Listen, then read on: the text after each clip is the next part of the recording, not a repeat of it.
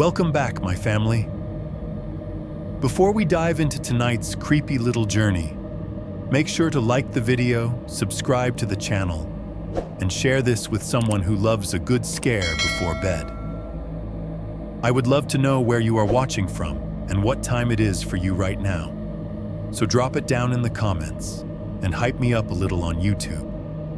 Now get comfortable, dim the lights, and let us step into tonight's story. I quit that Tennessee bar years ago, but the 3:17 silence followed me home. Tonight, it might hit your house too. My name is Mark, and before you decide this is just another fake internet story, do me a favor. Listen to the sounds around you for a second.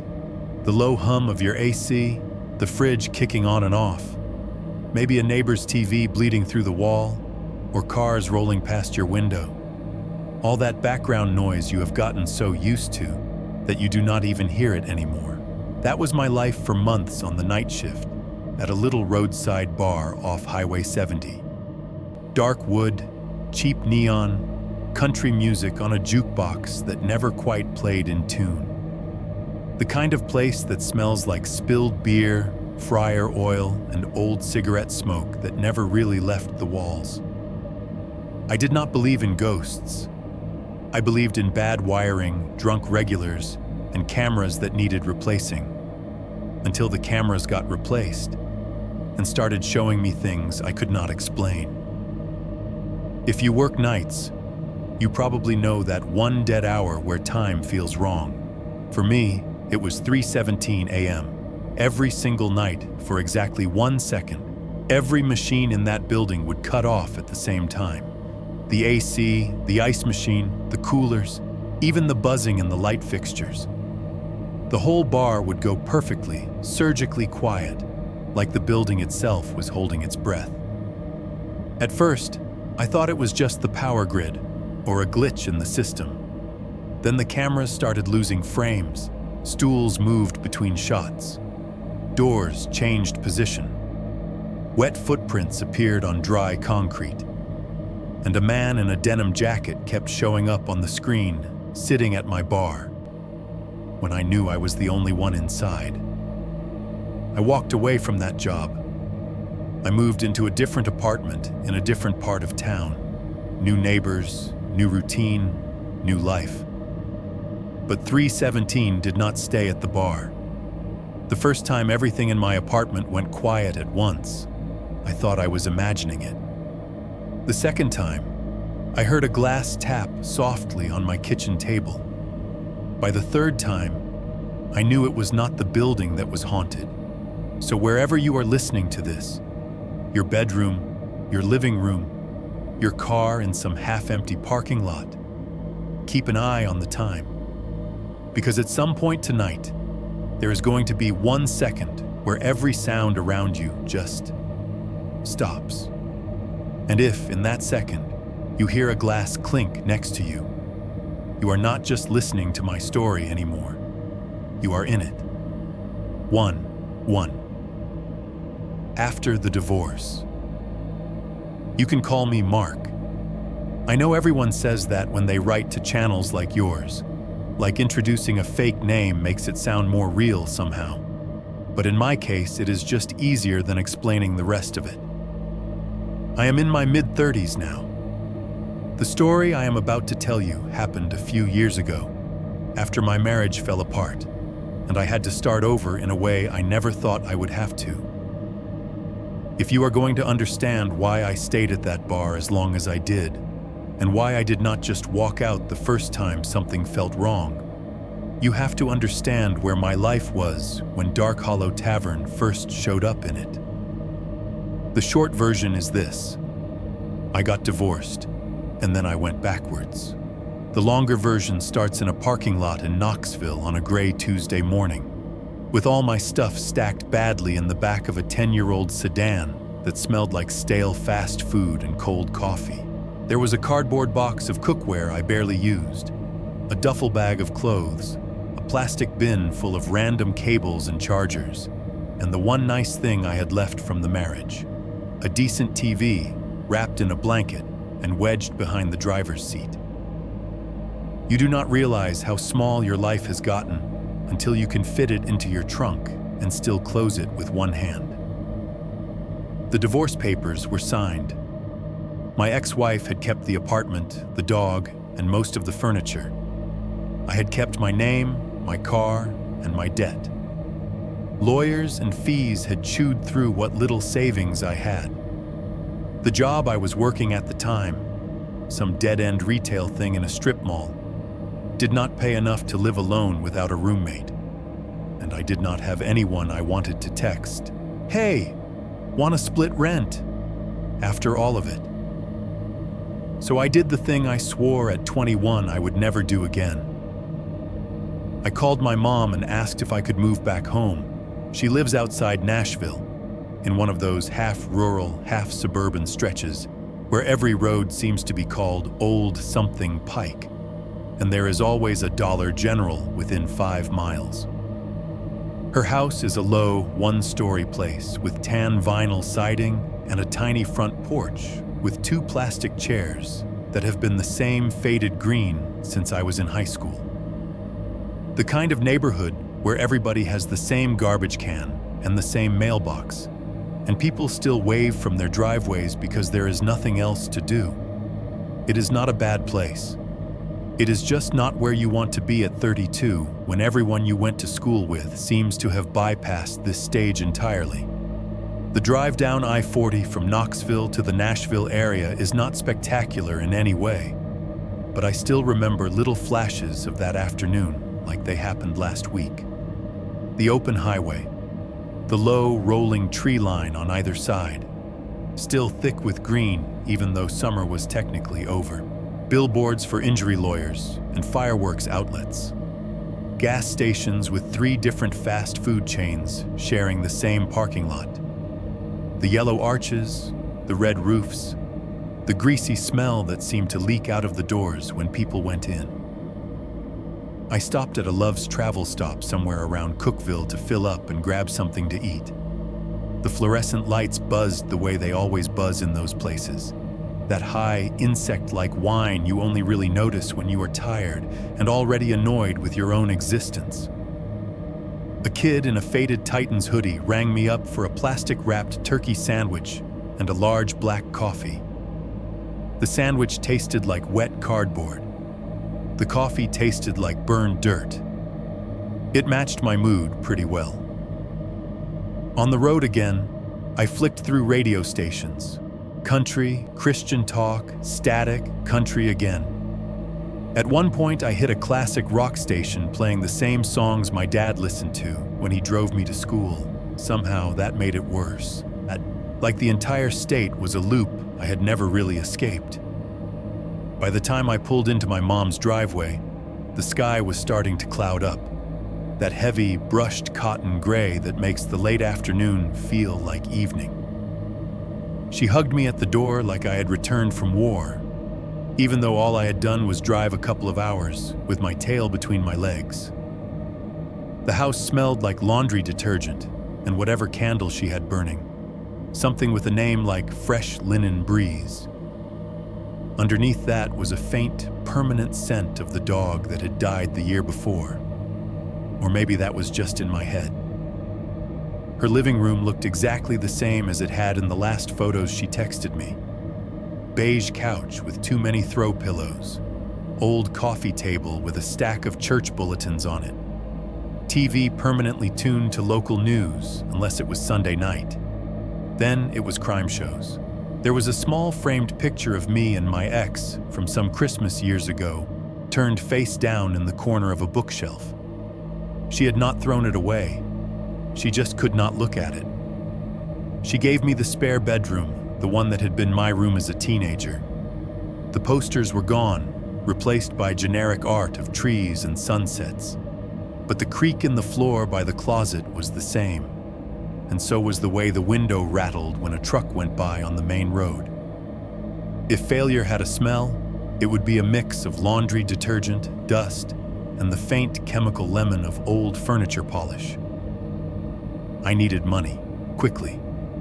I had some savings left, but not much. Mom's place was paid off, but she worked part-time at a grocery store and did not have the income to fully support another adult. I started firing off job applications from the dining table, my laptop open next to a bowl of cereal, the local news murmuring in the background about some car crash on I-65 and a school board argument. I tried everything. Warehouse gigs, night stalking, more retail, anything. There was a logistical problem, though. Mom had the only good car. Mine ran, but it was old, temperamental, and we were now sharing it. She needed it in the mornings for her shifts. That meant whatever I did needed to be nights, late nights, or completely off her schedule. Day shifts were a mess to coordinate. Evenings were slightly better. Overnights, weirdly, were the easiest. Night work pays extra, Mom said one evening, rinsing dishes while the weather guy on TV stood in front of a green map of Tennessee. You used to be good at staying up late. She meant it as encouragement, but it made me feel like I was 16 again, gaming in the dark while everyone else slept. It was a friend of a friend situation that finally handed me Dark Hollow. One of my mom's church friends had a son who did some kind of HVAC work. We were standing in the parking lot after Sunday service, everyone shaking hands, kids running between cars, when she mentioned that her son had just finished a job at a bar out on 70. And the owner had been talking about needing a reliable night guy. She said night guy the way people say someone who can lift boxes. What kind of place? I asked, trying to sound casual. Little roadside thing, she said. Dark Hollow, something. Tavern, I think. Old building, but she keeps it clean. Lot of locals. Not my scene. She laughed like that meant anything. She gave me a phone number scrawled on the back of a folded church pamphlet. I shoved it in my pocket and thought about it all afternoon. A couple of days later, after another round of rejection emails and one very depressing interview at a tire shop, I called the number. The woman who answered sounded tired and busy, but not unfriendly.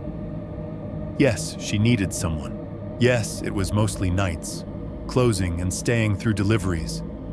No, she did not want to do a full, formal interview. Just come by around 5, she said. I'll be here. If you can handle drunks and a cash drawer, we'll see.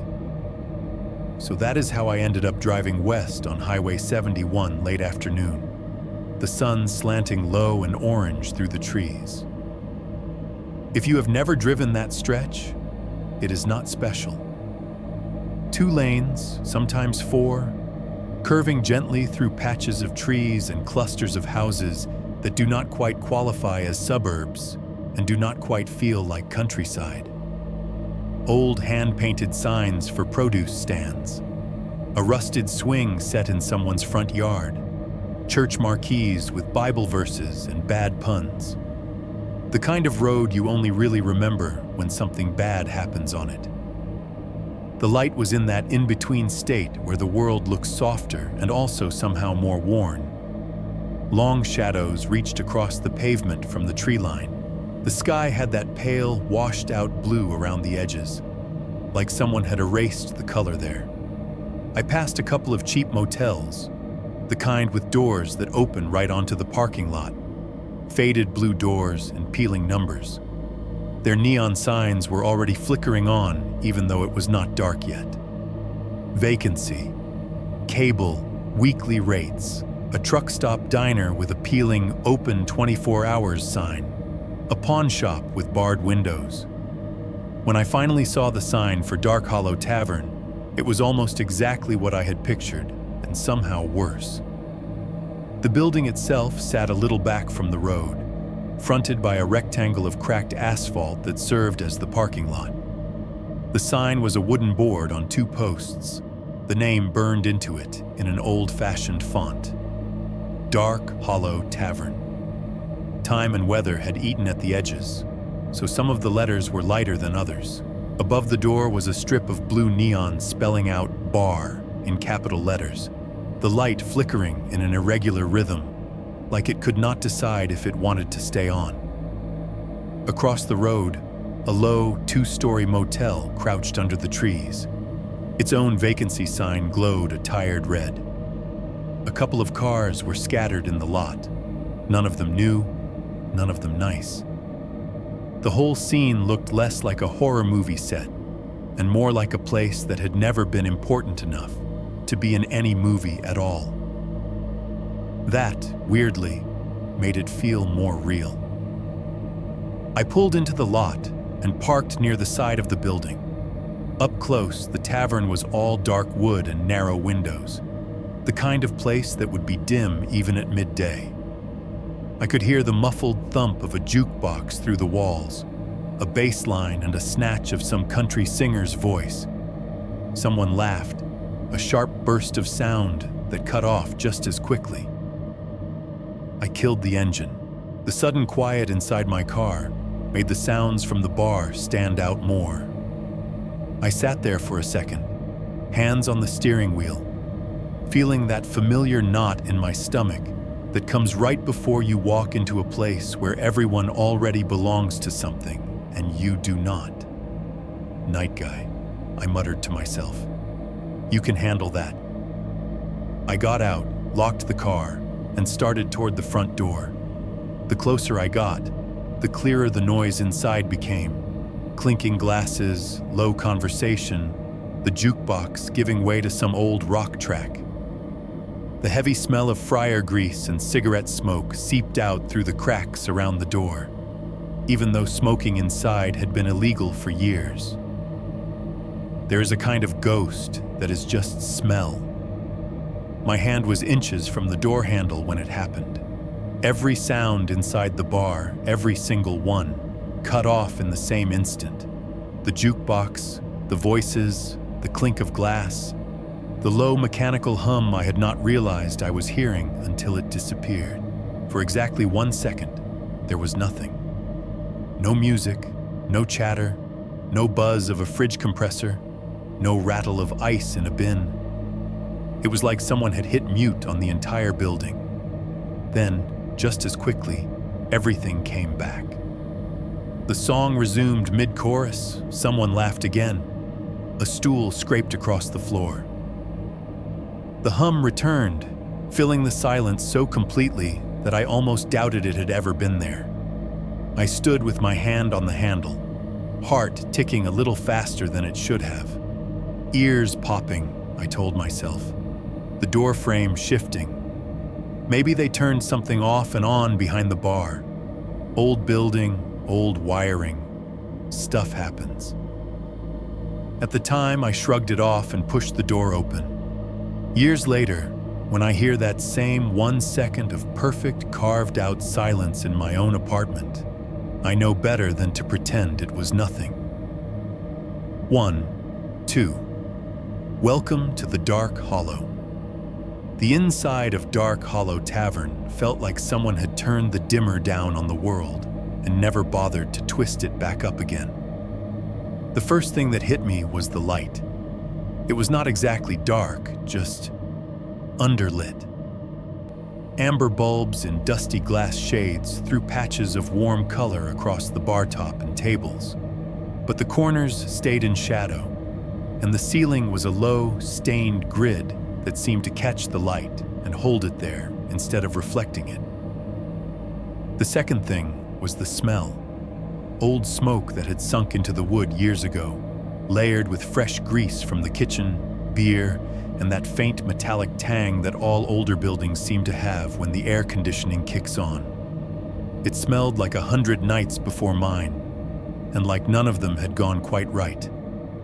Behind the bar, a middle-aged woman was counting cash with quick, practiced hands. Dark hair cut short, t-shirt with the Tavern name on it, no-nonsense jeans and sneakers. Her eyes flicked up when the door opened, sharp, weighing, but her voice when she spoke was neutral. "You, Mark?" She called over the low buzz of conversation and the country song on the jukebox. I stepped up to the end of the bar, trying not to look as out of place as I felt. Yeah, we talked on the phone. She snapped the cash drawer shut and slid it into place. I'm Carla. Give me a second. She turned to grab a couple of long necks from the cooler, popped the caps with a quick twist, and slid them down to two guys in neon construction shirts at the far end.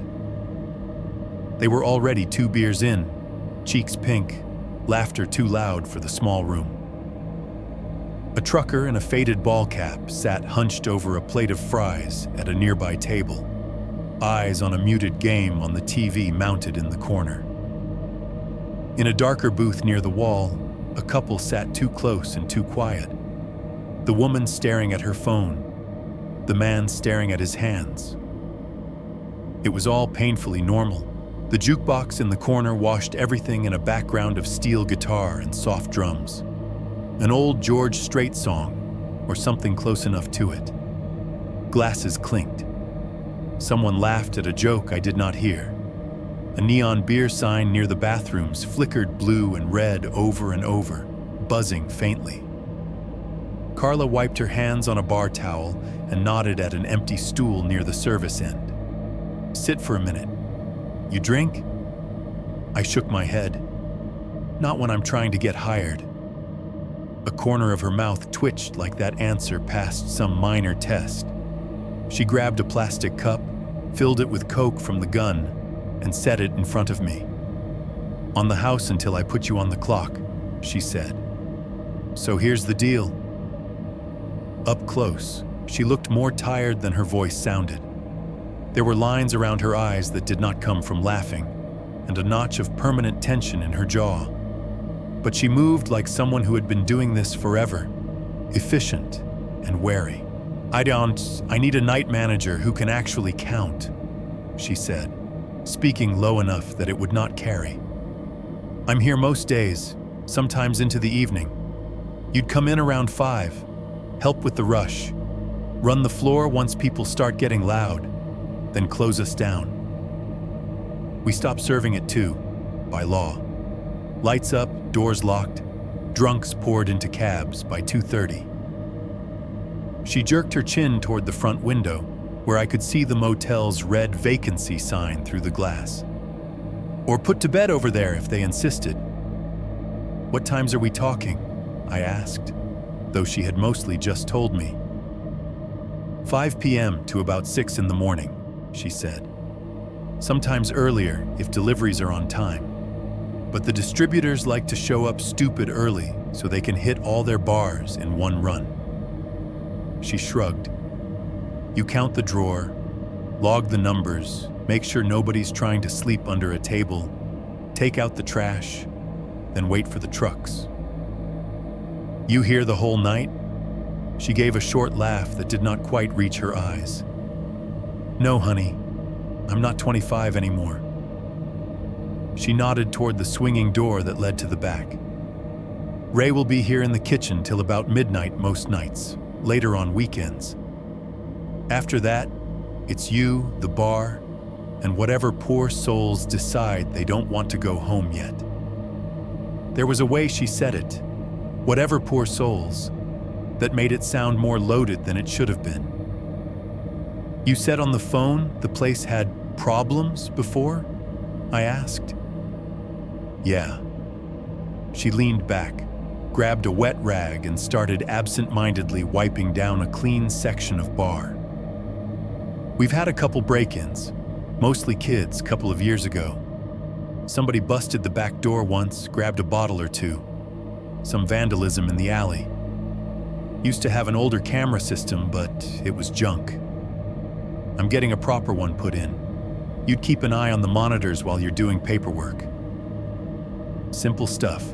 I'm not asking you to be a bouncer, but I am asking you not to freeze if someone gets loud. I thought about some of the customers I had dealt with in retail. Loud was relative. I can handle drunks, I said, as long as they're not trying to hit me. We try to cut them off before that, she said. Most of our regulars are fine.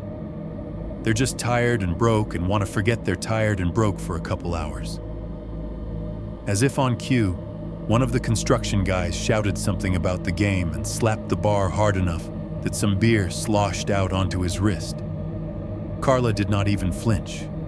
She tossed him a napkin, and he grinned at her like they had done this 100 times. "So that's the surface level," she said, turning back to me. "Wages are not great. Tips are better on weekends. You get one meal from the kitchen per shift and whatever soda or coffee you want. Cash handling, some light cleaning, some people management. Any questions?"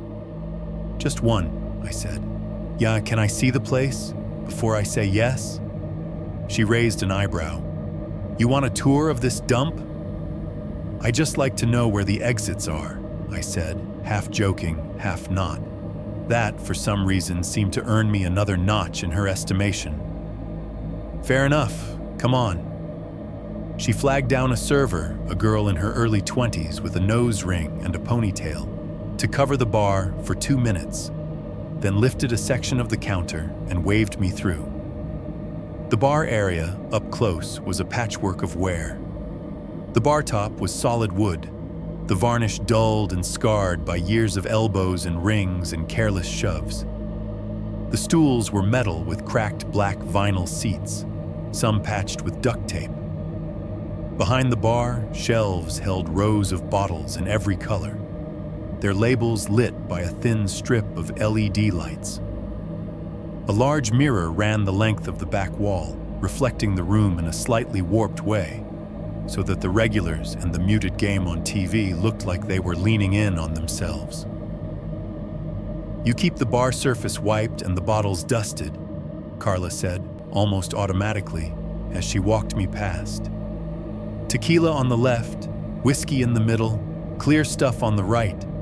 That TV stays on sports or news, nothing else. We let the jukebox handle the rest of the noise."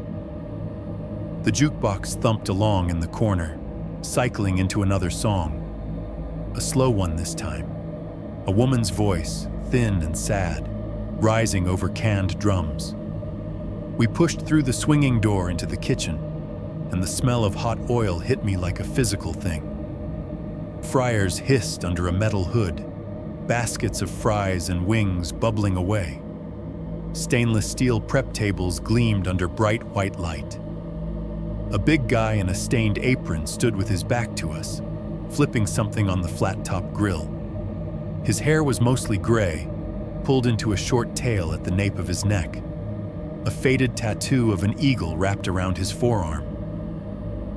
"Ray!" Carla called over the roar of the hood fan. "This is the guy I told you about, Mark." Ray turned, spatula in hand. His face was all lines and sun damage, but his eyes were surprisingly clear. He gave me a nod that felt more like an assessment than a greeting. "You ever work in a place like this before?" he asked. "Not exactly like this," I said.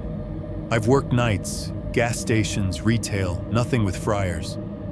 "You'll learn where not to step," he said, gesturing to the slick patches on the floor, "and when not to talk to certain people." "Don't scare him off yet," Carla said. "I haven't got his signature." Ray snorted and went back to his grill. At the far end of the kitchen, a heavy metal door stood slightly ajar, a sliver of gray daylight visible around the frame.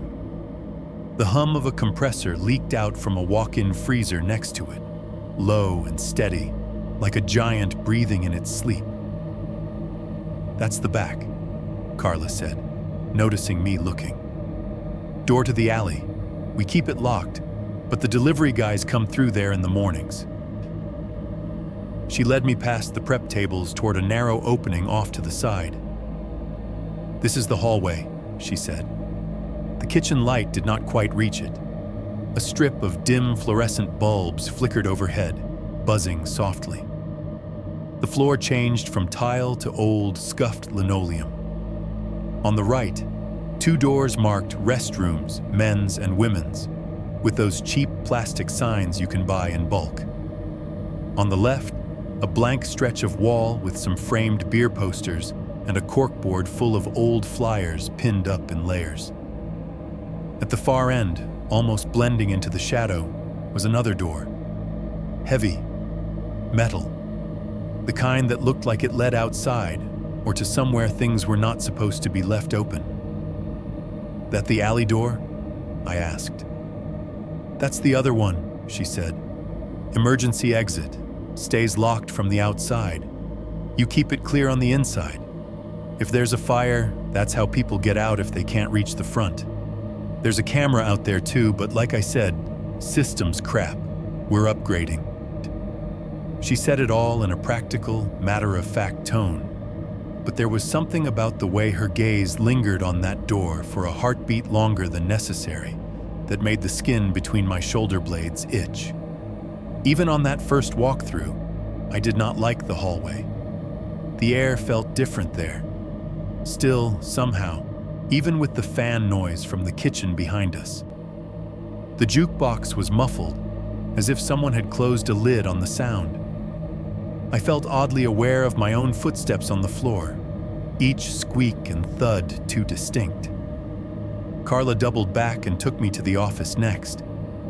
If the bar was worn and the kitchen was crowded, the office was downright cramped. A small, windowless room tucked behind the bar.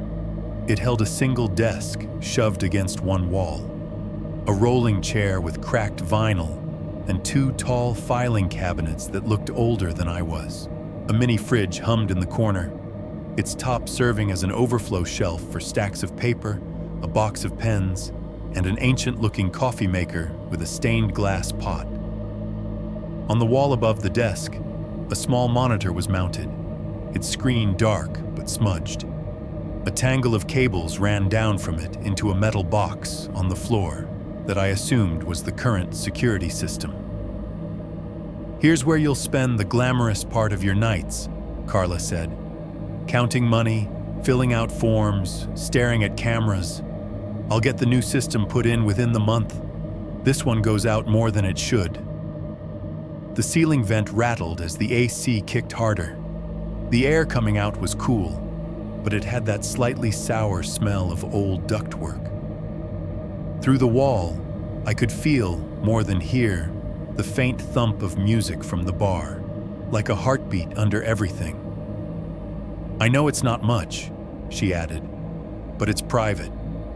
You can eat in here. Take your 10 minutes when you need to breathe." "It's fine," I said, because it was. It was 4 walls and a door between me and however many drunk strangers might be yelling about a game at 1 in the morning. I had worked in worse. We made our way back through the kitchen, the bar, the low hum of the jukebox wrapping around us again. A couple more regulars had come in while we were in the back. A man in a mechanic's uniform leaned on the bar, talking quietly with the server.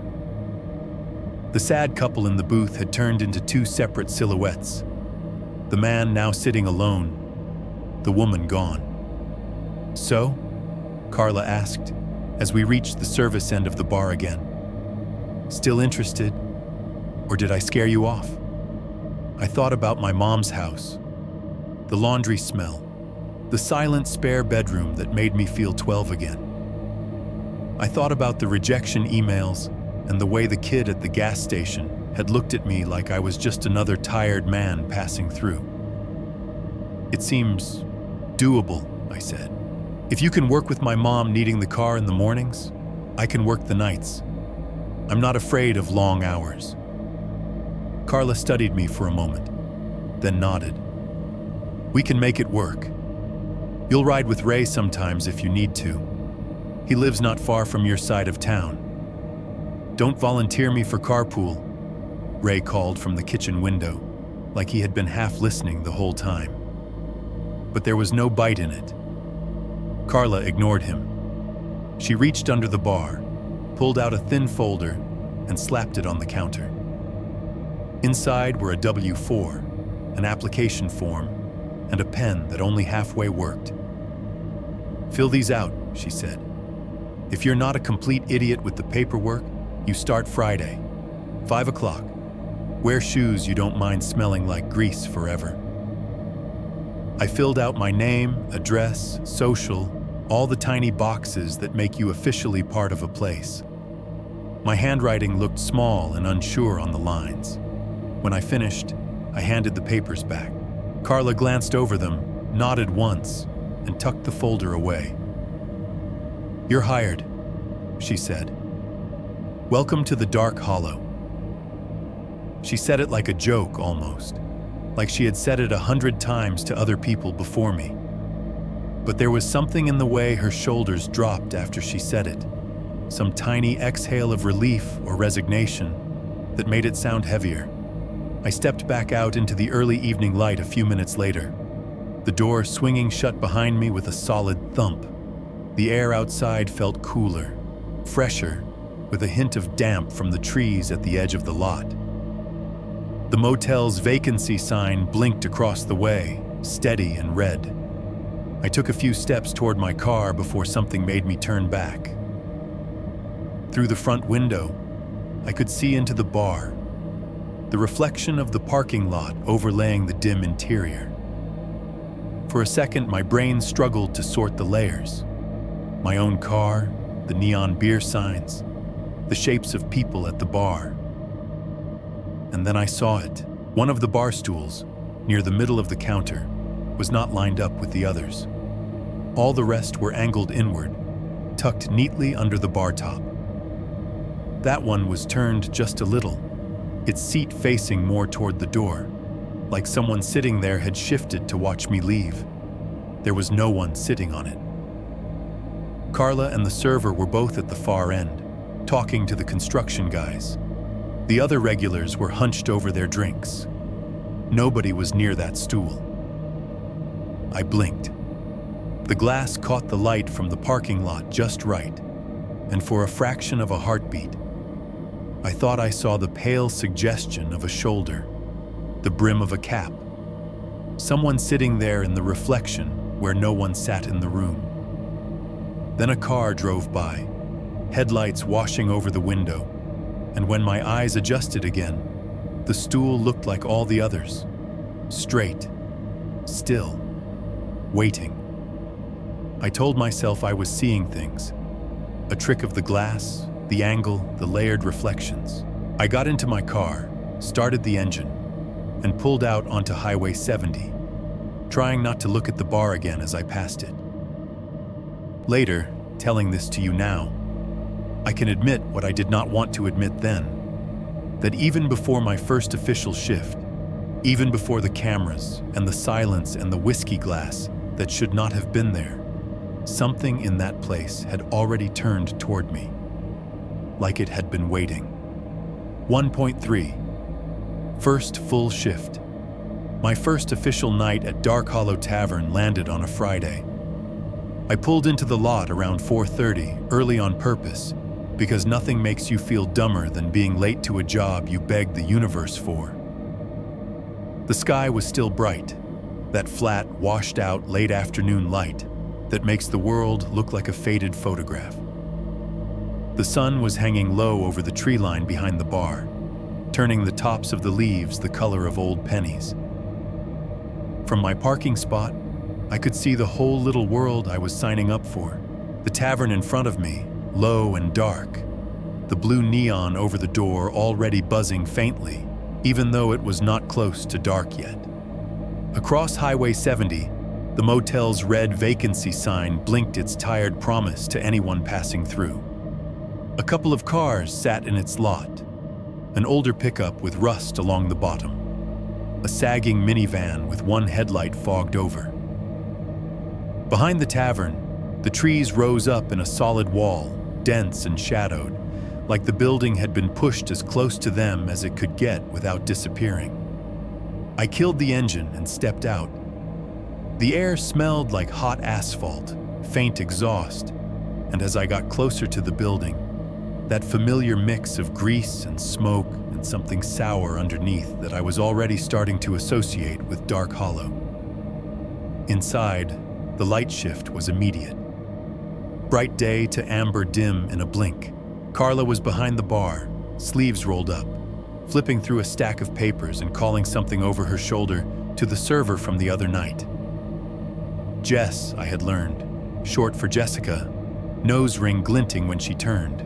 Ray's silhouette moved behind the kitchen window, the sizzle of the grill breaking through every time the door swung open. "You're early," Carla said, glancing at the clock above the register. "That's good. We've got to get you talking to the computer before the rush hits." She meant the POS system. I had seen fancier ones, sleek tablets in cafes, but this one was a solid, slightly yellowed touchscreen with a thick plastic frame and a card reader hanging off the side on a cable. The interface was simple but unforgiving. Tabs for food, beer, liquor, modifiers. You pressed the wrong thing, you had to back out 3 steps. "Take this," Jess said, sliding me an order pad.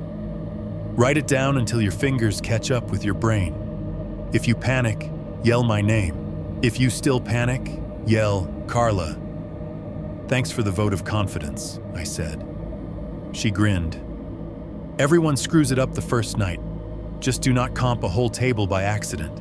Carla hates that." I spent the next hour in that weird half-state between trainee and actual employee.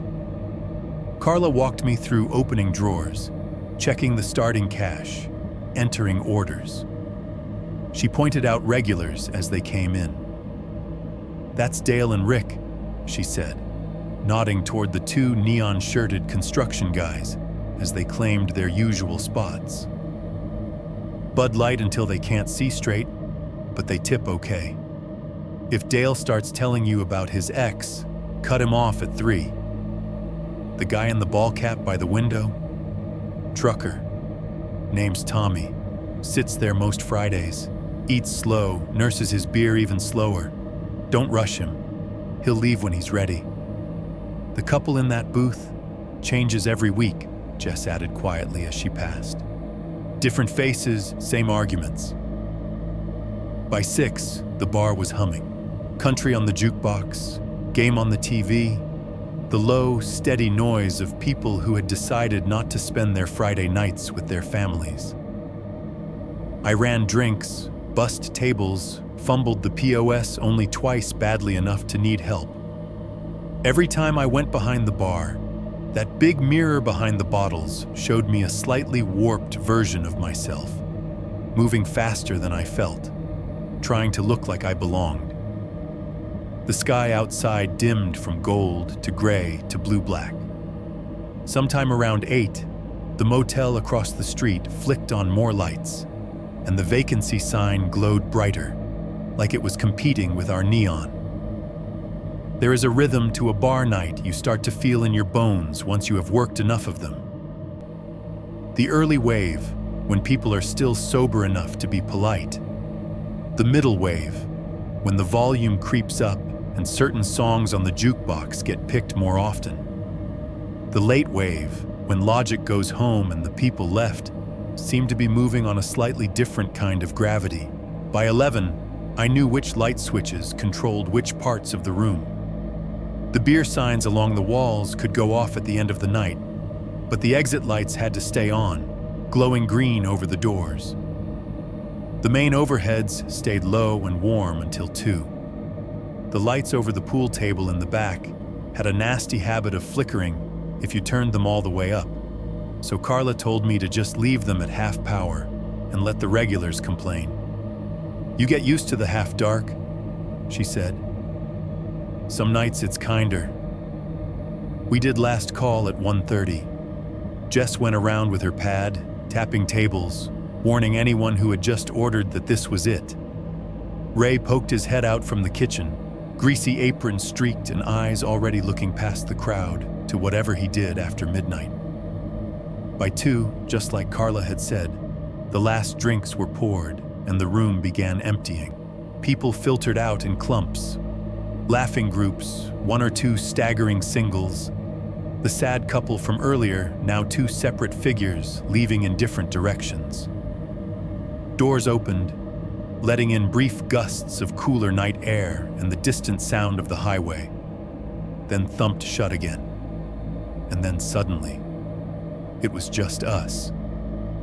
Jess checked out with Carla, counting her tips at the far end of the bar.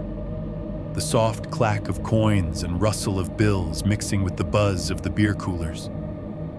Ray finished wiping down his flat top, killed the hood fan, and the kitchen dropped several decibels, like someone had turned off a waterfall in the next room. The jukebox, down to its last selected song, faded out on a long, slow note.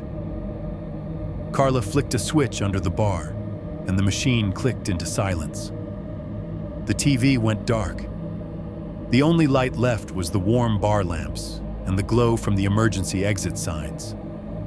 "All right," she said, grabbing her keys from a hook. "You're on your own now, night guy. Don't burn the place down. If the cash drawer's short, I'll know. If anything weird happens, call me.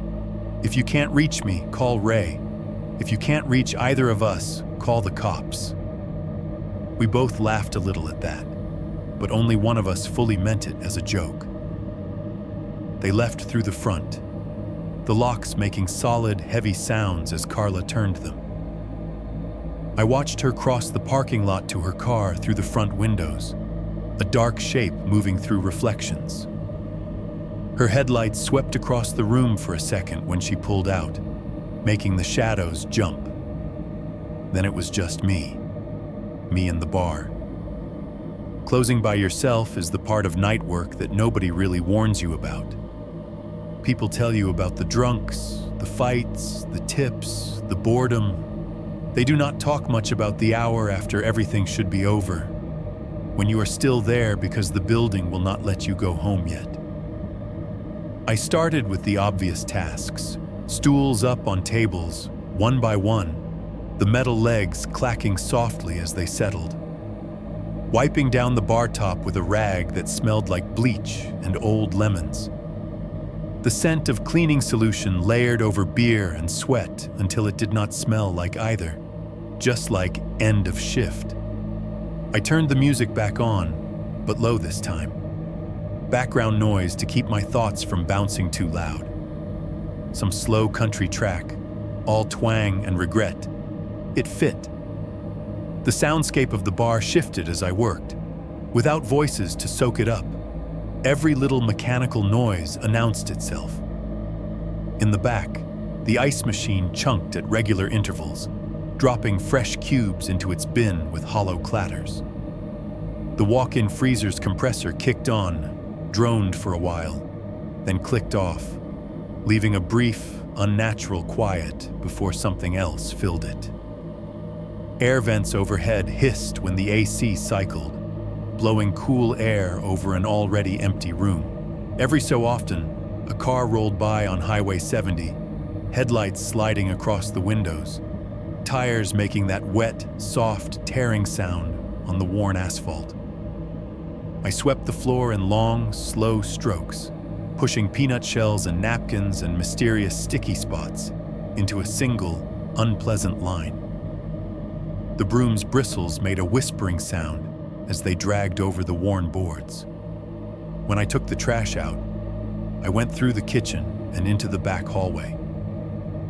The hallway felt narrower now that I was in it alone. The light overhead flickered once, buzzing angrily, before settling into a low, steady glow. The framed beer posters on the wall seemed to tilt more than they had earlier. The restroom doors were closed, signs hanging straight. The door at the end of the hall, the heavy metal one leading to the alley, sat where it always did. Closed. Solid. Except in that moment, it looked less like an emergency exit and more like a lid on something. A plug. I stood there, trash bag in hand, and listened. The kitchen behind me ticked and sighed as ovens cooled. Somewhere in the walls, pipes moaned softly. The faint murmur of the jukebox bled through the doorway back to the bar, thin and distorted. From beyond the metal door, there was nothing. Not the highway, not the wind in the trees. Just a kind of thick, blank quiet that did not feel like absence so much as pressure. For a second, I thought I heard a voice under the hum of the vent. A low, almost conversational murmur, like two people talking far away in another room with the door mostly closed. No words, just the cadence of speech. I held my breath to hear better. It stopped. A pipe in the wall gave a sudden, sharp pop, and I almost dropped the trash bag. Old building, I told myself out loud, just to hear my own voice. They all make noises. You say things like that because the alternative is to admit that you just half expected the door at the end of the hall to open by itself. I shoved the bar trash into the outside bin, came back in, and locked the back door behind me. The lock's metal click sounded too loud in the little space. Back in the office, I closed the door and let the relative privacy wash over me. The room was small and cluttered, but it felt safer than the open bar. The mini fridge hummed in the corner, a constant undernote. The AC vent overhead rattled a little every time the air kicked on. Through the wall, the jukebox played that same low country song on repeat, the bass line more felt than heard. I counted the drawer, fingers moving through bills and coins, stacking and restacking. The numbers were fine, no discrepancies. I logged everything into the book Carla had left, her compact handwriting crowding the previous pages with neat lines of dates and amounts. The security monitor on the wall was off that first night, just a dark rectangle reflecting a faint ghost of my own face when I glanced up. The system, she'd told me, was barely worth using until the new cameras came in, so I did not bother with it. I focused on paper and pen, on the solid weight of cash and the clean lines of ink. By the time I finished, it was a little after 3:20. My eyes burned. Long day, long night, longer week. I capped the pen, closed the drawer, and leaned back in the chair, letting my head thump gently against the wall behind me. That was when it happened. It is hard to describe the absence of something you normally do not notice in the first place. 1 second, the room was full of its usual background noise, the steady hum of the mini fridge, the soft rattle of the AC vent, the faint thump of music through the wall, the periodic clunk of the ice machine in the distance. They had blended together into a sort of low, constant presence, like traffic noise in a city.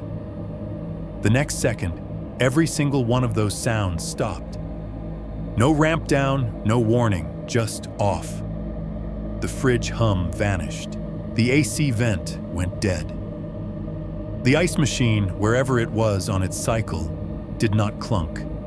Even the jukebox's muffled bass line cut out. It felt like someone had taken the bar, the kitchen, the entire building, and dropped a clear glass dome over it, sealing it away from anything that made a sound. The silence was not empty. It was sharp, defined. I could hear my own breathing, quick and shallow. I could hear the soft rush of blood in my ears. My heart sounded loud enough to be inappropriate. I froze, halfway through a breath, every muscle suddenly aware of itself. The monitor on the wall stayed dark and unflickering. The overhead light did not dim or blink. My phone, sitting face down next to the paperwork, did not lose its little charging icon. Power was still flowing. It lasted a heartbeat, maybe two. Then, as abruptly as it had disappeared, the sound came back. The fridge hummed, mid-cycle again, as if it had never stopped. The vent rattled. Somewhere out in the bar, the jukebox picked up the exact same note of the same song. The ice machine coughed a batch of cubes into its bin like a belated punchline. A car drove past on Highway 70 outside, headlights sweeping briefly across some unseen corner of the building. Tires hissed. A truck's engine grumbled. I let out the breath I had been holding and laughed, a short, humorless sound. Power blip, I said to the empty office because saying it made it easier to believe. Must happen all the time. old wiring. But I kept looking at the dead security monitor, and at the steady glow of the fluorescent tube on the ceiling, and at the red charging light on my phone. And I knew I was lying to myself. You know that feeling when an elevator stops between floors for a second? That drop in your stomach that lingers even after you start moving again? It was like that. Except the elevator was the whole building. If this were a neat, comforting story, I would tell you that I never heard that silence again. That it was a one-off glitch, a weird coincidence on my first night that I made too much of in my head. But you are listening to this because that is not what happened. That second, the second where Dark Hollow Tavern held its breath, did not stay in that office on that night. It came back. 2.1. Installing the cameras. By the second week, I knew Dark Hollow well enough to move through it without thinking, but not well enough to feel like it knew me back. The shifts blurred into each other. Arrive around 5, ride out the early crowd, put out small fires, arguments over tabs, jukebox wars. One guy who thought he could still smoke inside because they let him last time. By midnight, I could feel the bar settling into that heavy, sticky calm that comes when most normal people are asleep and the people left awake are either working or avoiding something. And always, somewhere between 3 and 3:30, there was that second where the building held its breath. I started anticipating it. I would check the clock without meaning to. I would notice when the song on the jukebox was about to hit a quiet part, wondering if that would be when everything cut out. Sometimes the silence came at 3:16, sometimes 3:18. Sometimes it skipped a night, which was somehow worse, because I never knew if it was gone or just biding its time. I did not tell Carla about it. I did not tell Ray. I did what most people do when something unnerves them, but is not quite dramatic enough to be a proper story. I folded it up and tucked it into a mental drawer labeled Weird, Probably Nothing, and tried not to open it. The cameras gave it a new drawer. Guy down the road said his place got broken into twice last month, Carla said one afternoon, leaning on the bar between polishing glasses. They took cash the first time. The second time they just trashed the kitchen. Cops think it's the same kids, but kids are not. I'm not sitting here without eyes in the back of my head. She slapped a folded pamphlet onto the bar, the glossy kind salesmen leave behind. It showed a sleek black security camera and a smiling bar owner who looked like he had never smelled bleach in his life. Old system's junk, she added. Half the time it records nothing. Half the time it looks like a found footage movie from 1993. Tech is coming tomorrow to put in a new one. You'll be the one staring at it all night, so you might as well be able to see something. He arrived the next afternoon in a white van with a company logo on the side. One of those guys who could have been 30 or 50, pale, baseball cap, tool belt, shirt with his name, Derek, stitched over the pocket. He brought in boxes and coils of cable like he was moving into the place, tracking the heat of outside in with him. Layout? He asked Carla, after a brief handshake and the standard, "How you doing?" She pointed with her rag as she talked.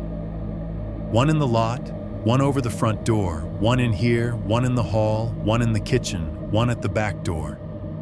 I want the feeds in the office and on my phone. You got it, he said. This building's older though. Might get a little creative running wire. You got an attic? You'll have to ask the spirits, Ray muttered from the kitchen window, not quite under his breath. Derek gave him a polite, confused smile and went to work. For the rest of the afternoon, the tavern sounded different. Instead of just the usual clatter and murmur, there was the scrape of a ladder being dragged from one part of the ceiling to another, the sharp, metallic tang of cable staples being hammered in, the ratchet of drill bits biting into old wood and plaster. He muttered to himself occasionally, measurements, curse words, the universal language of tradesmen who realize the place they are working on was put together by at least 3 previous generations of people who did not care about future convenience. I helped where I could, holding the ladder, handing up boxes of screws, following him into cramped corners with a flashlight. He was efficient, if not particularly chatty, and I got the impression he had done 100 bars just like ours. "Camera in the lot," he said, standing in the doorway, squinting at the space above it. "Get a nice shot of plates, maybe catch somebody keying somebody else's car. That's always fun." He mounted the weatherproof dome in the eaves and ran cable back through the ceiling. The front door camera went just inside, angled down to catch faces. The bar camera perched up in a corner near the mirror, taking in the whole sweep of stools, bottles, and tables. In the hallway, he set a smaller camera high on the wall, its blank eye pointed straight down the line of restroom doors and ending at the heavy metal exit. "You see a lot of action back here?" he asked, tap-tapping his drill bit against the drywall. "Mostly drunk guys missing the bathroom," I said. "Occasionally somebody crying on the phone." He smirked. "You'd be surprised what ends up on these feeds. Half my job is pretending I didn't see what I saw." The kitchen camera went by the pass window, aimed so you could see the fryers, the grill, and the door to the walk-in. The last one, at the back door, was set under the little awning above the alley, watching the narrow strip of concrete and the dark line of trees beyond. Derek fed the cables through the walls and ceiling, like he was sewing the bar up with invisible thread. By early evening, we were both in the office, where he had mounted a new monitor on the wall, a big, flat rectangle that looked like a TV but less friendly. Below it, a black DVR box blinked with tiny green lights. 6 channels, he said, fingers moving over the buttons with practiced speed. "We can do a quad split and 2 on the side, or cycle through full screen. I'll show you the menus." When he turned it on, the monitor came to life in 6 pieces. Top left, the parking lot, seen from above. Cars sitting at sharp angles on cracked asphalt. Across the road, the motel's sign glowed red and steady. The trees behind us formed that same dark wall, but flattened and framed, somehow more distant and more present at the same time. Top middle, the front door from inside, a slice of glass and wood with a view of whoever walked in. Right now, just the faint reflection of the bar lights. Top right, the bar area, all the stools and tables, the mirror reflecting the room back at itself in miniatures. Bottom left, the hallway, stretched out and foreshortened, the restroom doors on one side, the emergency exit at the far end, a blank gray rectangle. Bottom middle, the kitchen, grill, and fryers, and the top of Ray's head as he moved around, looking smaller, contained. Bottom right, the back door and alley, concrete darkened by old stains, a thin strip of sky at the top, and the trees beyond, restless but distant. Something about seeing all those angles at once made the tavern feel less like a place and more like a diagram of one. Like I was looking at a body on an operating table, opened up and pinned down. "At night," Derek said, clicking through menus. "These will switch to infrared. Black and white, very cinematic. Motion detection if you want it, though with a bar, sometimes that just means you get a lot of video of ice melting." I nodded, pretending that was funny. He showed me how to switch views, how to scrub through recorded footage, how to mark an event if I needed to save it.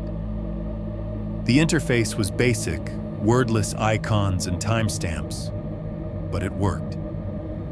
I could feel Carla somewhere nearby in the building, listening to the idea of liability and evidence and relaxing by degrees.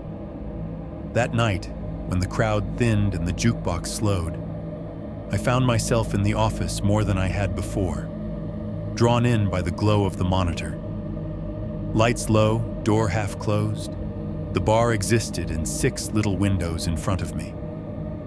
The mini fridge hummed by my right knee, a steady vibration in the soles of my feet. There was a fluorescent tube on the ceiling that buzzed just enough to be noticeable when everything else quieted down. Out through the wall, the ice machine did its regular throat-clearing clunks. The whole place had its own low, mechanical song, and now I could see it as well as hear it. I had a half-eaten bag of chips next to the keyboard, the kind you get from a gas station at 2 in the afternoon and regret at midnight. The chips tasted like salt and stale oil. The coffee in my cup was from the same gas station, reheated in the ancient office microwave. It was bitter and burnt and exactly what I deserved. Update, I told myself mentally, like I was already narrating this to someone else. Mark, 2 weeks in, watching 6 squares of his life flicker between black and white ghosts and grainy color. No hauntings yet, just indigestion. Of course, that was when Ray decided to lean in. "You getting along with your little TV wall there?" he asked, appearing in the office doorway with the stealth of a man who had spent years behind swinging doors. I jumped anyway. "Jesus, Ray," he smirked. "Sorry, didn't mean to scare the security guard." "I'm not a security guard," I said. "I'm a babysitter with extra steps."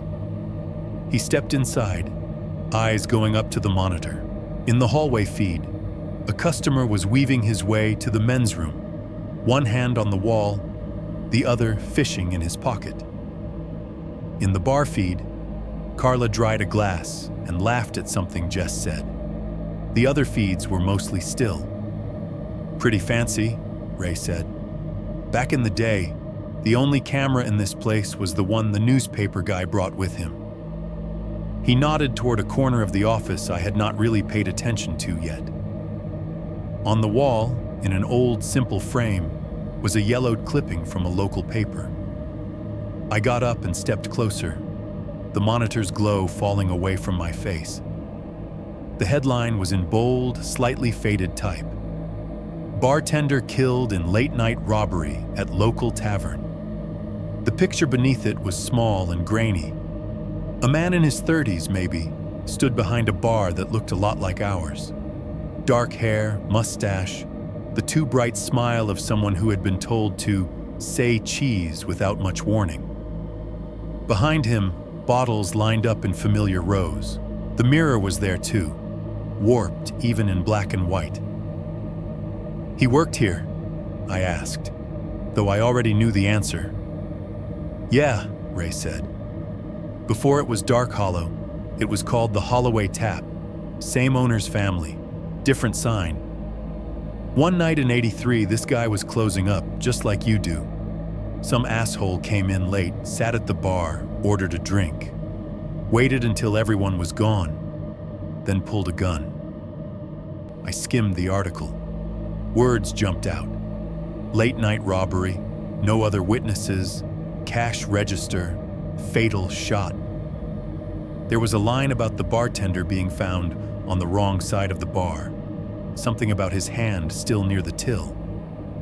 "They never caught him?" I asked. Ray shook his head. "Small-town rumors, sure. People whisper names, but nobody got put away for it. Story goes, the robber walked out the back door and just never came back in anyone's rear view. Folks around here still talk about the man they found on the wrong side of the bar." He said it with that casual, local rhythm, but the phrase snagged something in me. "The family put this up as a reminder?" I asked, nodding at the frame. "As a warning," Ray said, "and as an excuse to finally get a decent safe." He chuckled, then sobered. "Thing about a place like this, Mark, is that it remembers stuff. People think walls don't hold on to anything, but they do, especially where blood hit the floor. The AC vent rattled overhead, punctuating that sentence in a way I did not appreciate.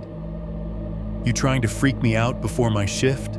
I asked, aiming for lightness and falling short. "If that freaks you out, you picked the wrong job," he said. "Relax. Most nights, the scariest thing in here is somebody's breath after 8 shots of Fireball." He clapped me on the shoulder and headed back to the kitchen, leaving me alone with the clipping and the monitor and my lukewarm coffee. Later, as Derek finished his install and did his final checks, I was back in the office, sitting in the chair while he cycled through views. "Okay," he said, scrolling. "Backdoor camera. Let's make sure we're not getting glare from the light. You see this okay?" On the screen, the alley appeared in muted tones. The concrete, the dumpster, the door itself, a slice of darkness where the trees began. A bug buzzed close to the lens for a second, a white blur in infrared. "Looks fine to me," I said. He tilted his head, squinting. "Huh. What?" "For a second," he said slowly, moving closer to the screen, "I thought somebody was standing right there behind you in the feed." My scalp prickled. I twisted in my chair to look behind me. The office doorway was open. Beyond it was the short stretch of wall leading to the kitchen, a spill of yellow light on scuffed linoleum. No one was there. The hallway, on the monitor, was empty too. The restroom doors closed, the emergency exit a blank shape at the end. "Must have been a reflection," Derek said, still staring at the back door feed. "We get weird artifacts sometimes. Old buildings, old wiring. Don't worry about it." He said it like he meant it. Like he had said it in 100 other bars to 100 other people who did not want to think too hard about whatever their cameras might catch. I nodded, because that was easier than asking if he would recognize the difference between a reflection and a person.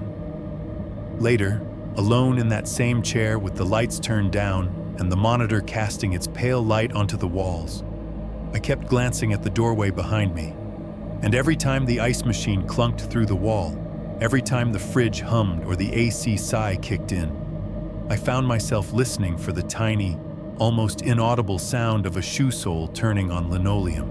Like maybe, just maybe, someone had decided that the wrong side of the bar was not far enough.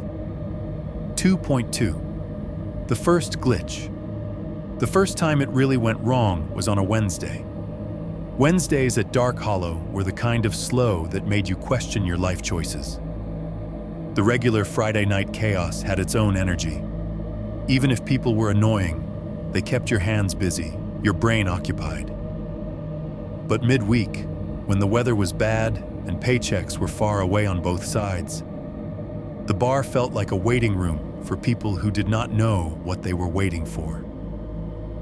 That night, rain had been coming down steady since sunset.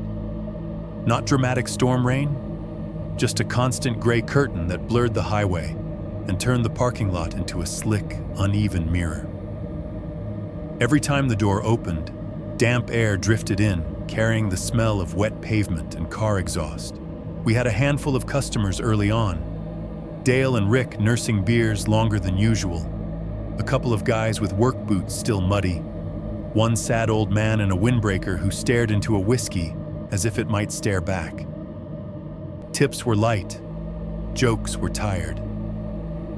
By midnight, they had all trickled out, hoods up, shoulders hunched, heading to cars that looked as tired as they did. By 1 a.m., it was just me, Jess, and the rain. She leaned against the service end of the bar, rolling a straw wrapper between her fingers. "I swear, if I have one more night like this, my car is going to repossess itself," she said. "You and me both," I said, counting the same $4 in the tip jar for the third time. The jukebox played to no one, some mid-tempo song about heartbreak on a dirt road. Carla had gone home at 11. No sense in paying 3 of us to stare at empty chairs, leaving me the keys and the responsibility. We did last call more out of respect for the law than any practical need. No one was there to hear it. Jess wiped down her last table, stacked her tray, and clocked out. "You good?" she asked, pausing by the side door with her jacket half on. "Yeah," I said. "I'll lock up, do the paperwork, go home and pretend I'm going to look for a better job tomorrow." She smiled, but it was the kind of smile that knew better. "Text me if something explodes." "Define something," I said. She left, and the door clicked shut behind her with a finality that sounded bigger than it was. Through the front windows, I watched her car pull out of the lot, tail lights smearing red across the wet asphalt, then disappear into the soft glow of the highway. After 2 a.m., the law said nobody else knew was coming in. That was fine. Nobody had tried in an hour anyway. I went to the front door, flipped the lock with a solid thunk, and pulled on the handle just to be sure. The rain made everything outside look like it was behind frosted glass. The vacancy sign across the road pulsed steadily, its reflection broken in the puddles. Inside, I did what I had already started to think of as the ritual. Lights first. I turned off the neon signs one by one, their hums snapping into silence, leaving just the warm bar lamps and the emergency exit lights. The overheads stayed low, bathing the room in that honey-colored glow that made everything look more forgiving than it really was. I moved methodically from one end of the bar to the other, lifting each stool and flipping it upside down onto its table. The metal legs rasped against the wood with a hollow, scraping sound. It was the kind of repetitive task that let your mind wander a little too easily if you were not careful. I wiped down the bar top with a rag soaked in citrus cleaner. The smell cut through beer and old sweat, sharp and falsely cheerful, like cheap lemon candy. My hand made slow arcs on the wood, collecting rings of moisture, stray grains of salt, the occasional sticky patch I tried not to think too hard about. The bar, without people, felt like a stage after a show. The props were still there, the glasses, the bottles, the coasters, but the actors were gone. And without them, the set was just wood and neon and dust. Out back, the ice machine chunked along, dropping fresh cubes into its own little cavern. The walk-in freezer's compressor cycled on and off, a deep mechanical inhale and exhale. The air vents above whispered with moving air. Every so often, a car hissed by on Highway 70, tires breaking the thin sheet of water on the road. I took the trash out, walked that hallway I still did not like, avoided looking too long at the emergency exit at the end. The rain in the alley was louder, closer, drumming on the metal awning above the back door. I held the door open just long enough to toss the bag into the dumpster, then shut it quickly, locking it and double-checking the deadbolt. Back in the office, I closed the door and let the narrow room wrap around me. The monitor glowed on the wall, split into its 6 feeds. The mini fridge hummed. The fluorescent tube buzzed overhead. It was almost cozy if you ignored the part where everything outside that door depended on you not screwing something up. I sat down, pulled the drawer from under the till, and spilled the contents onto the desk. Bills, coins, credit card receipts. I stacked the bills into neat piles, counted, recounted. The numbers were low, but accurate. Rainy Wednesdays are not known for generosity. At some point, I realized I had been staring at paper for too long, and my eyes were starting to blur. I glanced up at the monitor to reset my focus. That was when I saw him. In the top right feed, the bar camera, a man was sitting at one of the stools. He had his back to the camera, shoulders relaxed. He wore a dark denim jacket and a baseball cap with the brim pulled down low. His elbows rested on the bar, hands near where a drink would be, posture easy, like he had been sitting there for a while and had no intention of going anywhere soon. For a second, my brain did not fully process it.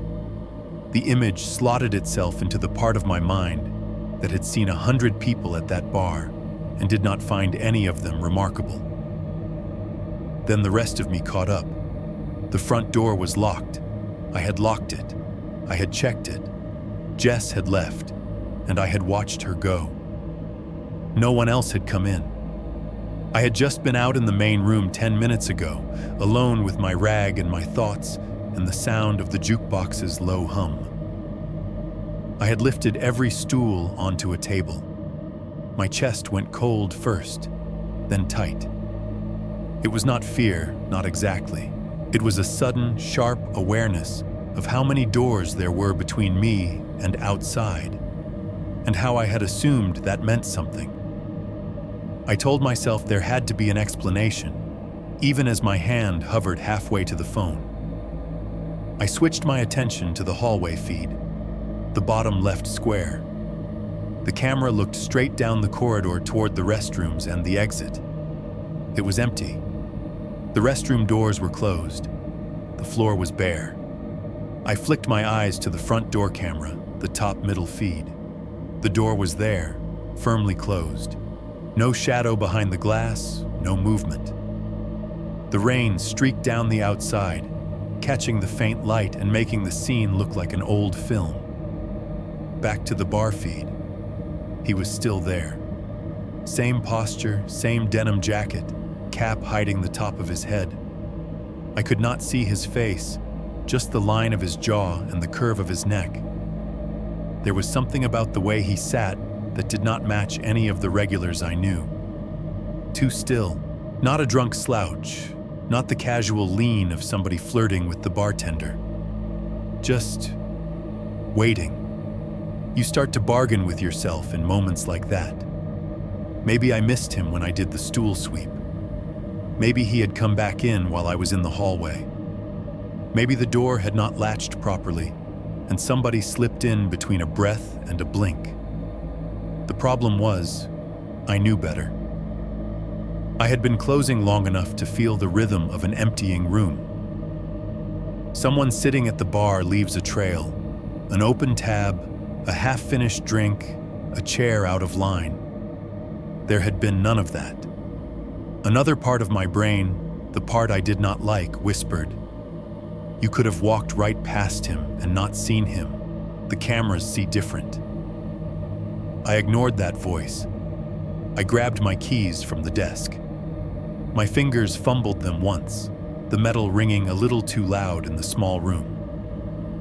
I crossed to the office door, unlocked it, and opened it into the dim bar.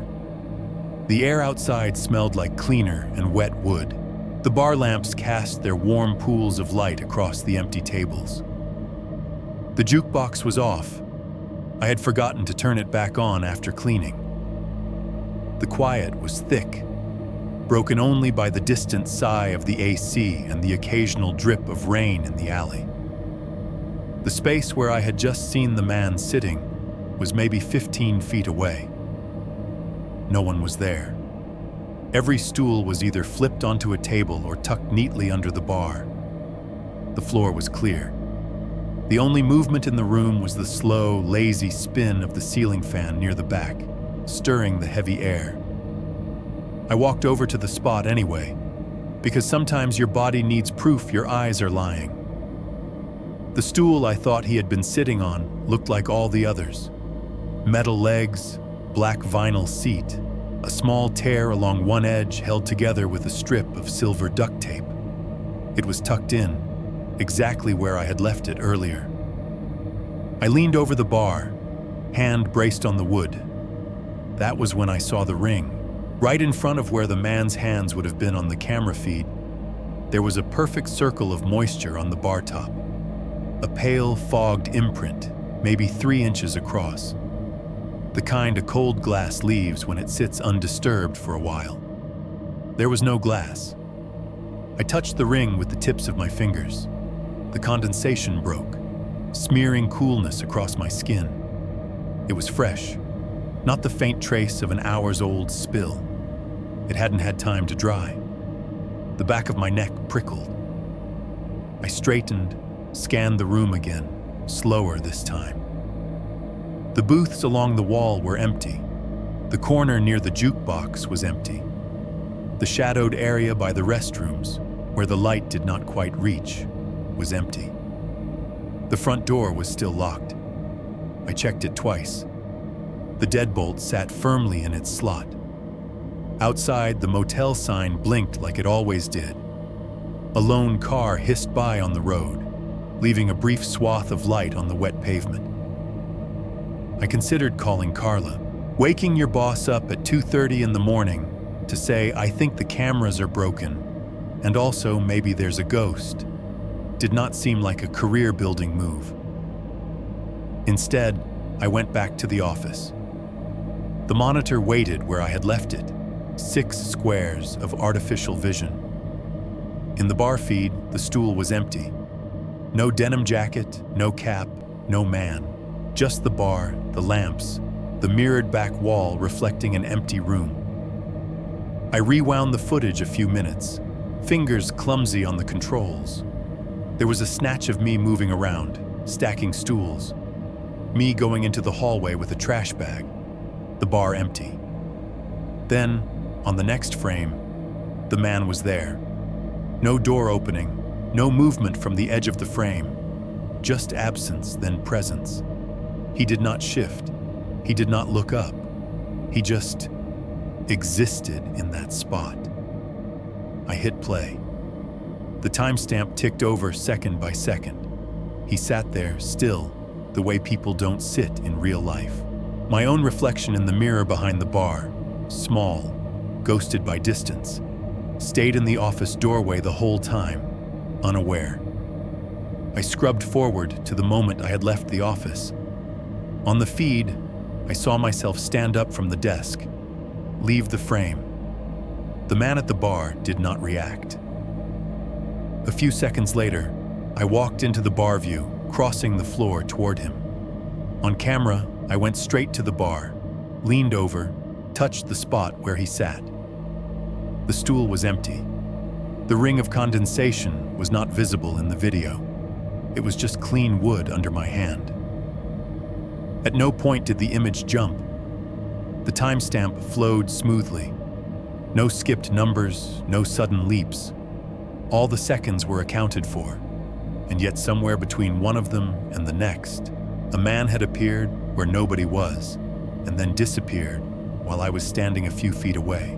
I sat back in the chair, the old vinyl creaking, and realized my heart was pounding hard enough that it felt like it had been trying to get my attention for a while. "Glitch," I said, because the alternative was admitting I had watched someone sit at my bar who might not have ever been alive in any way I understood. Compression artifact, weird reflection, camera stuff. The monitor did not argue. It just kept showing the same 6 angles, the same quiet bar, the same empty seat where a man in a denim jacket had been. When I finally shut everything down and left for the night, I made sure every door was triple-checked, every light set exactly as Carla had told me, every switch in its proper place. Out in the parking lot, the rain had eased to a mist. The trees behind the tavern stood dark and close, their leaves whispering against each other. Across the road, the motel glowed its lonely red promise to whoever might be out there. As I unlocked my car, I glanced back through the front window of the bar. The stools were up on the tables. The lamps cast their warm, empty light. Nothing moved. Still, I could not shake the feeling. Not as I drove home along the wet ribbon of Highway 70. Not as I lay awake in my mother's spare bedroom, listening to the hum of her refrigerator. That somewhere, in some version of that room the cameras could see and I could not. A man in a denim jacket was still sitting at the bar, waiting for someone to notice he had never really left. Tube 3. The bartender who did not leave. I barely slept after that Wednesday. Every time I closed my eyes, I saw the bar camera feed instead of darkness. The way the man in the denim jacket just appeared between frames, the perfect circle of moisture on the wood, the empty stool. I told myself I should be more worried about my sanity than about ghosts. But that did not help much. There is a special kind of unease that comes from knowing you have hard proof of something you cannot explain and realizing you still do not want to show it to anyone. By the time I dragged myself into Dark Hollow the next afternoon, I felt like I had smoked half a pack of nerves. The light hurt my eyes. The smell of grease and cleaner hit me harder than usual. Ray was already in the kitchen, his radio turned low to some classic rock station, hands moving over the flat top like he was conducting a greasy orchestra. The hood fan roared, steam rose, and the clatter of metal on metal covered the sound of my footsteps until I was almost on top of him. "You look like death warmed over," he said, not turning around. "Feel more like death microwaved," I said. "You got a minute?" "Grill's not going anywhere," he said. "What's up?" I hesitated, then decided that if I did not say it now, I never would. "Last night," I began. "After 2, it was dead. You and Jess and Carla had gone. I was counting out in the office." "Like you do," he said. "Yeah." And I looked up at the cameras and there was a guy sitting at the bar. Denim jacket, ball cap, back to the camera. Just sitting there. Ray went very still. The spatula hung above the burger he was about to flip, grease popping in the space where it should have been moving. "You sure it wasn't one of us?" he asked. "Carla coming back in, Jess forgetting something?" "The door was locked," I said. "I checked it. Nobody came in after you left. I had just walked through the room. Every stool was up." He flipped the burger finally, the motion automatic. And I walked out there after I saw him. No one. But there was a wet ring on the bar where his hands would have been. Like a fresh glass had been sitting there. I heard how crazy it sounded as I said it, but it was too late to stop. Ray did not laugh. He did not tell me it was a glitch, or that old cameras do weird things, or that I needed to stop picking at weirdness and focus on my job. He just reached up with his free hand, turned down the radio, and nodded toward the office. "Come here," he said. In the office, he pointed at the framed newspaper clipping I had already seen my first week. The yellowed paper, the headline, "Bartender Killed in Late-Night Robbery at Local Tavern." "Read it," he said. "I have," I said. "Read it again," he replied. So I did. The article was longer than I remembered, and my eyes were steadier this time. It laid it out in that bland, factual tone small-town papers use for tragedy. A Thursday night in 1983. Slow business. A bartender, name changed here. But Ray had told me his real one once, closing up alone just after 2 in the morning. A customer had come in shortly before last call. Male, white, late 20s to 30s. Jeans, denim jacket, cap. Ordered a drink, sat at the bar. Spoke little, waited. The line made my scalp tingle. Appeared to be a regular patron, according to earlier accounts. He waited until everyone else was gone. Then he pulled a gun. The article said the register had been emptied, that the bartender had likely tried to trigger some kind of alarm under the counter, that he had been shot. There were no security cameras then, no footage, just the scene the police found. A man lying on the wrong side of the bar, as Ray had put it, with one hand still near the open register and a single glass on the counter, partially full. At the end, there was a small appeal for information, a suspect description that could have fit half the men in the county, an assurance that the investigation was ongoing. "Did they ever get him?" I asked, even though I was sure of the answer. Ray shook his head. "Nope, like I told you. Story goes, he walked out the back door and never got caught. Maybe kept driving, maybe died in a ditch, maybe bought another jacket and went to a different bar. Who knows?" I stared at the tiny black and white photo of the bartender. Even through the blur, he seemed solid, real.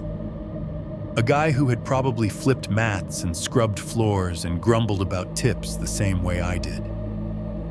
"You're thinking about the guy you saw on the camera," Ray said quietly. "Denim jacket, cap, sitting at the bar after close," I said. "If you're about to tell me that's a coincidence, I'd really like to believe you." Ray rested his hand briefly on the edge of the frame, then let it fall. "Look, I've been here a long time. Carla has too. Her dad before that. This building's got more stories in it than what the health inspector gets to hear." "Meaning?" I asked. "Meaning," he said, choosing his words. "You're not the first one to see something that shouldn't be there, or to find something that shouldn't be out." I waited.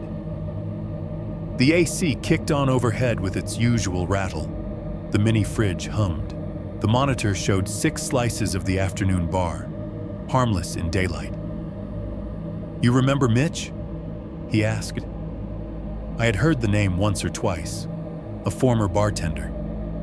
"Before my time," I said. "He used to open," Ray said. "Early shift. Came in one morning, found 3 glasses lined up on the bar, clean.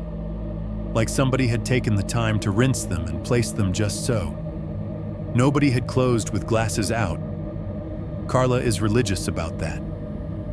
"Maybe someone forgot," I said. "Mitch is the kind of guy who'll swear he forgets his own birthday, but not that," Ray said. "He put them away, tried not to think about it. Next week, same thing. Different glasses, same spot." "Where?" I asked, even though I already knew. Ray pointed out toward the bar, angling his hand toward the middle, the stretch I had seen on the camera. "About there," he continued. "Another girl, this was years back, kept finding one stool pulled out in the mornings. Always the same one. She asked everyone else if they were messing with her. Nobody owned up. One night she stayed late, longer than she needed to, just to see. Said she turned away to wipe the board, turned back, and that stool was out. No sound. Nothing. Just moved. I thought about the stool in my glitch, empty in reality, occupied on screen. And the mirror," Ray added. "What about the mirror?" I asked. "You've looked into it," he said. "You've seen how it bends the room. Makes it look like there's more bar than there really is." "Sure," I said. "It's old glass." "Yeah," he agreed. "Old glass. One of the bartenders before you swore he saw a man in that mirror one night. Denim jacket, cap, sitting at the middle stool. But when he looked out, there wasn't anybody there. Just the reflection. Like the mirror was showing him a version of the room where the guy never left." He paused. "He quit a week later." He said it simply, not as a threat, just as a fact. I looked back at the article, at the man they found on the wrong side of the bar, at the description of his last moments. Hand on the register, glass on the counter. A routine night stretched 4 seconds too long. "You believe all that?" I asked. Ray shrugged one shoulder. "I believe what people tell me when they're sober and not trying to impress anyone. I believe this building has seen some things. And I believe that if you get shot doing your job in a place like this, maybe you don't punch out all the way." Maybe he keeps running through the end of his shift, I said slowly, thinking of the man on the monitor. Over and over. Maybe, Ray said, a ghost of a smile on his face. Maybe he's just sitting there, waiting for someone to do it right this time. Or maybe he just doesn't know it's over. He meant it half as a joke, I could hear that. But the other half landed somewhere between my ribs and stayed there. And Carla? I asked. What does she say? Ray snorted. She says we're a bar, not a haunted house attraction. She'll tell you the article's on the wall so nobody forgets to lock the register. She hates when customers start in with ghost talk. Says it scares off the folks who still come here on purpose. But she believes it too, I said. He did not answer immediately. He just looked past me for a moment, toward the hallway that led to the restrooms and the back door. His eyes went hard in a way I had not seen before. She believes we had a bartender who died here, he said eventually. She believes the cops never caught the one who did it. She believes in counting the drawer twice and the back door 3 times. The rest? He lifted his hands, palms up, grease on his knuckles. The rest is just stories, until it isn't. He grabbed a rag, wiped his hands, and went back to the grill. Conversation over as far as he was concerned. For the rest of the shift, I tried to focus on the living, on orders and refills, on whose tab was whose, on which songs the regulars chose on the jukebox when they wanted to feel something and not say it out loud. But the image of that man at the bar kept sliding in sideways every time I glanced at the mirror behind the bottles. Denim jacket, cap, hands resting near where a glass would be. That night, when I finally drove home along the usual stretch of highway and pulled into my mom's driveway, the house looked softer than Dark Hollow had ever looked. Warm porch light, curtains drawn, the flicker of a TV against the living room wall. She was already asleep when I came in, a note on the counter reminding me to change the laundry over if I was still up. The house smelled like detergent and whatever she had cooked earlier. I ate cold leftovers at the kitchen table, my phone face down next to my plate, not wanting to see the time. When I finished, I washed the dish in the sink, turned off the overhead light, and was about to head down the hallway to my room when I made the mistake of glancing at the window over the sink. At night, that window is not a window. It is a mirror made of black. The porch light outside is too weak to show much, just a pale smudge at the edges. Most of what you see is your own kitchen reflected back at you. Table, chairs, countertops. Yourself, slightly distorted, floating in a rectangle of dark. In that reflection, for the brief second before my brain caught up, I thought I saw someone sitting at the kitchen table behind me. A hunched shape, shoulders rounded, head down. Like a man leaning over an invisible drink, listening to something only he could hear. I spun around. The table was empty, just the chair I had pushed in, the note from my mom, the faint circle of moisture where my glass of water had been. I turned back to the window, only my own face stared back now, pale and tired. The kitchen stretching out behind me in ghostly double. No denim jacket, no cap. Just a trick of shadows and the way darkness likes to shape itself into familiar outlines. That was what I told myself anyway. I went to bed, leaving the note on the table and the laundry in the machine. As I lay there, in the spare room that used to be mine, with the hum of the refrigerator drifting down the hall and the faint buzz of the streetlight outside, I realized something that made my skin crawl far more than the idea of a haunted bar. It was not what I had seen in the window that bothered me. It was the fact that the shape had been sitting in the exact same posture as the man on the camera, elbows on the surface, shoulders relaxed, as if the seat did not matter, as long as there was a counter between him and the rest of the world. And for the first time, it occurred to me that whatever was still sitting at that bar in Dark Hollow might not be as interested in staying put as we all hoped. 3.1 Pattern at 3:17. After the man in the denim jacket, time stopped being just numbers on a clock and turned into something I watched the way you watch a suspicious stranger in a room. Out of the corner of my eye at first, then head on. Before that, 3 in the morning had just been late, a fuzzy point where the night stopped feeling like night and started feeling like an error. After the glitch, 3 a.m. became a landscape with landmarks. It took me a few more shifts to admit that there was a pattern. I started noticing when the silence came.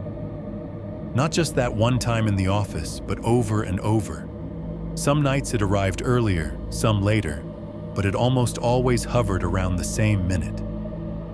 3:17 a.m. I did not come to that number all at once. It was little things. I would be wiping down the bar, feeling the sticky drag of the rag on the wood, listening to the jukebox on low and the ice machine grumbling, and then everything would cut out. A second later, it all came back, and I'd glance up, catch a glimpse of the digital clock above the register. 3:18. Another night, it happened while I was in the kitchen, stacking clean pans. The hood fan, the hum of the walk-in, the hiss of the AC, all gone at once. The silence had weight, like a hand pressing briefly on the back of my neck. When the noise rushed back in, I checked my watch. 3:16. Over a week or so, those little glimpses narrowed in. 3:17 was the number that kept repeating. Give or take a few seconds, give or take a heartbeat. Once I noticed, I could not stop noticing. I began planning for it without meaning to. I would speed up or slow down whatever I was doing, subconsciously pacing myself so that around 3:15, I would be somewhere I could feel it properly, somewhere I could test whether it was all in my head. One night, I chose the office again. The bar was already closed, everything locked, lights low. The monitor glowed on the wall, 6 silent views of empty space. The mini fridge hummed. The fluorescent tube buzzed faintly above me.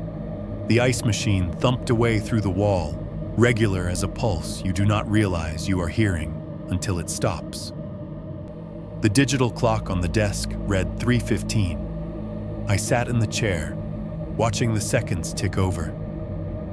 I told myself I was doing this to prove something rational, that maybe the silence lined up with some scheduled power cycle, some weird old building quirk the electricians could explain if they cared enough. Under that, in a quieter place in my skull, another idea waited with its arms folded. 3:16, the numbers changed with soft, cheap red LEDs. The room stayed the same. Hum, buzz, clunk. My own breathing, a little too loud. Just a power dip, I said under my breath, rehearsing the phrase I wanted to land on the situation. 3:16 and 30. I realized my hands were clenched on the arms of the chair. I made myself let go, fingers stiff, palms slightly damp. 3:17. The silence hit like someone dropping a lid over the world. The AC shuddered and went still mid-cycle. The fridge hum vanished. The fluorescent buzz cut off so cleanly it made my teeth itch. Even the ice machine, halfway through one of its mechanical sighs, stopped. There was no ramp, no fade. One frame of the world had noise. The next did not. It did not feel like quiet. Quiet is softer. Quiet has space in it. This was absence that had shape, a hard-edged gap carved out of the night. The kind of silence that makes you aware of your own body in a way that is not comfortable. Pulse in your throat, breath moving in and out of your chest, tiny creaks in your joints. My ears popped, like they do when you drive up into the mountains too fast, or a plane starts to descend. A faint pressure settled just behind my eardrums, a subtle, insistently wrong sensation, like I had suddenly been dropped a few feet underwater and the world above was muffled behind it. In that dome of silence, the buildings around us vanished too. I could not hear the highway. No distant tires, no trucks. The motel across the road might as well not have existed. The whole stretch of Highway 70, all its sad traffic and tired engines and late-night broadcasts, fell away, leaving just me and the walls and the air between them.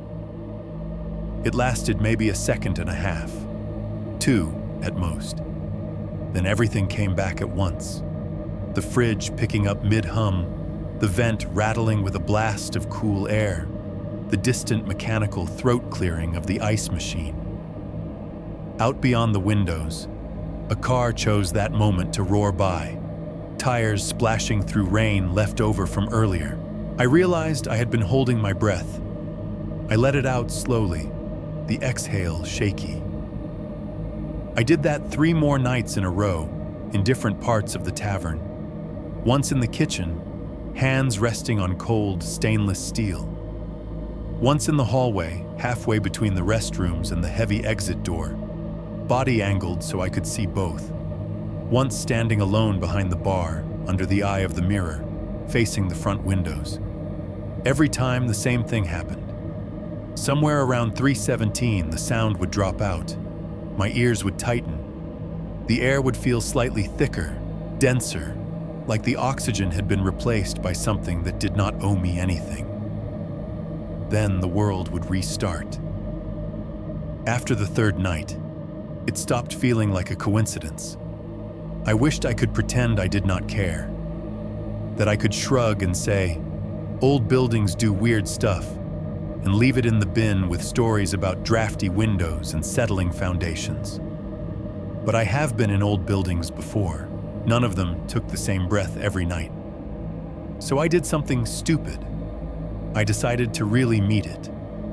On a quiet Monday, when the last customer had left just before 2 and the rain had stopped hours earlier, I set myself up in the middle of the bar around 3:10. No office, no closed door. Nothing between me and whatever passed through us every night. I flipped off the jukebox completely. No music, not even low. I turned the TV off. I left the bar lamps on, the emergency exits glowing. The rest of the place was as still as I could make it. The digital clock above the register read 3:14. I stepped out from behind the bar and stood in the center of the room, between the rows of tables with their upturned stools facing the front windows. The parking lot outside was empty except for my car and a pickup truck someone had left overnight. The motel's red vacancy sign blinked lazy Morse code across the street. The air vents whispered softly overhead. The ice machine knocked once, like it was clearing its throat. The walk-in freezer hummed its low, steady note in the back. 3:15. I put my phone on the bar, screen up, timer app open. I wanted to know exactly how long it lasted. 3:16. The second digits ticked over. I became aware of how loud my own breathing sounded without music to hide it. Inhale, exhale, small rasp at the back of my throat from too much coffee and not enough sleep. 3:16 and 30. I held my breath. Not as a superstition, but as an experiment. I wanted to know what silence sounded like without even the noise of my lungs getting in the way. 3:17. The cutoff was brutal. Everything that made this building feel like part of the world shut up at once. AC, freezer, ice machine. Even the faint hum of electricity you never really notice until it is gone. Some subtle, high-pitched presence in the lights and walls snapped off. The effect, without music or conversation to mask it, was worse than in the office. Out there, standing in the open, I could feel the silence all the way down the length of the room. It stretched from the front doors to the back hallway, pressed against the windows, flowed around the upended stools and empty booths. It made the neon beer signs, dark but still there, look like relics in a museum exhibit of life before. My ears popped hard. The pressure behind the drums sharpened, then steadied into a dull ache. The air felt like it thickened just enough that it took a fraction more effort to stand in it. And in that stretched out breath, right as I started to count in my head to see how long it would last, I heard it. A glass, tapping softly against wood. It was a small sound, but in that moment it was enormous. A clear, delicate clink, as unmistakable as if someone had gently set a tumbler down on the bar a few feet away. The noise did not echo. It did not roll. It existed in one sharp instant and was gone. The silence held for one beat more, like it was listening to itself. Then the world snapped back. The vents coughed cold air. The hum resumed. Somewhere, a compressor kicked on with a low, familiar thrum. The neon signs reasserted their useless, quiet presence. The motel sign across the street blinked on schedule. A semi rolled by on the highway, its distant engine returning the sense that there were other human beings on the planet. I dropped my breath without meaning to, sucking in air like I had been underwater. My heart pounded against my ribs, too hard for how little I had actually done. The timer on my phone, when I fumblingly grabbed it, read just under 2 seconds. 2 seconds for the universe to pretend it had forgotten me. I swallowed. My throat felt dry. The sound of the glass was still hanging in the space behind my eyes, fresh as if it had just happened. I turned slowly toward the bar. The surface gleamed under the lamps, freshly wiped, the grain of the wood visible in long, dark streaks. There were no glasses sitting out, no bottles, no coasters, nothing to explain what I had heard. I walked closer. My shoes made dull, hollow sounds on the floor. Right where a hand would rest, middle of the run, in that now familiar spot, there was a faint, damp circle on the wood. It was smaller than the ring I had seen on the night of the glitch. A partial ghost of one, half of a circle really, where the edge of something cold had brushed the surface and not lingered. To anyone else, it would have looked like a bit of uneven cleaning. To me, it might as well have been a fingerprint. I reached out and touched it with 2 fingers. They came away wet. In the absence of any other explanation, my brain reached for the simplest one it could grab. Condensation, I told myself. Old spill, cleaning rag, funky air currents, anything but what it looked like. A mark left behind by a glass I had heard, but not seen in a moment when no one should have been here to put it down. I stood there, fingers damp, the bar breathing around me like nothing had happened. You would think that after that, I would stop testing the silence. That I would do what any sensible person does when they realize something in their environment operates on rules they do not understand. Respect the perimeter and leave it alone. But the problem with patterns is that once you start seeing them, they start seeing you back. And 3:17 had begun to feel less like a time on the clock and more like something that had noticed I was looking. 3:2. Reviewing the tapes. If you spend enough nights with a strange noise or a weird feeling, you eventually hit the point where you either decide you are losing your mind or you start looking for proof. I did not like the first option, so I went for the second. The new camera system became my excuse. It was already sitting there in the office, humming quietly to itself all night, capturing every movement of the bar from 6 different angles. Every breath the building took was being converted into time-stamped chunks of video and stacked onto a hard drive like layers in a sediment core. Evidence, if anything was really happening. Or evidence that I needed to see a doctor. Either way, the answer was on that DVR. I picked a night when the bar had been especially dull. No fights, no police, no broken glasses, no drunks trying to sing along to the jukebox loudly enough to leave a mark in memory. Just regulars, rain, tips that barely covered gas. I remembered the silence hitting around 3:17 with particular clarity that night, so it seemed like a good candidate. After closing, with the doors locked and the lights turned down to their usual low glow, I sat in the office and woke up the system. The interface was not fancy. It was a flat gray background with a row of buttons along the bottom. Play, pause, fast forward, rewind. All little white icons that looked like they had been copied from a 90s DVD player. Above them was a horizontal timeline, a thin bar marked with hours in small digital font. Each hour block was divided into minutes, a faint grid overlaid on moving time. Along the right side of the screen was a list of channels. Cam 1, Cam 2, Cam 3, all the way down to Cam 6. I had already memorized which was which. Cam 1, parking lot. Cam 2, front door. Cam 3, bar. Cam 4, hallway. Cam 5, kitchen. Cam 6, back door. I selected Cam 3 first, thumb hovering over the little joystick on the DVR as if that would make the footage behave. The screen shifted to full view of the bar, in grainy black and white.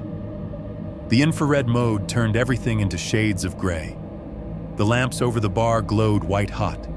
The bottles on the back wall were pale ghosts. The mirror reflected a distorted version of it all, bending the light so that edges doubled and stretched. I scrolled the timeline back, watching the timestamp in the corner jump in reverse.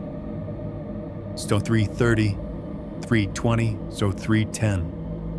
At 02:05, the last customer stumbled out, a white blur crossing the frame, the front door opening as a rectangle of brighter gray, then shutting. From there on, it was just me, an occasional flicker as I moved through the room, the stools coming up onto tables, my reflection passing in the mirror in quick, jerky motions. The footage, even at normal speed, felt slightly off, chunky, like the system was sampling time rather than recording it continuously. Every motion came in a stutter. My arm here, then there, no in between. I slid forward along the timeline toward the window that had become my obsession. 3:17, the timestamp in the corner read 03:1650. On screen, the bar sat in silent gray, everything in its place. Stools up, tables clear, lamps humming white. The front windows showed nothing but faint reflections. No headlights, no movement. The hum of the mini fridge in the office and the distant clunk of the ice machine layered under the soft whir of the DVR fan. Out in the bar, beyond the office door, reality kept breathing on its own. In here, I had it pinned to a single screen. I nudged the joystick. 3:1655, no change, empty room, the faint shimmer of static in the darker corners where the camera struggled. 03:1658, still nothing. The mirror stared back at itself. 3:17 nouveau, the image flickered. It was not dramatic, no big glitch, no distortion, no fuzzy lines, just a tiny, almost imperceptible jump, half a frame gone and replaced by the next. If I had not been looking for it, I might have blinked through it. But the room was different. At 03:1659, every stool had been balanced upside down on its table. At 03:17 to so, in the very next slice of time, one of them was on the floor. The stool sat by the middle of the bar, right in that familiar spot, its legs planted, its seat empty. Everything else was the same. The lamps glowed. The bottles on the shelves did not move. The reflections in the mirror stayed where they had been. Only that one object had changed state in the gap between two recorded instants. I scrubbed backward, then forward again, over and over, watching the moment happen, except it did not happen. It had already transitioned from one reality to another in the space the camera did not bother to capture. Stool up, stool down, stool part of the closed bar, stool ready for someone to sit. The timestamp did not skip numbers. There was no drop from 0316 to 0318. The digits marched on, obedient and continuous. But the footage had stepped over something and kept walking. I backed the timeline up a little more, then let it play through in real time. Me, earlier, moving through the frame, stacking stools, wiping surfaces. Me leaving the room, heading toward the hallway, leaving the bar empty. Then that stutter, the momentary hiccup, and suddenly, the room was not empty anymore, not in the way it had been. The stool was down. I switched to cam 4, the hallway. The view shifted to the narrow corridor, restroom doors on the right, framed posters on the left, emergency exit at the far end. The infrared turned the floor into a pale strip and the doors into slabs of darker gray. I slid the timeline back to 0316. The hallway was still. The doors were closed. No shadows moved. 031658, the same. The men and women signs were little glowing rectangles on the doors. 0317s. Again, the faintest of jumps. And now, the women's restroom door was slightly ajar. Maybe half an inch. Just enough to show a thin line of deeper black where the gap was. A sliver that had not existed in the previous frame. The angle of the sign changed, by the smallest degree. No hand on the knob. No blur of motion. Just closed, then not as closed. I cycled it the same way I had with the bar. Back, forward, closed, crack, closed, crack. Whatever had done it, if anything had done it in a space the camera refused to see. Unease crawled slowly up the back of my neck. It felt less like watching a haunted house and more like watching the narrative jump in a cheap movie where something important had been cut. I switched to cam 6, the back door.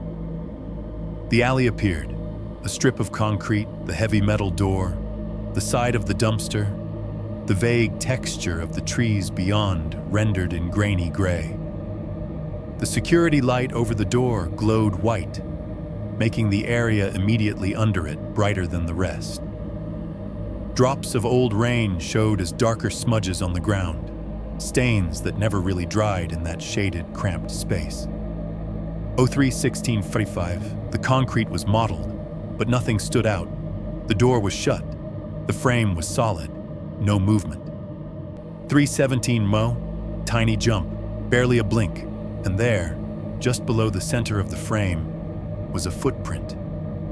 It was so detailed the infrared almost made it obscene. A dark, wet shape on the lighter concrete, clearly defined. Heel, arch, toes. Not a perfect print, but close enough that my brain snapped to it immediately as foot, not stain. It pointed toward the door. I leaned closer to the screen, pulse loud in my ears. The footprint was right in that narrow strip between the threshold and the point where the alley disappeared out of view.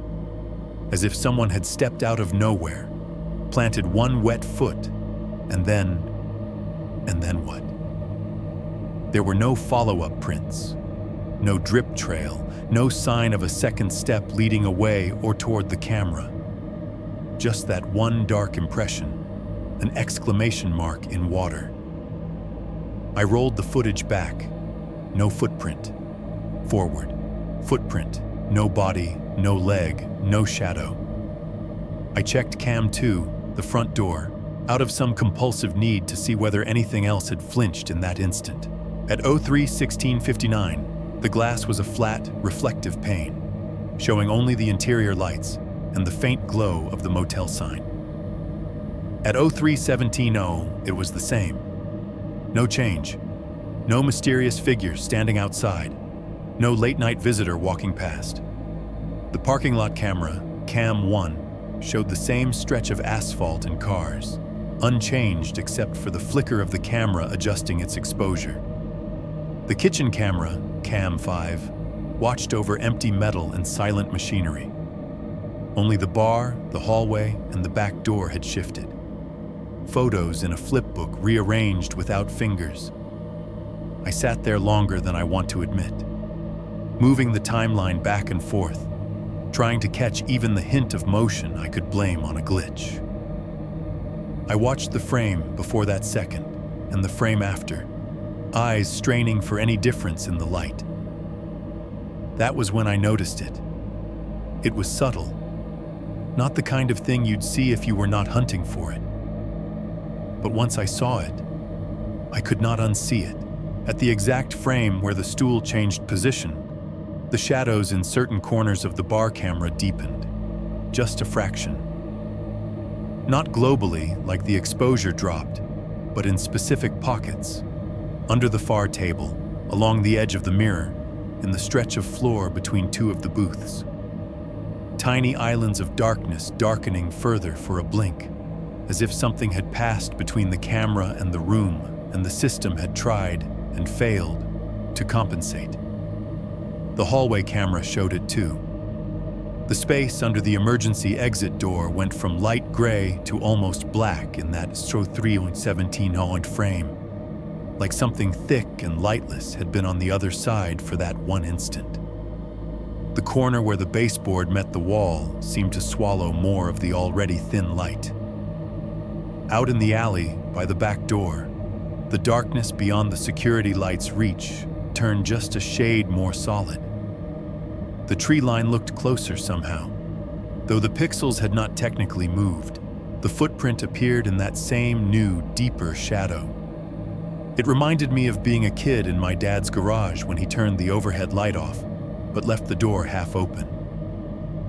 The way the dark did not just fill the room, but seemed to lean in, eager. I scrubbed forward a few frames. The shadows went back to normal gray. The stool stayed down. The restroom door stayed cracked. The footprint lingered like a bruise. I sat back, letting the chair creak under me, monitor light washing my hands in cold color. The office sounded suddenly too loud. Fridge hum, vent rattle, distant ice machine banging. I had wanted proof that something was actually happening, that the silence and the glass and the man at the bar were not just my mind, making shapes out of static.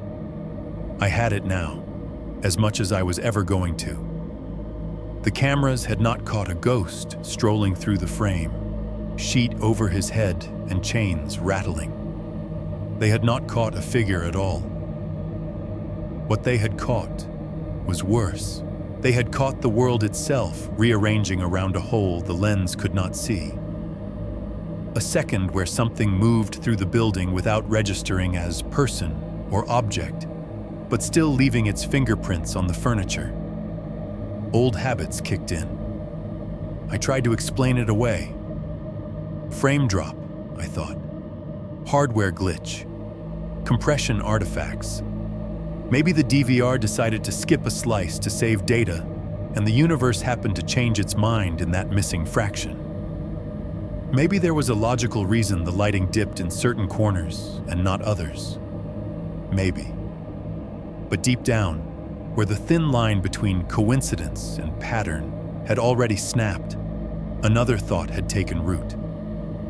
The cameras were not failing. They were doing exactly what they were built to do, recording light as it bounced off surfaces. Whatever used that 2-second gap every night to move chairs and open doors and step briefly into the alley was not made of light the way we are. It was heavier, darker than dark. And the best this system could do was show me the dents it left in the world when it passed by.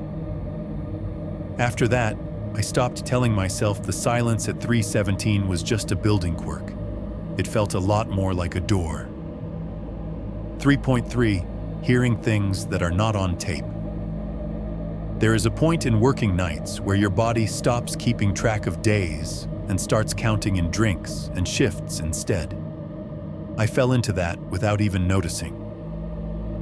Wake up in the late afternoon to the sound of my mom's TV in the living room and a lawnmower 2 houses over. Drink coffee that tasted like burnt dust. Eat whatever leftovers were in the fridge or hit a drive-thru on the way to the bar. Burgers wrapped in waxy paper. Fries that went cold before I finished them. Tacos that fell apart in the wrapper. By the time I pulled into Dark Hollow's cracked parking lot, my stomach was a mix of caffeine and regret. Then the hours behind the bar, faces and orders and bills blurring together. The midnight lull, the ritual of closing. The silence at 3:17. The drive home on near-empty streets. Headlights tunneling through the dark.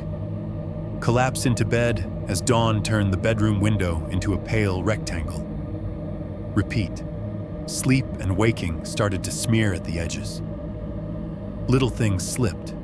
Where I had put my keys, whether I had locked the back door twice or 3 times, if I had actually eaten anything that was not fried in days. Coffee became less of a choice and more of a requirement. By the 3rd week, the cheap gas station cup in my hand felt like part of my uniform. When you are that tired, your brain does not always behave.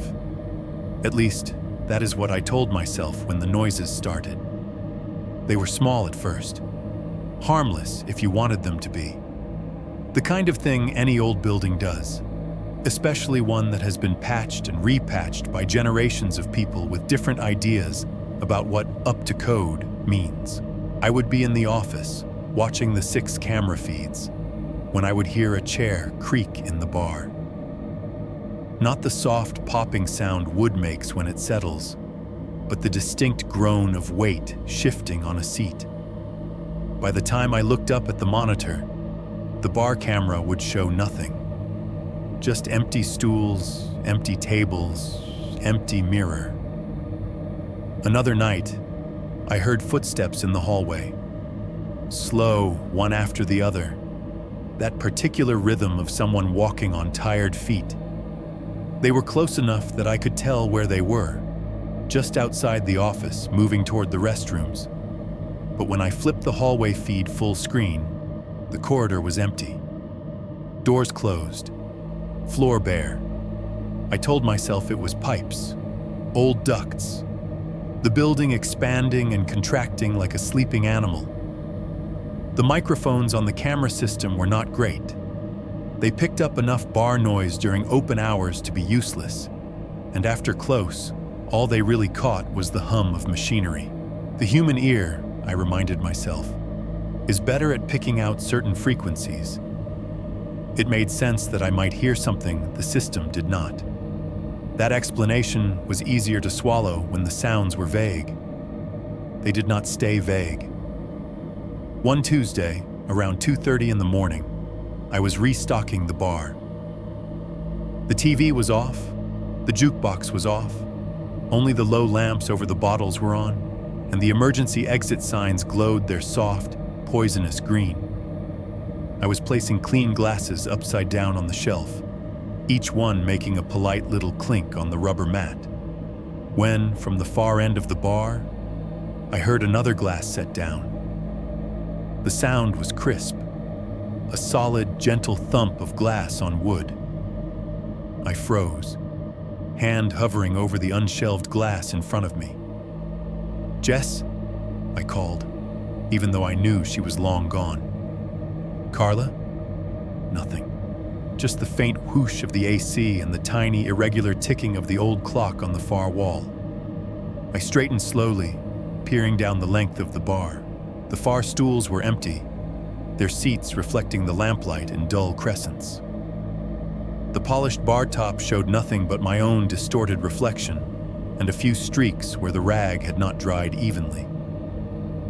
I set the glass in my hand down harder than I meant to. This time, the sound it made had company. My heartbeat speeding up. After that, the noises came more often. A soft sigh from an empty booth, the faint drag of something across the floor in the kitchen, like a box being moved. But when I checked, everything was in its place. Whispering that might have been the air squeaking through the vents, except sometimes it had the cadence of words, syllables rising and falling in a pattern my tired brain almost recognized as conversation. The cameras never showed anything to go with any of it. On screen, Dark Hollow at night was a still life in grayscale. Chairs, tables, doorways, the alley, the parking lot. The only things moving were me and the occasional insect wandering too close to the lens. Off-screen, the bar had started to feel like a house where someone else was awake in another room. You knew they were there. You could hear them shift, breathe, do small things. But every time you opened a door to check, they had just stepped out of sight. The logical part of me, the one that knew what exhaustion does to perception, kept raising its hand, asking to be heard. Lack of sleep makes you jumpy. It makes you see things out of the corner of your eye. It makes your brain misinterpret normal sounds as something more. The other part of me, the one that had rewound footage frame by frame and watched stools move and doors open between recorded instants, was less convinced. At some point, I started talking back. I did not make a decision to do it. The first words just slipped out one particularly quiet night when the loneliness pressed in harder than usual. It was around 3. The silence had already come and gone. I had felt it wrap the building, heard that same temporary cut in reality, waited for some new clink or creak and gotten nothing. The emptiness afterward felt bigger somehow, like waiting for a punchline that never arrived. I stood behind the bar, running a towel over a clean glass I did not need to clean, and heard myself say it out loud, voice too loud in the empty room. "I know you are here." The words hung in the air, absurd and heavy. I winced as soon as they left my mouth, embarrassed in front of no one. The bar did not respond. The ice machine grumbled in the back. The AC vent hissed. A truck rolled by out on Highway 70, headlights cutting across the windows for a second, like someone had drawn a bright line through the night. Later, I tried again. "I saw you," I said, in the office, eyes on the monitor, one hand on the mouse. On the camera, sitting at the bar. The bar did not answer. The hallway stayed empty. The back door showed only concrete and the shadow of the trees beyond. The office felt smaller, but that might have just been my own awareness of how close the walls were. Another night, I stood in the middle of the room, in that spot where I had heard the phantom glass, and addressed the mirror directly. "If you are stuck," I said, low, feeling ridiculous. "If you are just running through the same shift every night, I get that. I have had jobs like that." The mirror, predictably, showed only me, tired and alone, reflected in an infinite regress of bottles and dim lamps. My face looked older under the bar lights than it did in my mom's bathroom mirror. The lines under my eyes were deeper. My shoulders slumped more than I thought they did. "Do you even know you are dead?" I added, because once you start talking to things that are not supposed to be listening, you lose track of where the line is. Nothing obvious answered, but the more I spoke into the space, the more the noises started to feel less random and more placed, like someone sidling a little closer each time you addressed them by name, which of course led me to the mistake I had been circling for weeks without realizing. One night, a Thursday that felt like it had been rubbing sandpaper along my nerves all shift, I was in the office, watching the feeds with that slow, heavy dread that only finds you in the dead of night. Early crowd had been rough, a couple argument loud enough to drown out the jukebox, a guy who wanted to fight the ATM because it declined his card. Tips were bad. Headache was worse. By 3 a.m., the bar was empty, the doors were locked, and I was behind the desk, half dozing upright with my chin propped on one fist. The monitor glowed in front of me, 6 windows into nothing happening. Cam 3, the bar, still and gray. Cam 4, the hallway, doors closed. Cam 6, the alley, concrete and shadow. The others, parking lot, front door, kitchen, all quiet. The digital clock on the desk said 3:16. I did not move. I did not go stand in the bar this time. I stayed in the chair, back against the wall, eyes on the feeds. If the silence wanted to come find me, it knew where I was. The air in the office felt stale, as if we had all been using it too long. The hum of the mini fridge was a low buzz in the corner. The fluorescent light over my head flickered once, then steadied, like it was clearing its throat. 3:17, the silence dropped. Even expecting it did not make it easier. The fridge hum cut. The vent hiss died. Whatever tiny electrical song the lights and the DVR were singing to themselves fell away. Out in the bar, the machines stopped their clatter. Even the highway seemed to hold its noise back, like a tide pausing at the shore. It was that same full, hard silence, pushing against my eardrums, thickening the air. I felt each beat of my heart as a distinct, physical tap in my chest. My lungs drew in air that did not feel like it belonged to me. I stared at the monitor. On the bar camera, nothing moved. No flicker, no shadow, no sudden appearance. Just the empty room, frozen mid-breath. On the hallway camera, the doors remained shut. The emergency exit sat at the far end like a plugged wound. On the back door feed, the alley was a rectangle of deeper gray, unchanged. And then, from behind me, at the office door, I heard my name. Mark. Just that.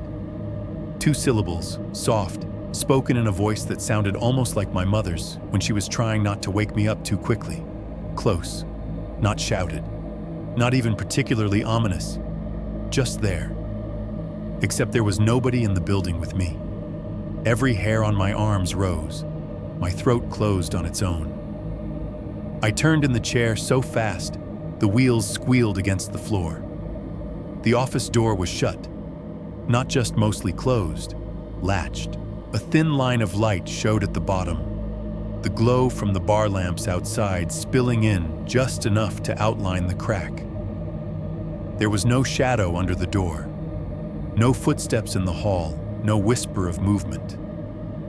The silence held for another half second, my name still echoing in my mind, then released everything at once like somebody had lifted their hand off a mute button. The fridge kicked on mid-buzz. The vent roared back to life. Somewhere in the building, a compressor thumped. Out on the highway, a car sped past, engine loud in the returning soundscape. I sat very still, heart racing, eyes on that sliver of light under the door. You know how sometimes you hear your name in a crowd, even when no one has actually said it? Brain filling in patterns, filtering noise for something relevant. I tried to hand the moment to that explanation, but this had not been some muddled impression through walls and distance. It had been clear, close, inside the room, or just on the other side of the door.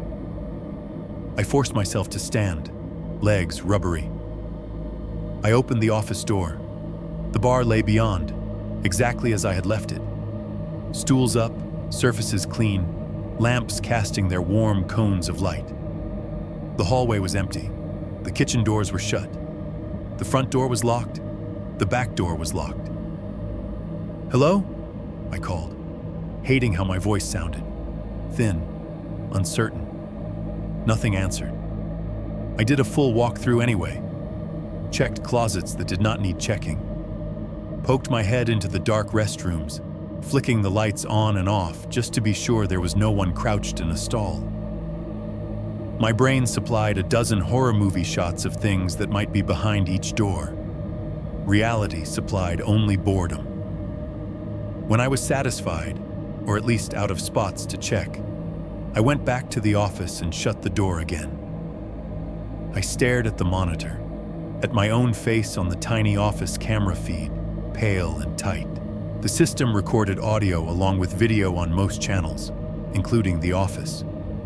It was not great, compressed, full of hiss, but it would be enough to pick up a voice in a small room. If a voice had actually been there. I scrubbed the timeline back a minute, hit play, and listened.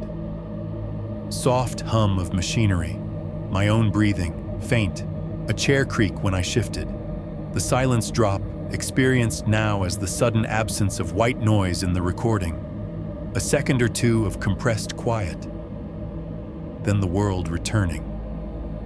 No voice, no mark, not even a hint of something that could be mistaken for it. I replayed it multiple times, headphones on, volume turned up to the point of static.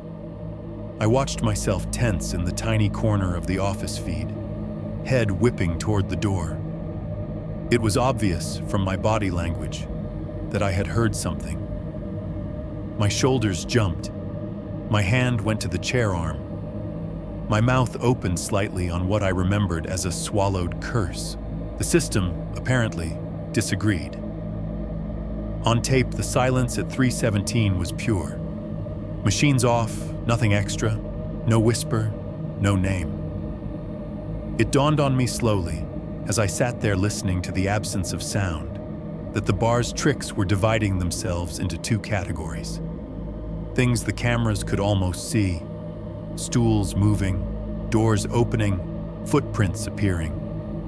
Physical changes in the environment that left marks, and things only I could hear. The first kind bothered me in a way that felt almost comforting. At least they were objective. I could point at a printout, a frame, a wet circle on a bar and say, "Look, there, that."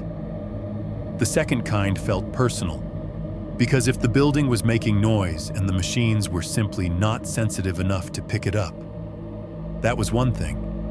If the building was quiet and something was speaking directly into the part of space where my perception lived, that was another. I shut the monitor off that night earlier than usual, did the rest of the paperwork in silence, without the 6 little windows watching me. Locked every door twice, then went out into the parking lot and stood there for a second, breathing the cool air like it might rinse the stale office out of my lungs. The trees behind Dark Hollow made their usual wall, branches moving against each other with a faint shushing sound. Across the road, the motel's sign glowed, red and patient. Somewhere far down the highway, a semi's headlights carved a path through the dark.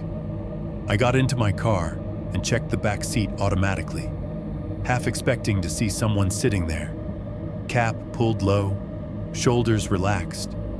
Waiting. It was empty. As I drove home, the radio on low, I tried not to think about the fact that when whatever was in that bar had finally decided to speak, the first thing it had said was my name, and that, as far as the cameras were concerned, it had never said anything at all. 4.1 Weather warning. October in Tennessee has a way of pretending to be calm right up until it decides it is not.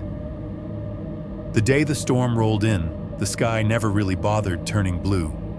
It just shifted through shades of gray like someone slowly dimming a light, hour after hour. By late afternoon, the clouds were stacked so low over the highway that it felt like you could reach up and smear them with the back of your hand. I watched the local news in my mom's living room before work, holding a mug of coffee that had long since gone lukewarm. The meteorologist stood in front of a map suffocated in red and yellow blobs, gesturing at a line of storms eating their way across the state. Tornado watch boxes framed counties like they were being picked for elimination. Little icons of lightning stabbed down over Nashville, Cookeville, Knoxville. Severe thunderstorm warnings, flash flood advisories, strong rotation indicated in parts of the area. The crawl at the bottom of the screen repeated the same phrases in an endless loop. My mom glanced at me over her reading glasses. "You sure they're going to stay open in this?" she asked. I shrugged. "People drink in storms. Ray says bad weather's good for business." She made a face. "Not if you end up in a ditch getting there." "I'll be fine," I said, automatic. "It's just rain." By the time I was actually on Highway 70, I had stopped believing that. The sky had gone from dull to angry. Sheets of rain came in waves, the wipers on my sedan thrashing back and forth barely fast enough to keep up. The trees on either side of the road were reduced to dark smears, their tops disappearing into the low ceiling of cloud. Water gathered in the dips in the asphalt, making the car shudder and hiss as the tires cut through it. Every few minutes, lightning scratched across the sky, crooked and bright, turning the world white for a heartbeat before dropping it back into murky gray. Thunder followed behind, sometimes a distant rumble, sometimes a crack so sharp I felt it in my teeth. The dark hollow sign rocked on its posts when I pulled into the lot, the wind slapping it back and forth so that the wooden board rattled against its metal brackets. The blue neon over the door flickered harder than usual, its buzz fighting with the sound of the rain drumming on the roof. Inside, the tavern felt smaller somehow. The storm pressed against the walls, making them seem thinner. The windows were streaked and blurred, the parking lot beyond visible only in flashes when lightning strobed across it, turning puddles into sheets of dazzling white. Friday nights usually meant a crowd, construction guys blowing paychecks, couples avoiding conversation, travelers from the motel looking for something stronger than the vending machine. That night, it was a ghost of what it should have been.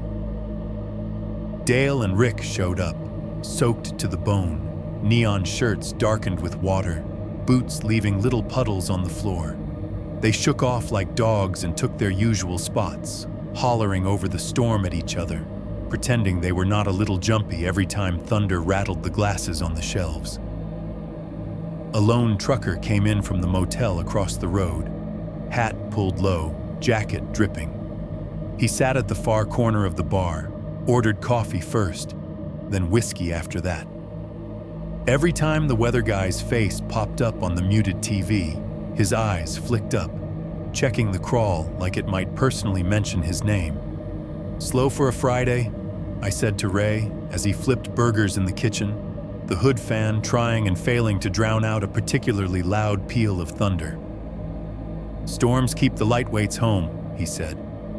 "And the smart ones. Leaves us with the stubborn and the stupid." "Which are we?" I asked. He smirked. "We're paid. That's a different category." Another crack of thunder rolled over the building, deeper this time, the kind that you feel more than hear. The bar's glasses chimed against each other in the racks, a faint, eerie music. The old mirror behind the bottles quivered in its frame with a tiny metallic ping. Ray grimaced, more at the sound than the weather. "Storms stir everything up," he said, almost to himself. "Air, ground, blood, all of it." "Storms stir business up, you mean?" I asked, trying to keep it light. He shook his head, eyes sliding toward the back hallway for half a second. "You know what the Cherokees used to call this stretch?" he said. "Before we paved it and put up bars and motels and Dollar Generals?" "You told me once," I said. "Dark and bloody ground." "Yeah," he said. "Storms roll over that kind of place. It remembers things. Mud doesn't care what century it is. It just remembers weight." He turned back to the grill like he had not said anything strange at all. The night dragged in a strange mixture of slow and tense. The customers we did have lingered, reluctant to head back out into the weather. The storm gave everyone an excuse to nurse their drinks longer, refreshing coffee, stretching whiskey, staring at the TV without really seeing it. The wind picked up as the hours slid past, making the old tavern sign outside knock steadily against its brackets. The sound came through the walls as a dull, off-rhythm thump. The rain went from heavy to torrential, hitting the front windows in sheets. The water streaming down so thick, it looked like we had been dropped to the bottom of a river. Lightning flashed close enough to cast stark shadows across the inside of the bar, turning the stools and tables into momentary black cutouts. In those frozen frames, everyone looked like a cardboard version of themselves. Then the light vanished, and the amber glow of the lamps took over again, softer but somehow less reassuring.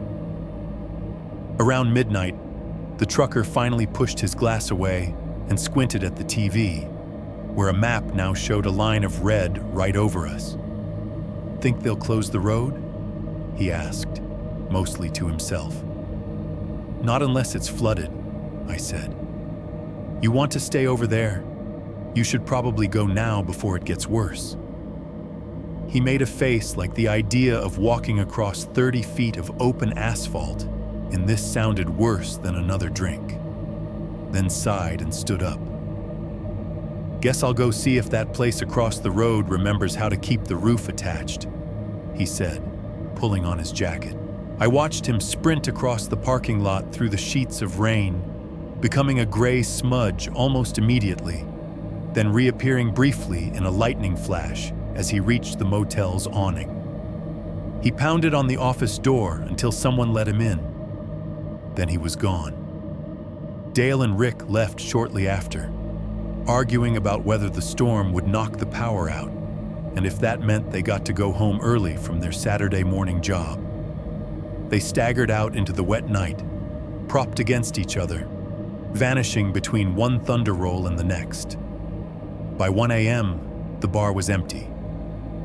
Storm or no storm, the rules were the rules. We stopped serving. Jess took one look at the radar on her phone and decided she was not risking the drive. She called her sister to come get her in a bigger truck, the two of them disappearing into the shredded dark around 1:30. That left me, Ray, and the building. Ray finished closing the kitchen early, more out of superstition than necessity. "If the power goes," he said, "at least I won't be elbow deep in the fryer." He wiped his hands, pulled off his apron, and eyed the exit. "You sure you're okay here?" he asked. "Storm's outside," I said. "I'm inside. Feels like the better end of the deal." He did not look convinced, but he left anyway, hood up, shoulders braced against the rain. I watched him go on the front door camera as much as through the actual glass, his blurry shape crossing the frame, the lights of his truck flaring white when he started it, then pulling away into the boiling dark. I turned the key in the lock as soon as his taillights disappeared. The deadbolt slid home with a solid, gratifying clunk. The storm reacted like it had been waiting for me to be alone. A jagged line of lightning tore down somewhere close enough that the flash filled the entire bar in harsh blue-white, overriding the warm lamplight in an instant. The windows turned into flat sheets of mirror. Every bottle on the back wall caught the brightness and flung it back in a fractured glimmer. The thunder came almost on top of it, a concussive crack that shook the air in my chest and made the glasses in the racks chiming together in a brittle, nervous chorus. The wooden sign outside slammed hard against its brackets, the sound like someone hitting the wall with an open palm. The lights flickered. For a split second, the bar dropped into darkness. Total. The kind that erases depth and leaves only the sense of space pressing in on your skin. Then the power surged back up, the lamps flaring before settling into their usual low glow. In the office, the monitor stuttered, its 6 little windows briefly dissolving into static before reforming. The DVR emitted an offended beep and then went quiet, its indicator lights blinking back to normal. I exhaled, realized I had been gripping the door handle too tightly, and forced my fingers to unclench. Just a strike nearby, I said to myself. Lines got rattled, that's all. I headed back to the office to check the system, more out of nervous habit than any real expectation that it had died. The storm hammered on the roof, a constant barrage, like fingers drumming impatiently. In the office, everything looked the same and not the same. The mini fridge hummed. The fluorescent tube buzzed. The monitor showed all 6 feeds, live and quiet. Parking lot. Rain visible as diagonal white streaks against the asphalt. Every drop caught by the camera's sensitivity as it flashed through the cone of the security light. Front door. A slightly warped view of the glass, reflecting the dim interior. Bar, empty, stools up, surfaces clean. Hallway, doors closed. Kitchen, dark equipment. Back door, alley choked with rain and shadow. I should have gone back to my usual closing routine then. Count the drawer, wipe down whatever needed it, wait for the trucks. Instead, on some instinct I did not love, I rewound Cam 2, the front door camera, to the moment the lightning had hit. I slid the timeline back 30 seconds and hit play. The monitor showed the inside view of the door, glass panel in the upper half, a slice of the parking lot beyond. Rain streaked down, an endless curtain. The reflection of the bar lamps turned the inner surface into a faint mirror. My own form passed through once as I headed toward the office, blurry and pale. At 01:07:12, the lightning came. The whole frame went white, blown out by the sudden overload. For a fraction of a second, everything was just brightness and noise, the sensor scrambling to cope. Then, in the middle of that flare, there was a shape. Out at the edge of the parking lot, just within the circle of the security light, a darker vertical smear against the overexposed glow. A figure standing still, facing the bar. Hat, shoulders. The impression of a jacket, darker than the rain. It was there for maybe half a frame, a single heartbeat of visibility inside the violent light. Then the thunder rolled, the power flickered, the picture snapped back. The next frame was just the door again. Rain, glass, reflections. No figure, no one standing at the edge of the lot. My skin went cold in a way that had nothing to do with the air conditioning. I replayed it, slower, frame by frame. Rain, empty lot, flash, blown out white. In the white, a silhouette blacker than it should have been, like something had refused to be washed out. Empty lot again. I scrubbed back further, then forward, trying to catch even the briefest suggestion of someone walking into or out of that spot. There was nothing. The space was clear, then the storm lit it up, then it was clear again. Lightning can play tricks. It can throw weird shadows, carve negative images into your vision, make things appear where there is only random contrast. I clung to that idea like it was the only dry thing left. Still, in that single burned-in frame, the figure had been facing the bar. Not the highway, not the motel. Us. And when I tried to freeze it, to pause on that exact instant, the system fought me. The frame jittered, smeared. The silhouette blurred into the rest of the glare, refusing to resolve into anything I could print out and show someone else. By the second or third attempt, the shape had vanished entirely, replaced by a featureless wash of white.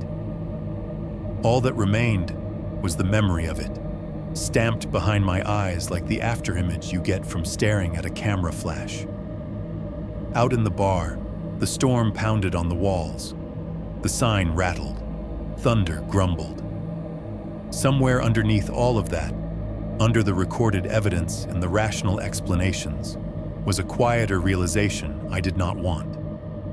Whatever had decided that 3:17 was its time had just let me know it did not necessarily need to stay inside. 4. 2. Darkness at the back door. Closing a bar in the middle of a storm feels like trying to tidy up a house while somebody is pounding on every window from the outside. By 2:30, the last of my chores were done in the front room. Stools up, surfaces wiped, mats rolled. The thunder had settled into a pattern now. Long, low rumbles punctuated by sudden, sharp cracks that rattled the bottles and made the old mirror vibrate in its frame with a tiny metallic buzz. The rain never really let up. It just shifted textures. Sometimes it was a steady sheet, a constant roar on the roof. Other times it came in hard bursts that hit the windows so violently I could feel the impact in the floorboards. I walked my usual loop anyway. Front door, locked, deadbolt solid, rain streaking down the glass. Hallway, restroom doors closed, emergency exit untouched. Kitchen, equipment off, pilot lights out, the faint smell of cooked grease sitting heavy in the air. When I opened the back door to take out the trash, the storm peeled another layer off my nerves. The alley was a tunnel of water. The security light over the door turned the falling rain into a vertical river, every drop a bright streak. The concrete was already slick, puddles forming in the low spots. The trees at the edge of our little world were just dark shapes thrashing in a deeper darkness. I held the door with one hip, heaved the trash bag into the dumpster, and slammed the door shut again as fast as I could, leaning my weight into it until the latch clicked. Even as it shut, I could feel the pressure of the storm on the other side, like someone pushing back. Inside, the building felt briefly quieter in comparison, even with the wind screaming past the walls. In the office, the noise came back in a different register. The mini fridge hummed by my leg. The fluorescent light buzzed overhead. The monitor's fan whirred softly as it cycled through footage. That night, I watched the cameras more than I did the paperwork. Part of it was the storm. When the weather is that bad, you start thinking about practical things. Flooded lots, downed lines, some idiot deciding to take shelter under our awning and then deciding to break a window. Part of it, though, was the memory of that silhouetted figure at the edge of the parking lot, carved into the lightning flash like a film still. The feeds glowed in their 6 neat boxes. Cam 1, parking lot. Rain slashed diagonally across the frame, lit by the security light. Puddles rippled, the asphalt gleaming slick and black.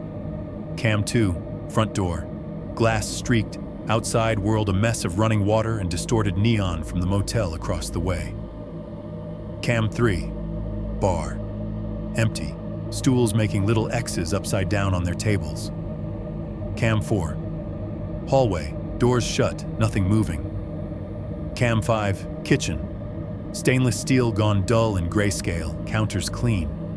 Cam 6, back door. The alley, a narrow strip of concrete and brick. Rain falling hard through the limited slice of sky the camera could see. The heavy metal door sat in the frame's left side, a dark rectangle under the buzzing security light. Around 3 a.m., the storm hit another gear. A bolt of lightning slammed down so close that I felt the crack in my bones. The power hiccuped again, lights dimming, then brightening, while the DVR beeped in protest.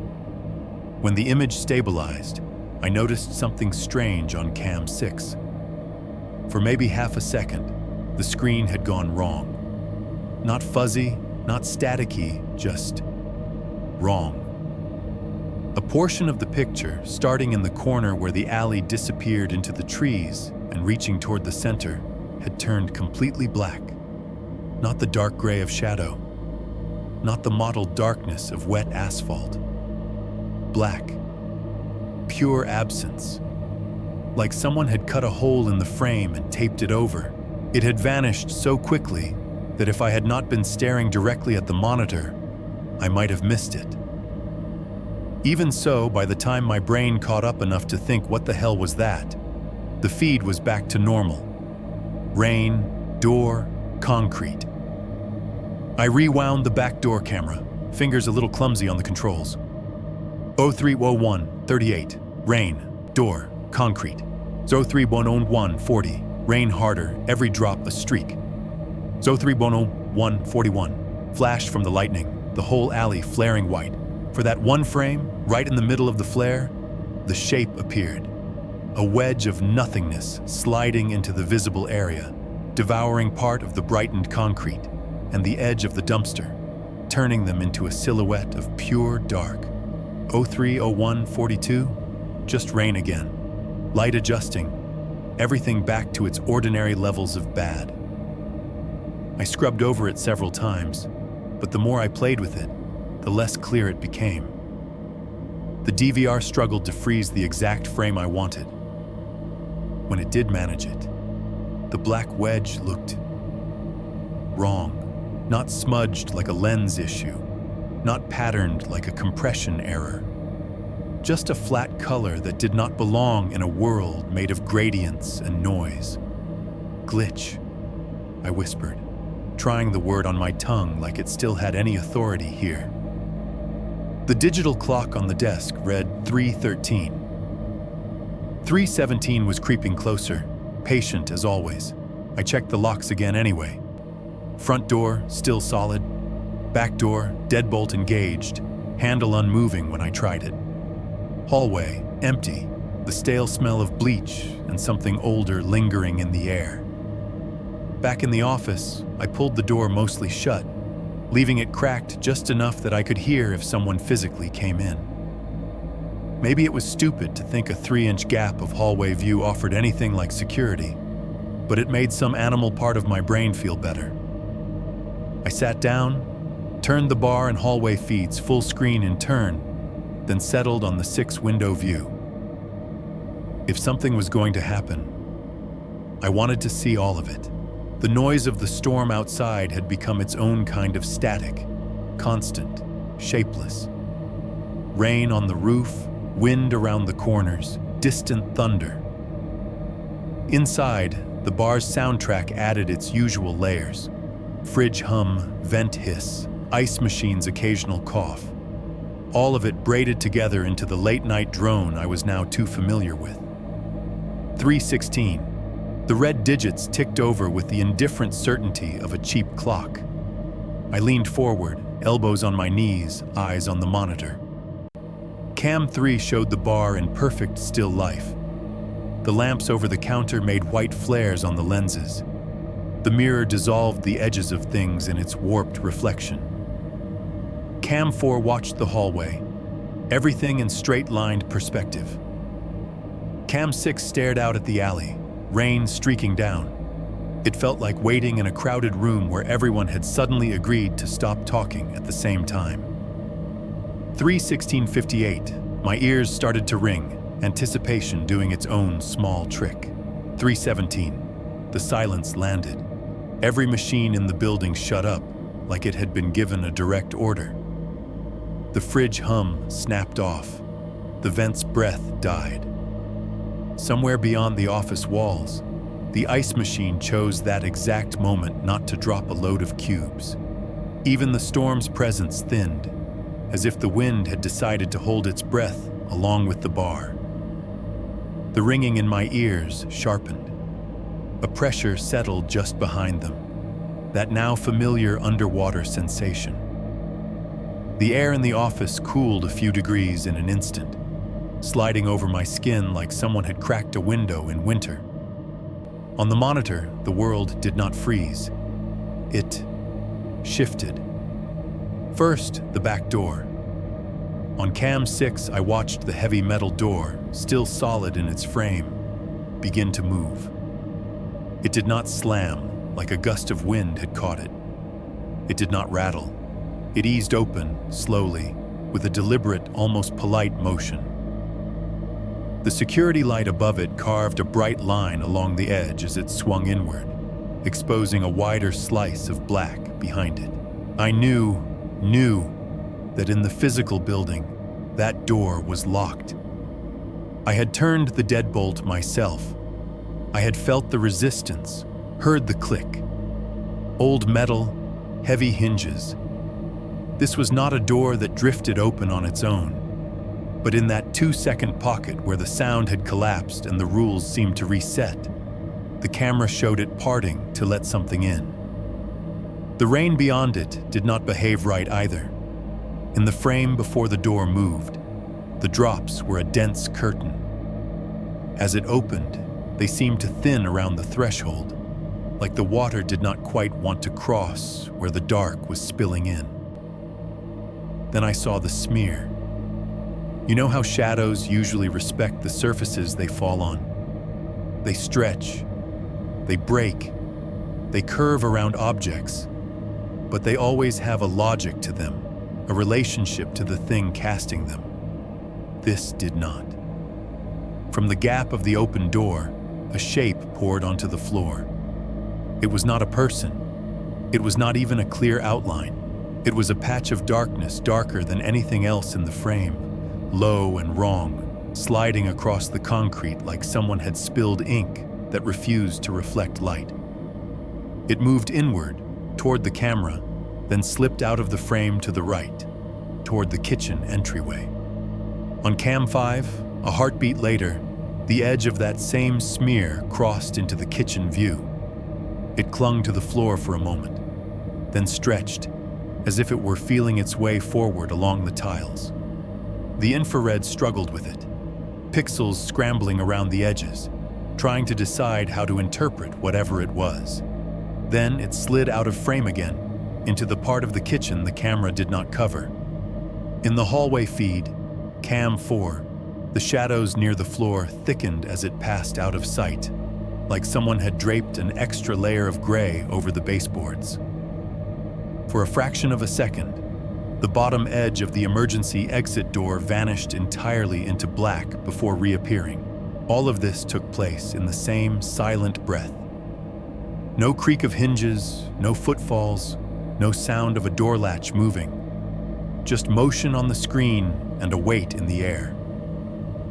In the office, the temperature dropped hard enough that I felt goosebumps rise along my arms.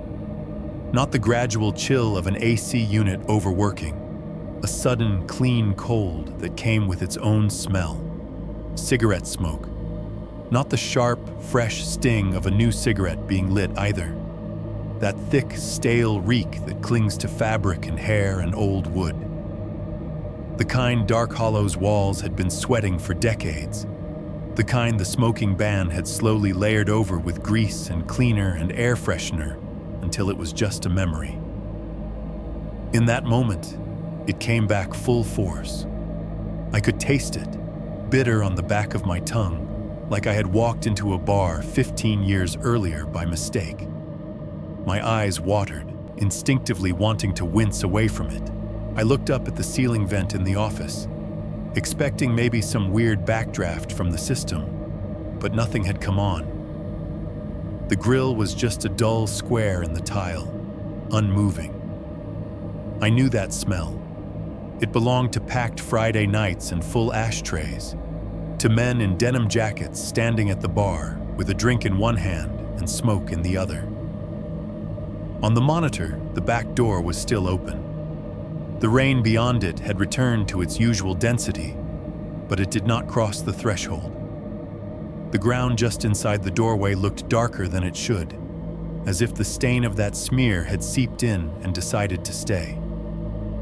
Then, as the red digits on the desk clock ticked from 03:17:01 to 03:17:02, sound rushed back into the room. The fridge picked up mid-hum.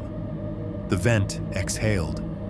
Somewhere behind the wall, the ice machine finally chose to drop a cascade of cubes with a clatter that made me flinch. On cam 6, the door was shut again. Not slamming shut, not visibly moving, just open in one frame, closed in the next. The timeline displaying each second as if nothing strange had happened at all. I rewound the footage, heart pounding, and watched it again. At 03:16:59, door closed. At 03:17:0, door swinging open, smear sliding in, shadow clinging to floor. At 03:17:02, door shut. No hand on the handle, no body, no explanation. You would think I would run to the back, yank the physical door open, and check the alley with my own eyes. That is how people in stories make themselves feel brave. I did not. I stayed in the chair for a long moment, gripping the edge of the desk so hard my knuckles hurt, forcing myself to breathe through the phantom smoke scratch in my throat. Eventually, I stood. My legs felt hollow, like they were mostly in tension. I opened the office door. The bar outside was quiet, lamplit, strangely still. The storm on the other side of the walls had gone back to loud but distant, the way thunder sounds when you are underground. The hallway smelled like nothing but cleaner and damp air. In the kitchen, the tiles felt cool under my shoes. I could not see the back door from where I stood. It was around a corner, out of line of sight. I did not go around that corner. Not yet. I stood there instead, in the threshold between bar and kitchen, breathing in and out, listening. For a second, a real, small second, not the carved-out one the building took for itself, I thought I heard the faint clink of a glass from the bar behind me. A single, careful tap on wood. The kind of sound someone makes when they want to get your attention without raising their voice. When I turned, the room was empty. The smell of cigarettes lingered just a moment longer than it should have, then thinned out, leaving only lemon cleaner and old wood. Later, back in the office with the monitor replaying the back door over and over, I realized something that sat in my gut like a stone. Storm or not, locked or not, cameras or not, the line between inside and outside, between us and whatever pressed against the walls of Dark Hollow, was not as firm as a deadbolt made it feel. At 3:17, the building decided what it let in. 4.3, direct contact. Leaving the office felt less like walking through a doorway and more like making a decision I would not be able to undo. I could have stayed in that chair. I could have told myself the cameras were glitching and the smell of cigarettes was some weird HVAC burp, and that whatever had slid in through the back door was just pixels trying to make sense of lightning. If I had done that, maybe I would have been able to keep one foot in the world where Dark Hollow was just a crappy bar on an old stretch of highway. Instead, I opened the office door and stepped into the kitchen. The first thing I noticed was the sound. A second ago, in the silence, everything had gone dead. Now, the building was slowly waking itself back up. The hum of the walk-in freezer was back, low and steady, vibrating through the tiles. The overhead vents muttered as air pushed through them unevenly. Somewhere deeper in the bar, the ice machine finished the clatter it had started, cubes settling with a hollow slide inside their bin. My sneakers squeaked on the wet spots the storm had already found. The soles made small, sticky sounds against the rubber mats and slick tile, each step announcing itself more loudly than I wanted it to. The kitchen was empty. No Ray, no servers, no late delivery guys. Just metal and tile and the faint reflection of fluorescent light in stainless steel. Except something was wrong. One of the prep tables, the long one closest to the back door, was speckled with droplets. Tiny, round beads of water clung to the otherwise dry surface in a loose pattern, as if someone had stood there and shaken themselves off. Rain flung from sleeves, from hair, from the brim of a hat. The droplets caught the light in little dull sparks, slowly creeping toward each other, and merging into thin streaks. I reached out and touched the edge of the table. My fingers came away wet. Condensation, I told myself automatically, even though there was nothing cold on the steel. Leak in the ceiling, my brain offered next. But when I looked up, the tile above was unmarked. No dark spots, no cracks. A stronger draft could have brought in rain from the door, maybe. Except the door was at an angle and several feet away, and the floor between them was dry. The smell of cigarettes was still there, threaded now with damp air, old grease, and something else I did not want to examine too closely. From the bar, somewhere beyond the short turn in the wall, I heard ice shift in a glass. It was a very specific sound. Not just a clink, not the random crack of cubes settling in a machine. It was the muffled clatter of ice bumping against glass walls as somebody picked it up or put it down. I had heard that noise 1,000 times on busy nights and never thought twice about it. Hearing it in an empty, closed bar felt like someone had just said my name again. I froze. On the monitor, a minute ago, I had watched something darker than the shadows slide out of the back doorway and into this kitchen. Now, here, in the physical space, water had appeared where no water should be, and a drink had just been moved in a room that had no customers. I should have called someone. I should have taken my phone out, hit record, maybe dialed Carla, and let her listen to my breathing while I destroyed any claim I had to being good under pressure. Instead, I did the thing you do when you know a sound in your house did not come from anything explainable. You go toward it, because the alternative is letting it come toward you. The walk from the kitchen to the bar is only a few steps. That night, it felt like a hallway in a dream, stretching out longer with every foot I moved. The hum of the machines followed me to the threshold and then fell away a little, replaced by the heavier, softer silence of the closed bar. The storm outside had become more distant, as if the building itself had muffled it out of courtesy. I rounded the corner.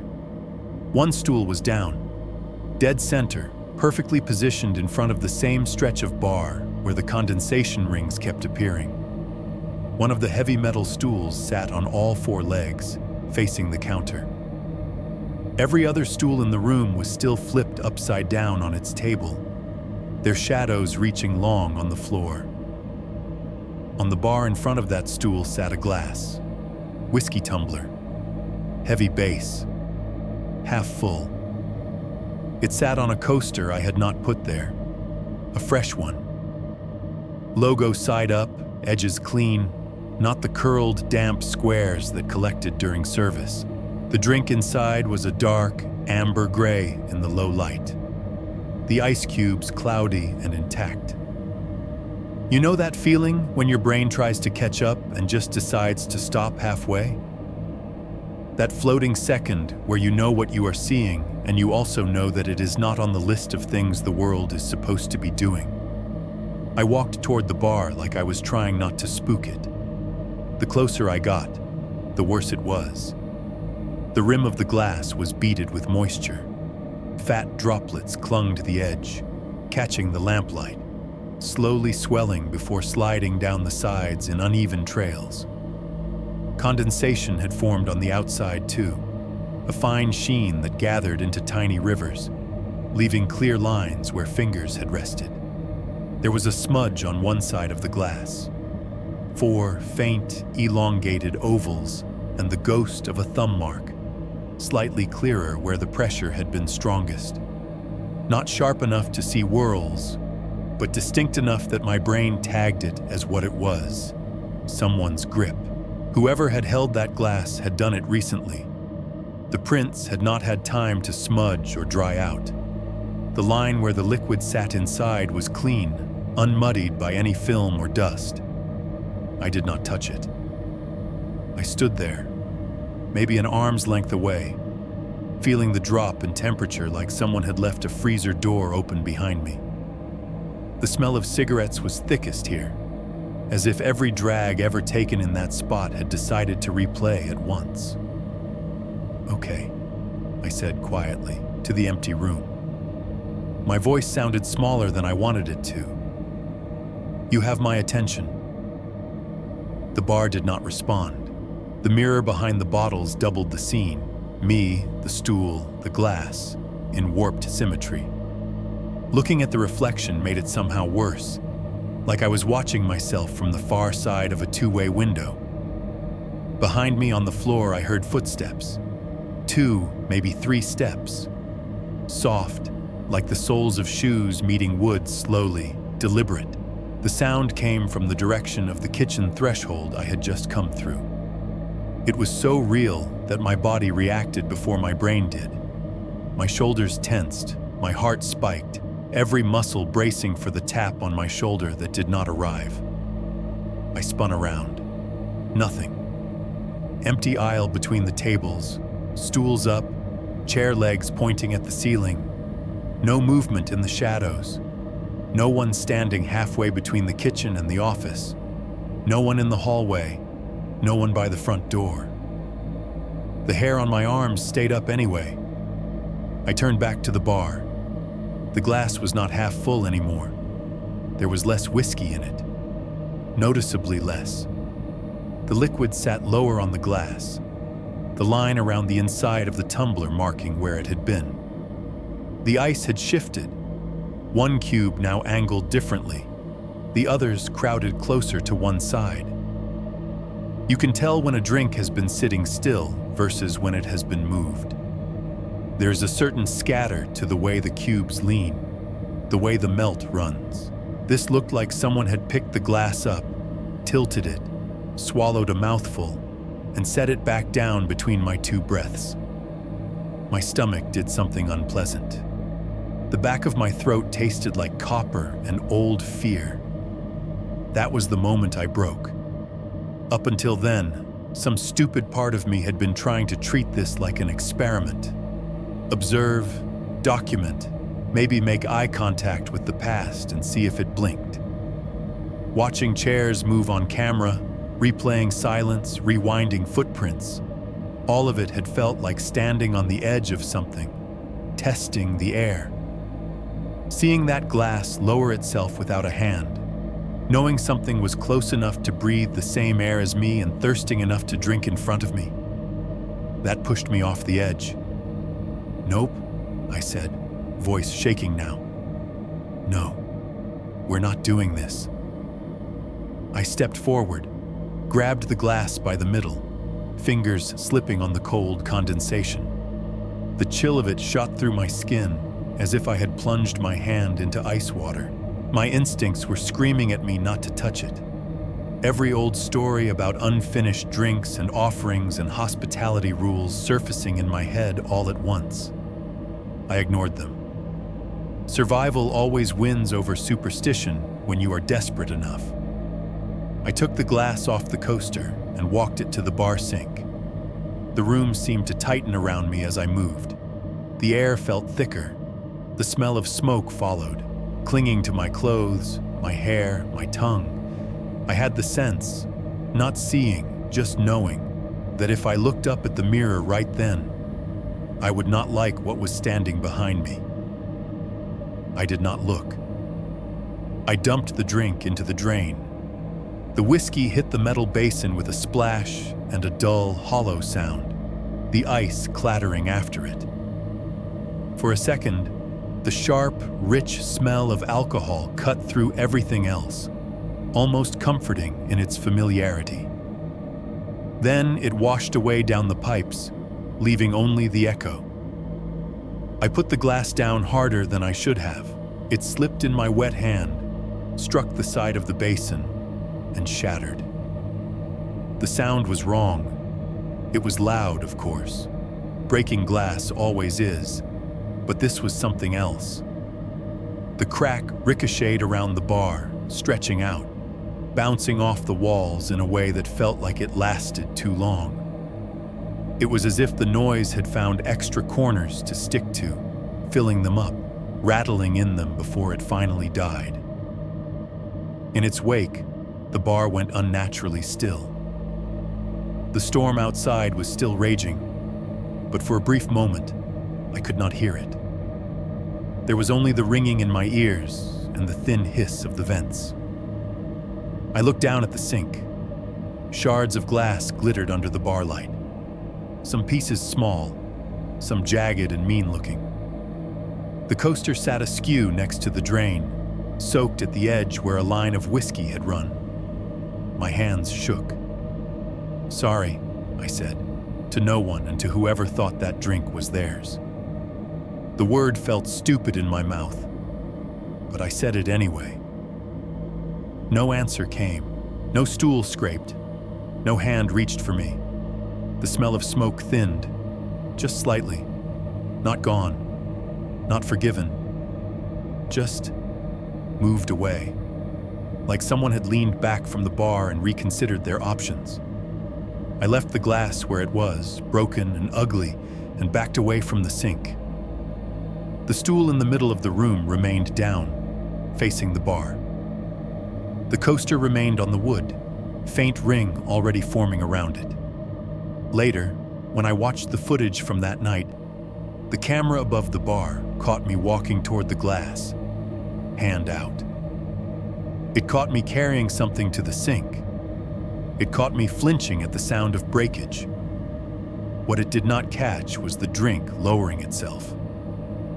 To the system, the whiskey was always at the same level. There was no half full, no almost empty, only a single static line in the grainy image. Whatever had taken that sip had done it in a slice of reality the cameras did not own. I wish I could tell you that breaking the glass made it stop. All it really did was prove to me that whatever shared Dark Hollow with us was not content to stay in flickers and gaps. It could touch things. It could sit down. It could order a drink. And it was getting comfortable enough to do it while I watched. 501. The haunting follows. After the storm night, I stopped pretending I could logic my way out of what was happening. Up until then, I had been balancing on a fence. One foot in old building, bad wiring, stress. The other sliding slowly into, there is something here that knows my name. Watching a drink lower itself while I stood 3 feet away knocked me off that fence. The next shift, I waited until the bar was quiet and asked Carla if I could cut back on nights. "Cut back how?" she asked, eyes narrowing in the way of someone who has been short-staffed before and knows exactly where this is headed. "Fewer closes," I said. "More early shifts if you have them. Maybe I take some afternoons. I'm just burning out on the late nights." It was not a lie. I was burning out. Just not in any way I could put on a schedule. She sighed, already shaking her head. "You know I'd love to say yes, but I don't have anyone else who will do the whole overnight. You're good at it. You keep the drawer right. You don't drink on the job. You don't start fights. That combination is rare, Mark." "I can't keep doing 6 closes a week," I said. 3, maybe. 4 tops. We ended up at a compromise that felt like a loss in both directions.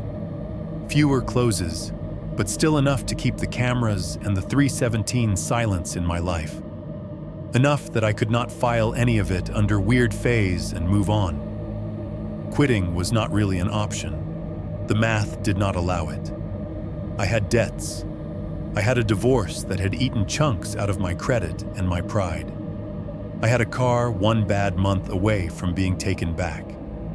You cannot tell a collections agency, "Sorry, I can't pay you because my bar is haunted."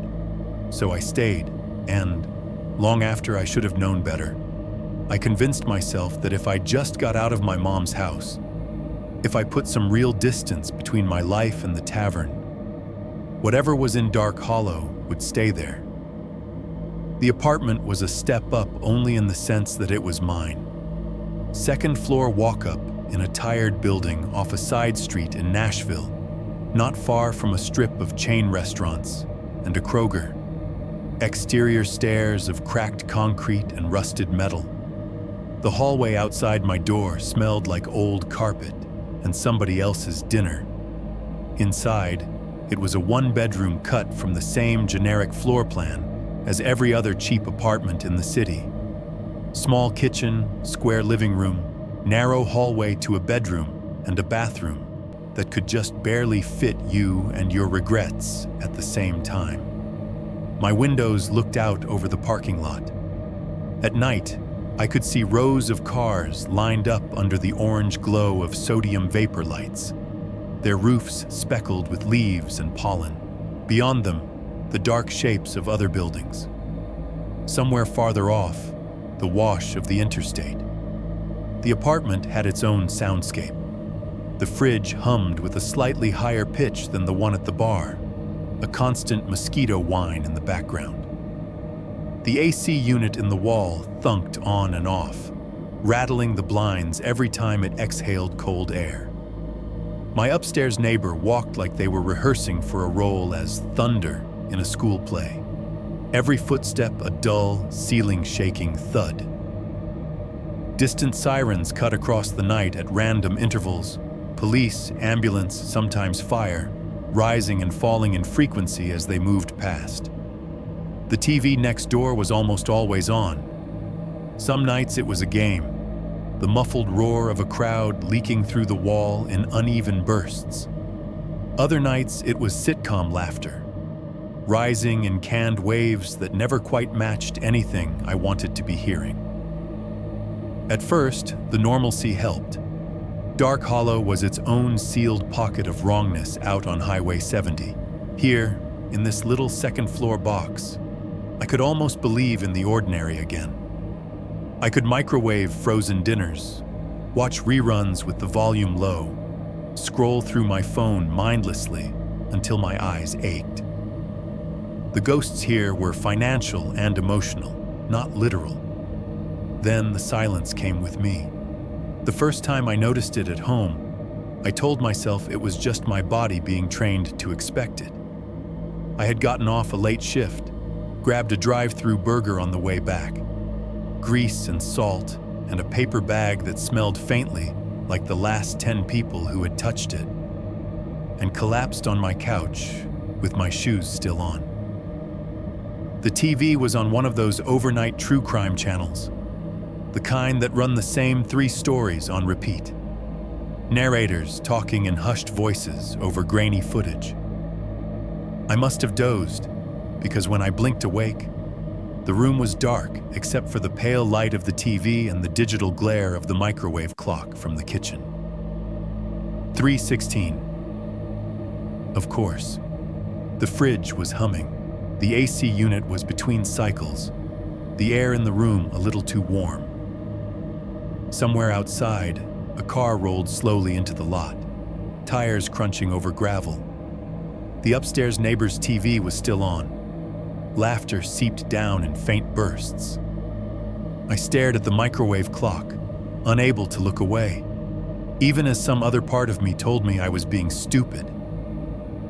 3:16 and 30, my chest tightened, anticipation tripping nerves that had no business being this keyed up in my own living room. 3:17, it hit here too. The fridge hum clicked off mid-cycle. The faint mechanical buzz of the microwave's display dimmed, like someone had turned down the voltage. The TV's canned laughter cut out in the middle of a chuckle. The picture stayed, but the sound vanished. Through the wall, my neighbor's TV fell silent too, like someone had pressed mute for the whole building. Outside, the car that had been rolling through the lot made no sound. No engine, no tires, nothing. The distant wash of the interstate faded to nothing, like a volume slider dragged to 0. Inside my head, my ears popped, hard. The pressure settled in, that thick, underwater sensation I had come to dread at Dark Hollow. My breath sounded too loud. The small creak of the couch under my weight was the only noise in the world. Then, just like always, it was over. The microwave's buzz came back. The fridge resumed its whine. The TV's audio slammed back in mid-sentence. Outside, a siren wailed somewhere, like it had always been going and I had just stepped away from it. The microwave clock rolled over to 3:17 and 1. I sat there, heartbeat audible in my own skull, and told myself this was just my body. You spend enough nights waiting for a specific minute in a specific kind of silence. Your brain will find ways to recreate it. Maybe my hearing was playing tricks on me. Maybe the apartment systems just happened to line up their cycles. I tried to stack rationalizations against the rising sense that the floor under me had shifted. I almost pulled it off. Almost. It kept happening. Not every night. That would have been too simple. Randomly, twice a week, 3 times in a row, then not at all for a few days. I would find myself awake around 3 for no good reason. Bathroom, bad dream, the upstairs neighbor dropping something heavy. And without fail, if the clock in the kitchen read anything close to 3:15, I would tense up and wait. Sometimes, nothing. The fridge hummed straight through. The AC cycled like normal. The road noise outside never faltered. Other times, right on cue, everything cut. Devices that were not connected to each other in any meaningful way all chose the same second to shut up. Noise outside went thin. The pressure in my ears climbed. The world held its breath in my little apartment just as surely as it did out on Highway 70. Any one instance you can dismiss. You learn to ignore flickering lights and creaks in old buildings. But if you have been listening to a song long enough and suddenly hear the same wrong note in a different room, you notice. It was one particular night that broke whatever denial I had left. I had the next day off, technically. No bar shift, just a blessed empty square on my calendar. I should have been asleep. Instead, I was on my couch at 2:30 in the morning, staring at nothing. The half-eaten remains of some cheap frozen meal congealing on a plate on the coffee table. The TV was on but muted. Some late-night infomercial silently promising to fix my life with knives or miracle cleaner. The apartment was dark except for the screen glow and a streetlight bleeding through the blinds. Traffic outside had slowed to the occasional car, the distant hiss of tires on asphalt. Somewhere in the building, someone laughed, then coughed, then slammed a door. I glanced at the microwave. 3:16. My stomach clenched. I told myself to get up, to go brush my teeth, to do anything except sit there and let the minute circle me like a shark. I stayed put, some sick part of me wanting to see if it would happen again, if the pattern would keep mutating into my space. When the change came, it was smoother than usual. The fridge noise did not snap off this time. It faded, like someone slowly turned the dial down until it slipped below hearing. The AC unit did not thunk. It just stopped. The distant traffic noise outside thinned, stretched, and vanished. Even the faint electrical whine in the TV died, leaving the apartment in a kind of soft, wrong nothing. The pressure in my ears arrived a second later, like a delayed echo. I sat very still, listening. That was when I heard it. From the kitchen, 3 steps away, just out of my line of sight, came the sound I had hoped I would never hear anywhere except dark hollow. A glass lightly tapping on wood. Not dropped, not slammed. Set down. That same small, exact clink I had heard at the bar before I ever saw a ring on the counter. A careful, practiced sound, like someone marking their place in the world with an object. My mouth went dry instantly. I did not move at first. It felt like the noise had come through my spine instead of my ears. The silence around it absorbed it in a way that made it feel more real, not less. Then the regular world rushed back in. Fridge whining, AC coughing, some distant truck downshifting on the road. The microwave clock rolled to 3:17. The smell came a heartbeat after. Faint, but there. Cigarettes. Old, stale, soaked into everything. It did not belong in that apartment. Nobody had smoked in there since before I signed the lease, and I did not allow it inside. But the air held that ghost of ash and burnt paper just the same, wrapped around the faint kitchen smells of old coffee and microwave dinners. I stood up. My knees felt unstable, like they were considering other options. The kitchen was only separated from the living room by a short wall and a change from carpet to vinyl. When I stepped across the border, the temperature shifted by a degree or two, cooler, denser. The overhead light was off, but the street light coming through the blinds drew pale bars across the cheap table pushed against the far wall. One of the chairs, usually jammed in under the table to save space, was pulled out slightly. On the tabletop, right where a hand would rest if someone sat there, was a ring. Perfect circle, about the size of the base of a tumbler. Moisture beaded at the edges, slowly creeping inward. In the dim light, it looked darker than the pressed wood laminate, a phantom imprint of cold on cheap furniture. I stared at it, feeling the world narrow to that one spot. I had not had a drink there. I had not had a glass of anything out of the sink since before midnight, and that had been water, which I had finished and left in the basin. The table surface had been dry. I would have bet money on it. It was the kind of sticky, slightly tacky laminate that showed every ring of moisture like a stain. I reached out, touched the edge of the circle. My fingertips came away damp and cold. The smell of cigarettes thickened for a second, wrapping itself around that physical sensation, before thinning again into the background, like it was too tired to hold on.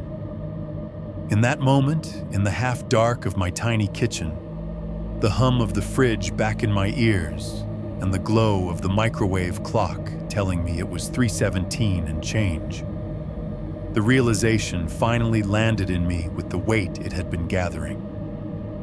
This was not just Dark Hollow's problem. I had left the bar. I had driven 20-odd miles back into the city, climbed the stairs to my apartment, shut my own deadbolt.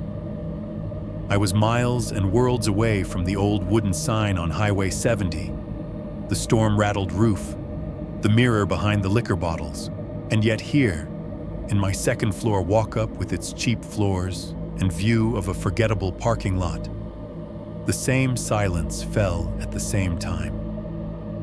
The same clink of glass on wood sounded. The same ring appeared where no glass had sat.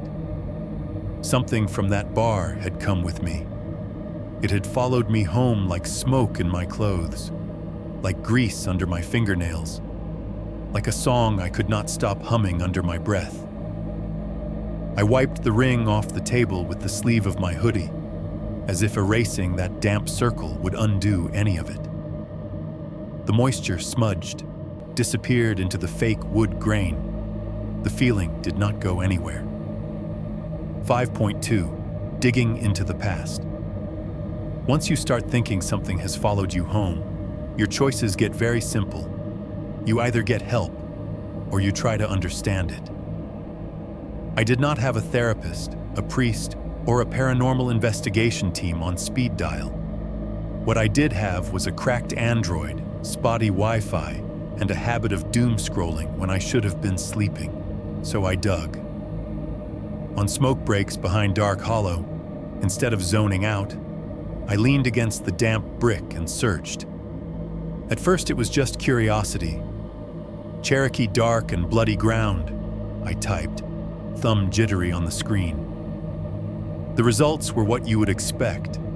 Articles talking about certain parts of Kentucky and Tennessee that had soaked up so much war and suffering that the phrase stuck. Old burial mounds, battlefields, places where borders were argued with bullets instead of lawyers. Then I got more specific. Civil War skirmish, Highway 70, Tennessee. There it was, buried in some scanned local history page, a mention of a minor engagement not far from where our turnoff now sat. A few paragraphs about Confederate and Union troops trading shots in a muddy field, casualties buried near the road before anyone had time or resources for markers. The language was dry. It might as well have been a meteorology report. But the more of it I read, the more I kept picturing people falling in the same strip of land I now drove every night, their blood mixing with the same dirt holding up my tires. On my night off, I decided scrolling was not enough. I drove to the little public library in town instead of sleeping like a normal, exhausted human. The sky was the flat white of an overcast afternoon, the kind that makes the world look like it has been rubbed down with an eraser. The library sat 2 blocks off the main drag, a squat brick building with a faded flag out front and a sign out of proportion with how small the parking lot was. Inside, it smelled like dust, old carpet, and the kind of paper that has seen more summers than you have. Fluorescent lights hummed overhead, flickering slightly in the far corner. A few kids huddled around the computer terminals. An older woman with glasses on a chain stamped due dates into the few books that still left in physical form. I went to the desk and cleared my throat. "Hey," I said. "Do you have local history records? Newspapers, that kind of thing?" She glanced up, eyes going automatically to the tattoos on my arms before she caught herself. "We've got the Chronicle on microfilm back to '72, she said. "County Archive has more, but they're only open weekdays. What are you looking for?" "A bar out on Highway 70, I said. "Used to be called Holloway Tap. Now it's Dark Hollow Tavern. There was a robbery in the '80s. A bartender got shot." Recognition sparked in her face like a lighter catching. "Oh, that," she said. "Yes, sir. A lot of folks still remember that one. Microfilm machines in the back. I can show you." The microfilm machine looked like a prop from an old sci-fi movie, all beige plastic and oversized knobs. She showed me how to thread the film, how to spin through days. The Chronicle's front pages flickered past in reverse. Church socials and obits and local election results jerking by under my hand. I found the article about the robbery easily enough. Same photo, same headline as the clipped version in Dark Hollow's office, but longer. There were details I had not seen before. Witness statements taken from patrons who had left before the shooting, describing a man at the bar in a denim jacket, quiet, nursing his drink. A note about electrical issues that night. Brief power fluctuation reported around 3:15 a.m., tucked into the middle of the story, almost as an afterthought. Just a quote from someone saying the jukebox had cut out, then come back. The write-up mentioned, almost casually, that this was not the first violent incident on that piece of road. Site of previous altercations, it said, including a stabbing in 1964 behind what was then a roadhouse known as the Hollow Road. Area has been the subject of local superstition for decades. I scrolled further back through the years.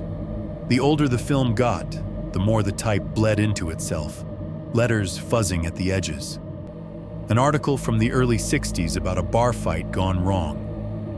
A man found in the alley, face down in the mud. No one willing to say exactly how he ended up with a broken neck. A short piece from the '50s. Construction crew finds bones near highway expansion site. The bones were believed to be Civil War era, the article said, with that same matter-of-fact tone. They had been reburied in a respectful, undisclosed location, like that made any difference to the ground. Farther back still, in some local history pamphlet I dug out of a dusty binder near the genealogy section. There were references to a drinking establishment on the old Pike that had burned down twice and been rebuilt twice. One footnote mentioned persistent tales of strange lights and noises reported by travelers camping nearby. It felt like reading the same story over and over, just changing names and dates.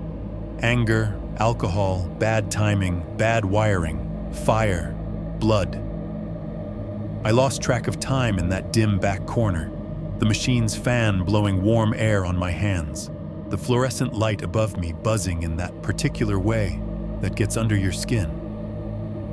The librarian had to tap my shoulder to tell me they were closing soon. "Find what you needed?" she asked.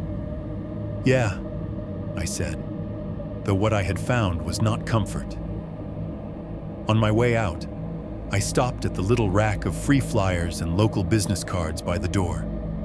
There was one for the County Historical Society, open 2 days a week, 3 hours at a time, in a little brick annex near the courthouse.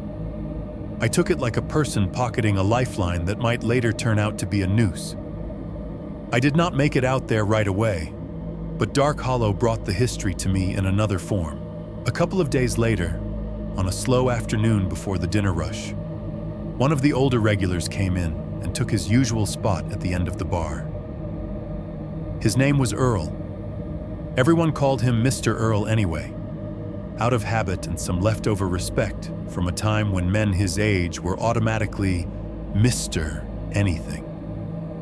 He was retired from something. Nobody was quite sure what. He wore a trucker cap with the logo half worn off and a plaid shirt that had seen better decades. His hands shook a little when he lifted his glass, but his eyes were sharp.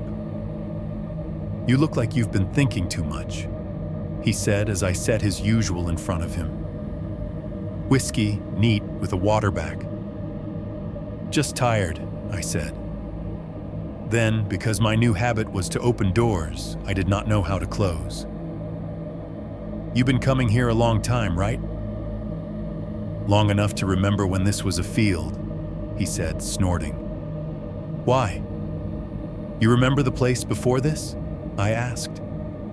"Before Carla's family took over? Holloway Tap? The roadhouse before that?" He squinted at me. "You writing a book, son?" "Trying to figure out why the lights go weird at 3:17 a.m. every night," I said, aiming for a joke and landing somewhere near confession. He took a slow sip, eyes not leaving my face. He said. "You noticing that too, huh?" Something in the way he said it made my skin prickle. "Two?" I repeated. He set his glass down, thumb rubbing the damp ring automatically, like he was tracing the edge of a familiar thought. "Been that way as long as I can remember," he said. "Jukebox cuts out, fans stop, old cash registers used to freeze. Back in the 70s, we thought it was TVA messing with the lines. Before that, they blamed it on the leftover wiring from when the place burned down the second time.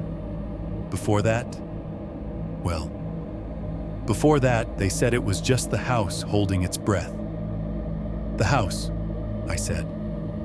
"Like the bar. Like whatever sits under it," he corrected. "Some bar's just the latest skin." He leaned back on his stool, joints popping faintly.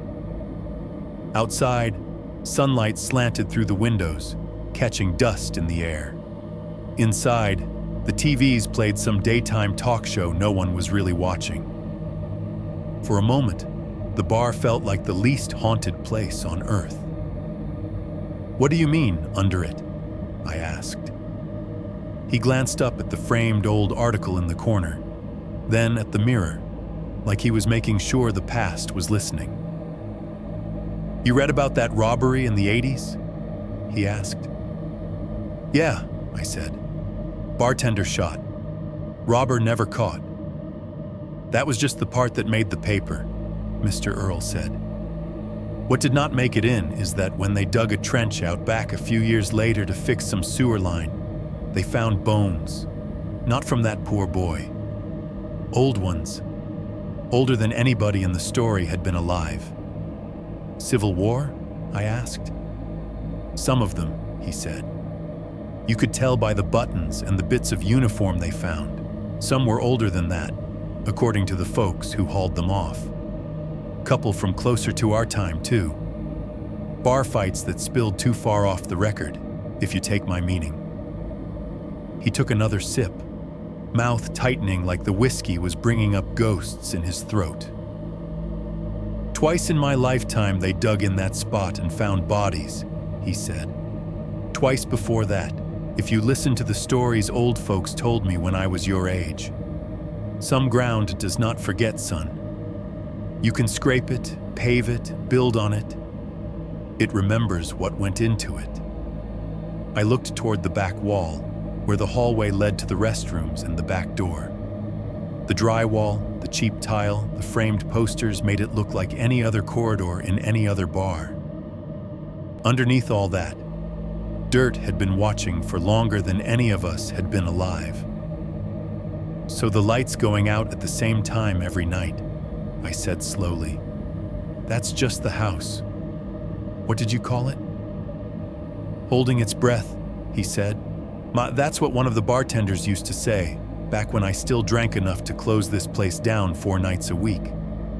He'd be counting the drawer, all the noise would cut out, and he'd grin and say, there it goes again. That minute where the house holds its breath, waiting to see who makes it and who doesn't. He chuckled, but there was no humor in it. You believe that? I asked. I believe I've seen a whole lot of bad luck crammed into that little patch of road, he said. And I believe when a place gets used to taking, it does not stop just because somebody changes the sign and bans cigarettes. He eyed me over the rim of his glass. Why you asking? He said. You seeing more than you should on those cameras you got back there? The shrug I tried came out crooked. Just weird timing, I said. Silence. Lights. Feels like the building is noticing. Mr. Earl snorted. Building noticed you the second you walked in and asked for the late shift, he said. It likes tired men who still think they're in charge. He finished his drink, set the glass down with a little clink that sent a ripple through the thin layer of dread already sitting under my skin. As I wiped away the ring his glass left on the bar, I could not stop thinking about that line. Every night, there is a minute when the house holds its breath. I had been telling myself that the silence at 3:17 was just power, just wiring, just coincidence. Now, sitting there with the hum of the cooler behind me and the muted TV ahead and Mr. Earl's words hanging in the air, it felt a lot more like the house was not just holding its breath. It was listening. 5.3 circuits and stories. When you are tired enough and scared enough, your brain starts trying to build a shape out of the chaos. It wants a story, something with edges you can trace, even if what you are outlining is the thing that is hunting you. For a while, I had been thinking in simple terms. Haunted bar, dead bartender, bad ground. The usual ghost story stack. But after the storm night, after the silence followed me home, the pieces stopped fitting into that easy box. A ghost stays in a place. It rattles chains in an attic. It stands at the end of a hallway. It loiters in the corner of your bedroom. It does not ride shotgun in your Honda and wait until your fridge kicks off at 3:17 a.m. Whatever I was dealing with did not care much about walls. I started thinking about circuits instead. Dark Hollow's worst moments always seemed tied to that mechanical breath, the second when everything shut off at once. The jukebox, the AC, the freezer, the tiny invisible buzz of the cameras and lights. The same thing was happening in my apartment, in a totally different building, on a different grid. What if it was not the silence itself that mattered, but the gap? Electricity is just organized motion. little charges moving along paths we built for them. Power lines, breaker boxes, wiring snaking behind drywall, outlets, cords, cameras and DVRs and phones all plugged into the same invisible bloodstream. Once I started looking at it that way, the pattern got uglier. Every night, at Dark Hollow and sometimes in my apartment, there was a moment when the current cut. Everything mechanical, everything plugged in, stopped.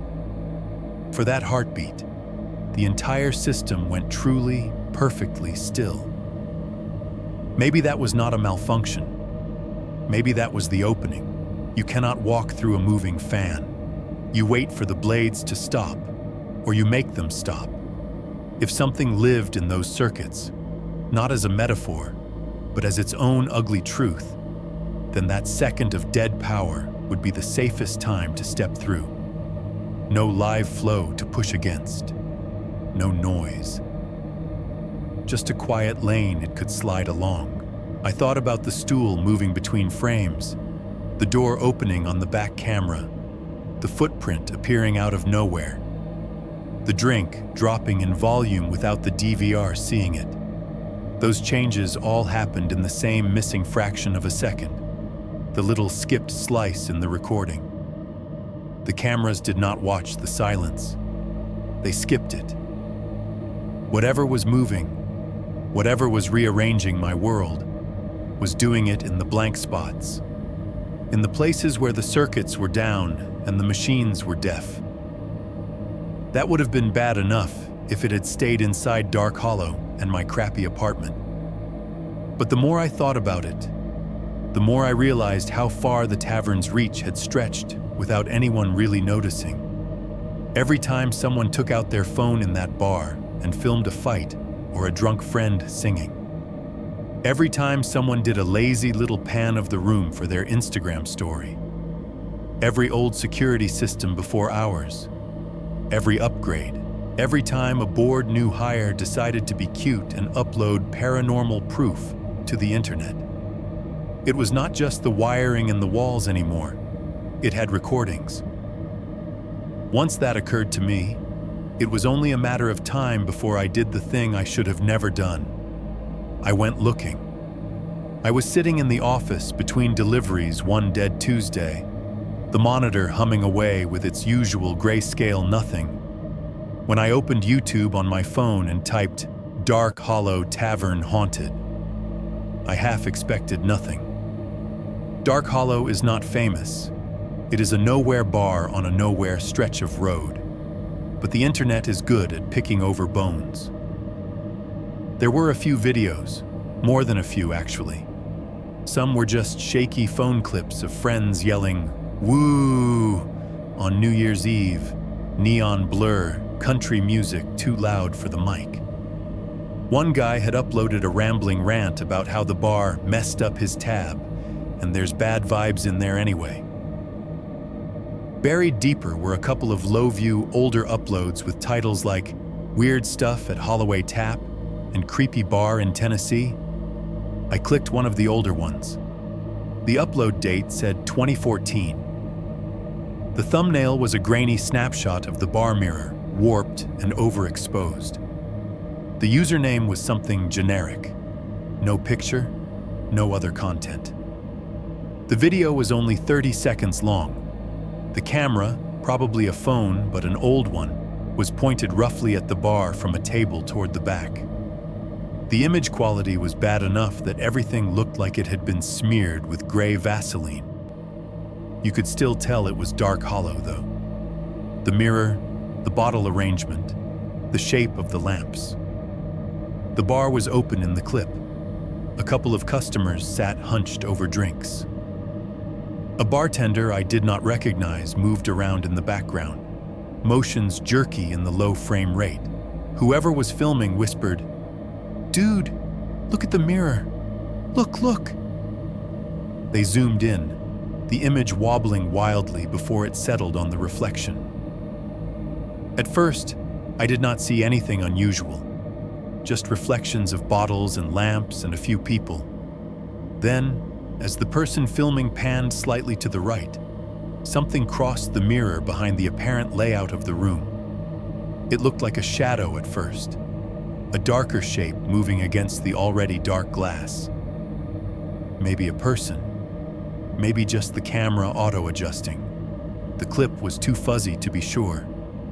The filmer hissed, "What is that?" in a tone that was half freaked out, half thrilled.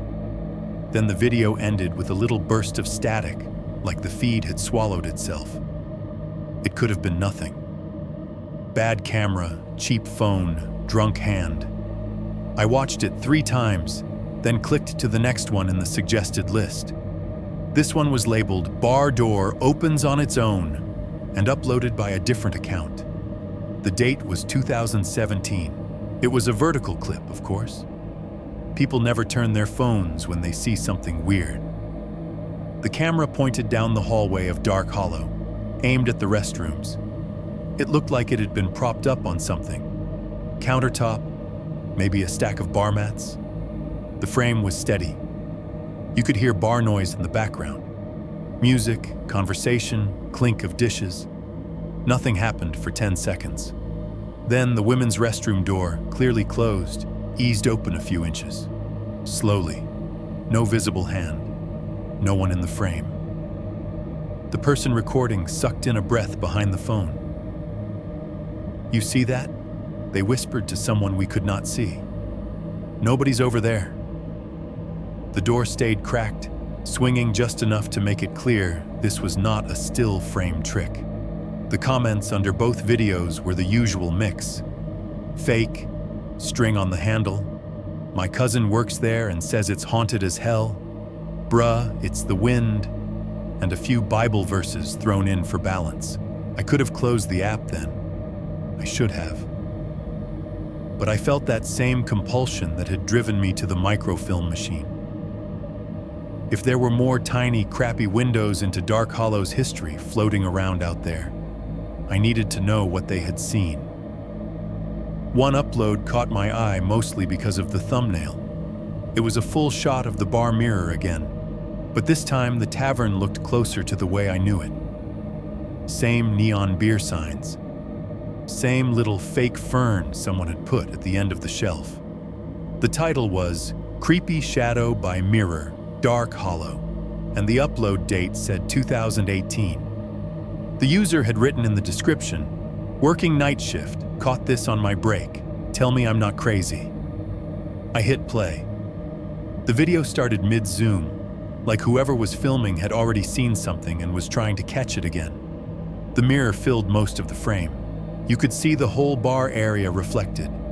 The run of stools, the shelves, the doorway to the office behind them, just a dark rectangle at the far corner.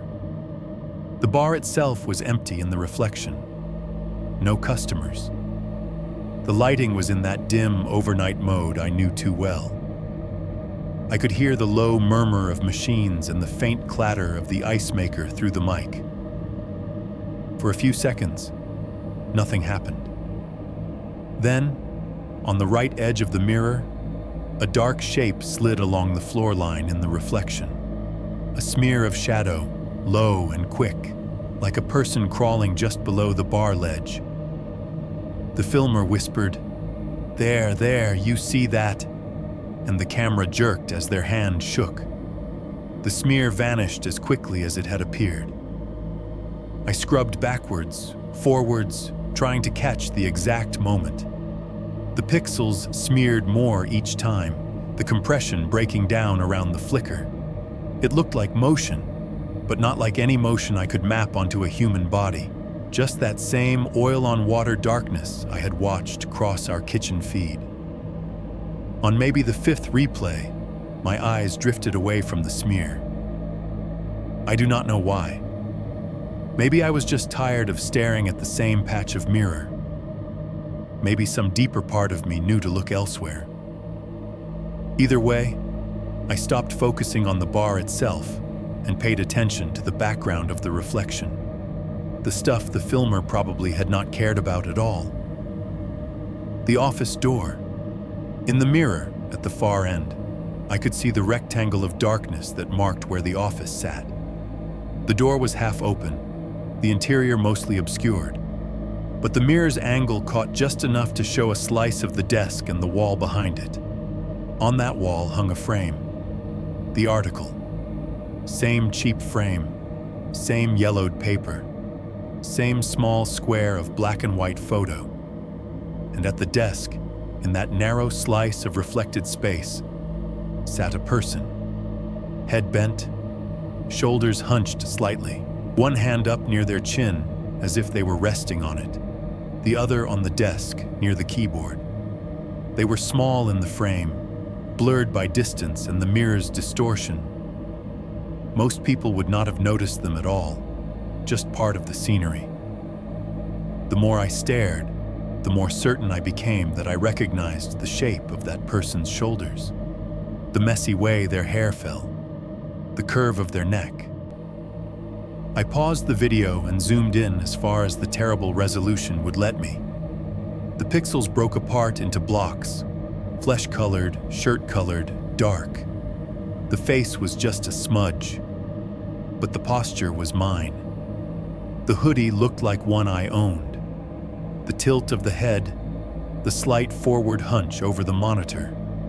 That was how I sat on overnight shifts, without realizing it, trying to make myself smaller in the chair. I checked the upload date again. April 2018. I did not start working at Dark Hollow until late 2020.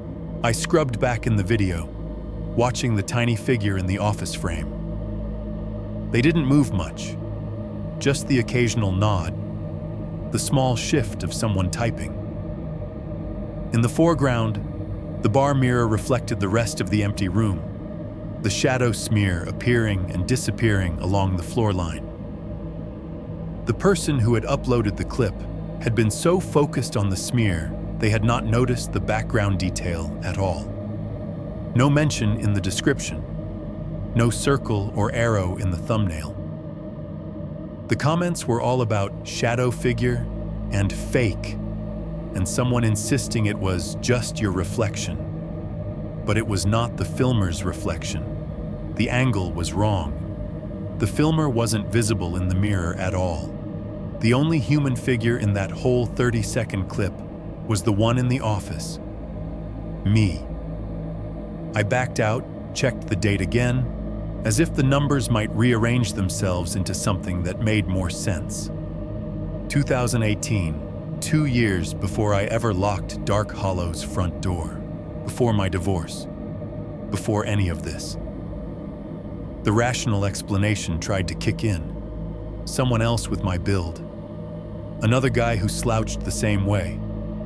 Coincidence. Old hoodie styles. Grainy video turning anybody into anybody. Except I knew my own posture the way I knew my own handwriting. I saw that image and my muscles twitched in sympathetic memory. That was how my back hurt after a long night. That was my version of tired. And anyway, it was not just about me. There were other oddities in those clips if you knew where to look. Liquor bottles in arrangements that did not match the time period. Signs on the walls that had supposedly been taken down years before the uploads. Little bleed-through mistakes in the background, like the bar could not decide which version of itself it wanted to be in which recording. The more I watched, the more it felt like the footage was not just documenting what had happened. It was fluid. Once something had been recorded, it was like the place had the ability to rewrite it, to shuffle details, to slide in reflections that had no right to be there. Time did not seem to matter much inside those pixels.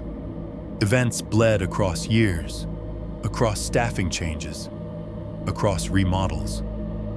The bar was using every camera, every phone, every upload as a kind of extra set of eyes, and it did not seem to care very much about keeping the timeline straight. It reminded me of the silence.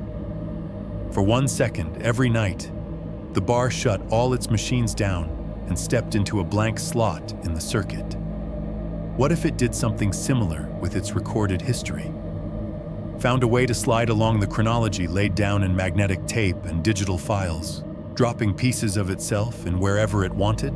Maybe it was not that my reflection had been there in 2018. Maybe whatever watched the cameras now, whatever whispered my name and drank my whiskey and followed me home to my cheap kitchen table, had gone back later and decided that if it owned this place, it owned its past too. That unsettled me worse than any shadow or glass. Because if a thing can move in recordings, if it can reach backwards and forwards through a place's documented memory, then there is no such thing as before it started, and probably no such thing as after it ends. There is only the moment where the power drops, the machines hold their breath, and the story gets rewritten one more time, with you sitting at the desk years before you ever walk through the door. 6.1. Decision to record everything. At some point, fear and exhaustion stop wrestling and just shake hands. That was where I was by the time I decided to do the last shift. The apartment table rang. The silence following me home. My reflection in a video from before I ever set foot in the bar. The drink that had lowered itself, and the glass that had shattered like it was offended. Any sane person would have quit weeks earlier. I told myself I stayed because of money. That was true. It was not the whole truth.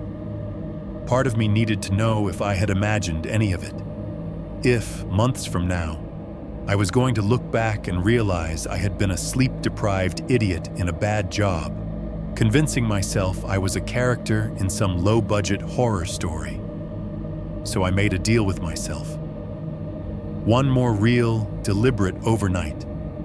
One shift where I would go in fully aware of what might happen, fully prepared to document as much as I could. I would treat Dark Hollow like a crime scene and a lab experiment at the same time. If I got nothing but glitchy footage and stale cigarette smells, I would walk away and blame it all on stress. If I got something else, I did not let myself finish that sentence. The prep felt wrong from the start. Instead of just grabbing my keys and phone and dragging myself to the car like usual, I lined things up on the kitchen counter like I was packing for a trip I might not come back from. The bar's own DVR system was clunky and limited. If something happened on screen, I did not trust it not to erase or mangle the evidence. So I brought my own eyes. My old laptop, the one I had used to half-ass my way through community college, came out of the closet. The casing was scratched, the battery half dead, but it still booted.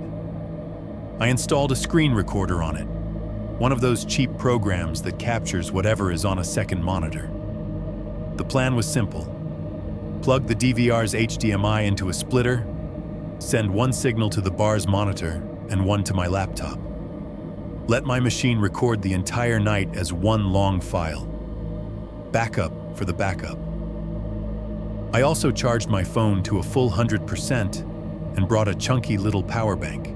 If I needed to film the monitor directly, or the hallway, or whatever happened in the bar, I did not want to be watching the battery icon more than the screen.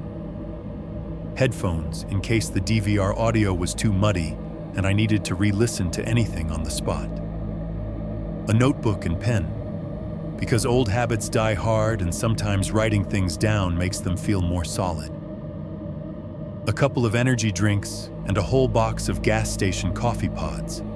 My attempt at bribing my brain to stay sharp through whatever came. I looked at the little pile on my counter.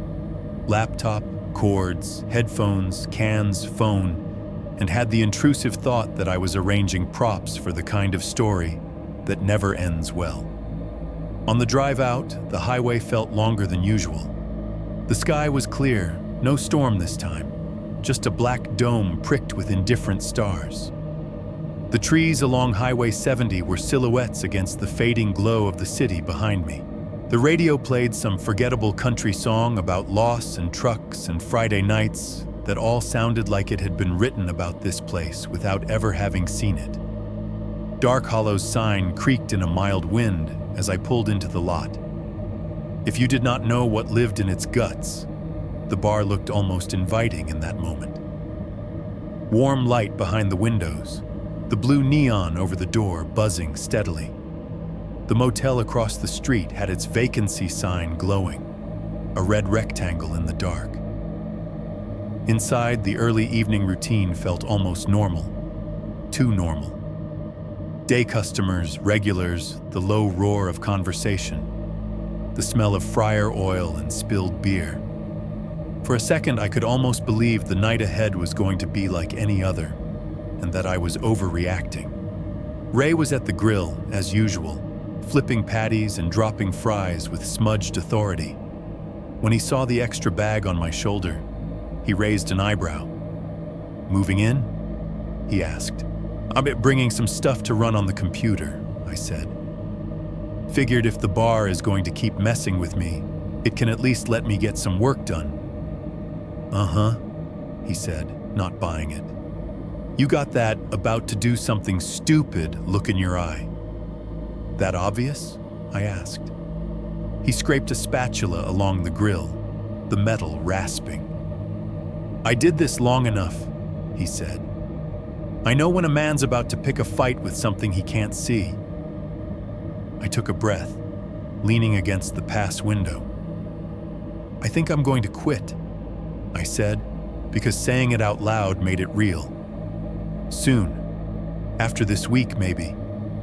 I can pick up days somewhere else.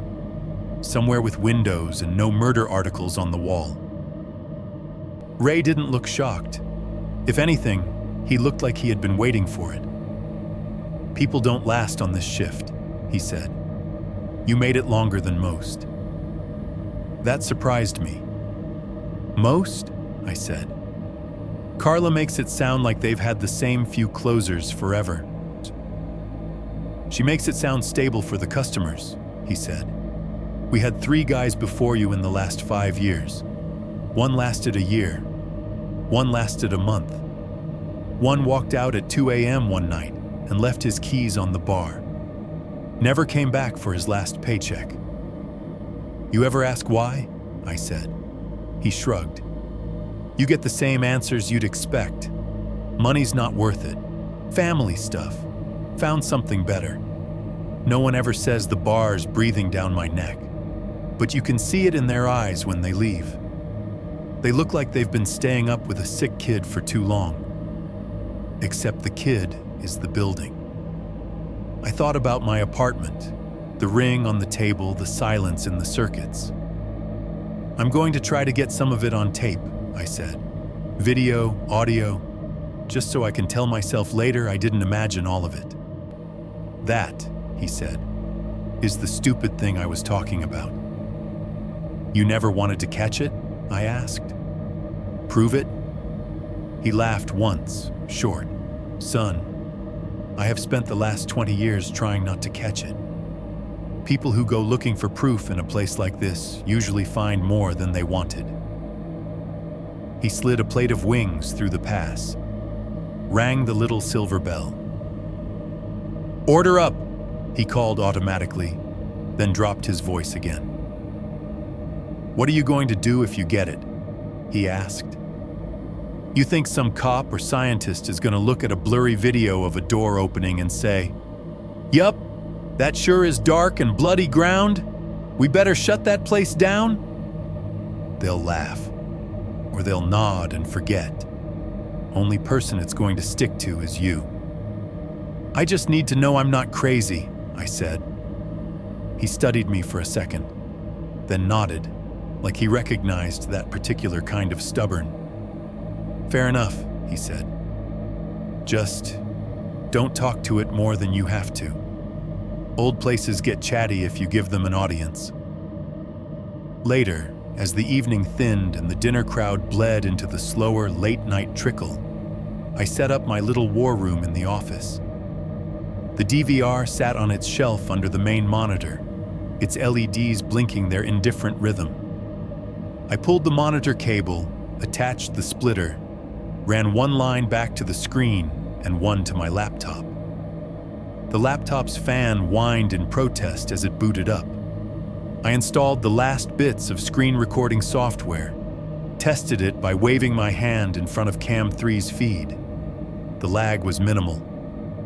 The program's little red dot blinked in the corner. Recording. I propped my phone up in a cradle on the desk, camera aimed at the monitor itself, set to record on and off through the night. Redundant as hell, but redundancy felt like the only kind of armor I had.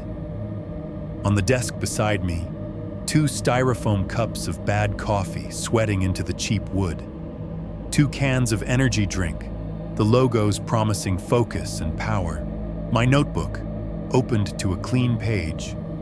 The first line already written. Last shift. Notes. It looked less like a bar office and more like a command center for someone about to do a very small, very personal version of a suicide mission. I tried not to think about it that way. The night rolled on. Regulars came and went. Music played. People complained about football and bosses and the price of everything. I served drinks, made change, laughed in the right places, flipped over closed tabs.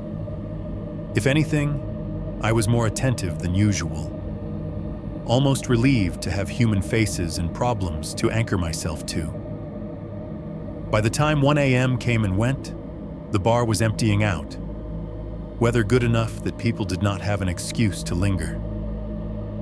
The front lot glowed under the security light. The motel sign buzzed red. The highway whispered. Ray closed down the kitchen, same as always. Turned off the fryers, wiped down the flat top, stacked pans to dry. When he stepped into the office on his way out, he paused at the sight of the laptop and the tangle of extra cables. "You really going through with this?" he said. It was not a question. "Already hit record," I said. The laptop's screen showed 6 small boxes, each one a copy of the bar's cameras, marching forward in time. Audio levels jittered in a little meter at the bottom, sensitive enough to catch the low hum of the fridge and my own occasional clearing of my throat. Ray stood in the doorway for a moment, hand on the frame. "You know," he said slowly, "most of the bad nights around here, by the time they get to this hour, I'm already home in bed. That's the one upside of being kitchen. Doors like that," he jerked his chin toward the back of the building, "bother you folks more than me." "Appreciate the empathy," I said, dry. He almost smiled. "I'm not saying I'm brave," he said. "I'm saying I'm old. There's a difference." He lingered, shifting his weight from one foot to the other. Whatever he wanted to say next was not something he liked putting into words. "You remember I told you that the house holds its breath?" he said finally. "Hard to forget," I said. He nodded. "It's not just the machines," he said, "or the wiring. It's the air, the dark. Every night that minute rolls around, and it's like the whole place is waiting." I did not trust myself to answer, so I just watched him. He cleared his throat, eyes flicking briefly to the article on the wall, then back to me. "I'm going to tell you something someone told me a long time ago when I was in your chair," he said. "Back when they first gave me a key and said, 'You close tonight.'" He hooked his thumb into his belt, gaze going distant in that way old memories demand. He said, "If it ever feels like it's right behind you in that silence, do not turn around." The office felt a degree colder. "Like, at the bar?" I asked, voice lower than I meant it to be. "Here?" "Anywhere in this building," Ray said. "Or outside it, if you're still close enough. You'll know it if it happens. The pressure changes. You'll feel it at your back, like somebody opened a freezer door. Your whole body's going to want to spin around and look, because that's what we do. We check. We verify." He shook his head, slow. "Don't," he said. "Let it pass. Let it decide your furniture. The ones who go looking over their shoulder when the air goes wrong, those are the ones who don't last. It was such a specific warning that I did not know what to do with it. "Did that happen to you?" I asked. He met my eyes for a beat too long, then looked away. "I'm still here," he said. "Figure that means I listened at least once." He pushed off the door frame like he had finished his part. "Lock the doors," he added, almost casually. "Check the alley twice, and for God's sake, if you get what you're looking for, don't stick around to argue with it." Then he was gone, footsteps receding down the hallway, the kitchen door swinging shut behind him with a dull thud. I was alone with the monitor, the laptop, the red recording dot, and the hum of the bar's lungs. Out on Highway 70, a car rolled past, unseen except for the brief wash of headlights across one of the camera feeds. On the desk, next to my notebook, my phone buzzed once. A calendar notification I had forgotten to cancel. It read, "Shift ends, 6 a.m. I dismissed it. This time, the end of the shift was not just a time on the clock. It was a line I was going to have to cross with something close enough to touch breathing down my neck. 6.2. The long night watch. If you have ever worked a closing shift, you know the strange satisfaction of turning a noisy room into an empty one. On that last night, that satisfaction felt like walking around with a countdown strapped to my chest. The early part of the shift did not care about my plans. It rolled over me like any other night. 7 p.m. Regulars drifting in, one after another, claiming their stools like assigned seats on a bus. Dale and Rick arguing about whether some guy on TV was overrated. A couple in the corner having the same fight in circles, their voices starting low and steady and climbing an octave every time she reached for her phone. 8:30. A guy in a Titans jersey, already 3 drinks past reasonable, insisting on hearing the same song on the jukebox over and over. I served beers, changed channels, pretended my heart wasn't already half an hour ahead of me. 9:15. A group of 3 from the motel, road-tired, ordering burgers and pitchers, laughing too loud at jokes that weren't funny. Fryer oil hissed. The hood fan roared. The TVs threw blue light over everything, making the bar look like an aquarium full of tired fish. Somewhere in there, I forgot for whole minutes at a time what I had wired up in the office. I just did the job. Ring it in, pour it right, keep the peace. It was almost a relief when the late night finally arrived. Around 1, the couple in the corner left in twin storms of silence, each walking out separately like that made a point. The motel guys paid up and staggered back across the road, arguing about who had the room key. Dale and Rick left a pile of crumpled bills and a ring of condensation and promises to be good this weekend, which meant they absolutely would not. 1:20. The jukebox wound down. The last song crackled into silence. I killed the music, flipped the TV to some overnight sports show, and turned the volume down low. The bar took a deep breath and started exhaling people. By 2 a.m., it was just me and Dark Hollow. The kind of quiet that follows that moment is different from silence. There is still sound. The ice machine clunking, the AC vent hissing, the hum of refrigeration. But the human layer, voices, glassware, laughter, is gone. The room suddenly remembers how big it is without bodies in it, and you remember how small you are inside it. I locked the front door, flipped the sign. The deadbolt slid home with that same dull, never quite reassuring thud. Then I started my other job. In the office, my laptop's screen recorder was already running. The DVR feed filled its display. 6 boxes showing 6 angles, audio meters twitching in green bars at the bottom. I opened my notebook, clicked a pen, wrote the time. 0207. Crowd gone, bar closed, starting active watch. I glanced at the little USB mic I had plugged into the laptop, and after a heartbeat of hesitation, dragged it closer. "This is Mark," I said, voice sounding too loud in the small room. "Dark Hollow Tavern, Highway 70. Friday into Saturday, late October. System time." I checked the DVR timestamp. 02:08 a.m. I felt ridiculous, like a kid who had watched too many ghost hunting shows and decided to film his own. But saying it, anchoring myself to the facts, helped. "Intention is to document what's been happening here around 3:17 a.m. every night," I went on, forcing my tone toward flat, clinical. "Total mechanical silence, unexplained movement on camera, and other stuff I'll get into if it happens." My future listener, if there ever was one, said nothing. The next hour was a slow slide. Closing a bar leaves you with a series of small, necessary tasks. I did them, but every action felt like part of an experiment now. I lifted stools onto tables, one by one, the legs scraping faintly on the floor. Logged the time.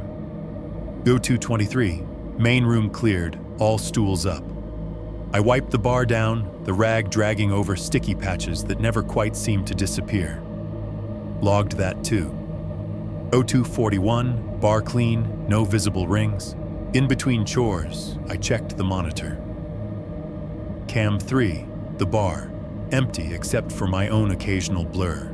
Cam 4, hallway, walls too straight, doors too still.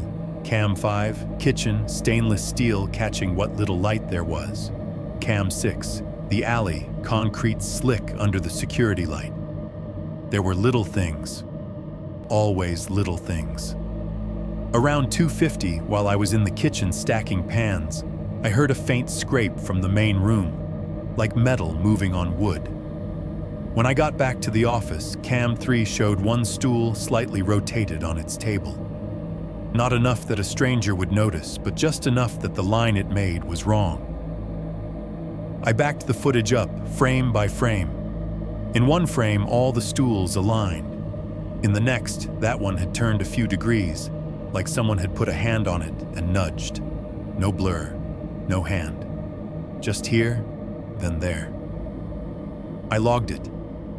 02:52, bar stool third from left rotated approx. 15 degrees between frames. No visible cause.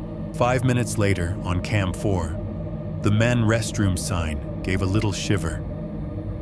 Not the door, just the sign. The small plaque screwed to the door's surface trembled as if something had brushed past it. The screws stayed still. The plaque moved. A second, maybe two, then it hung straight again.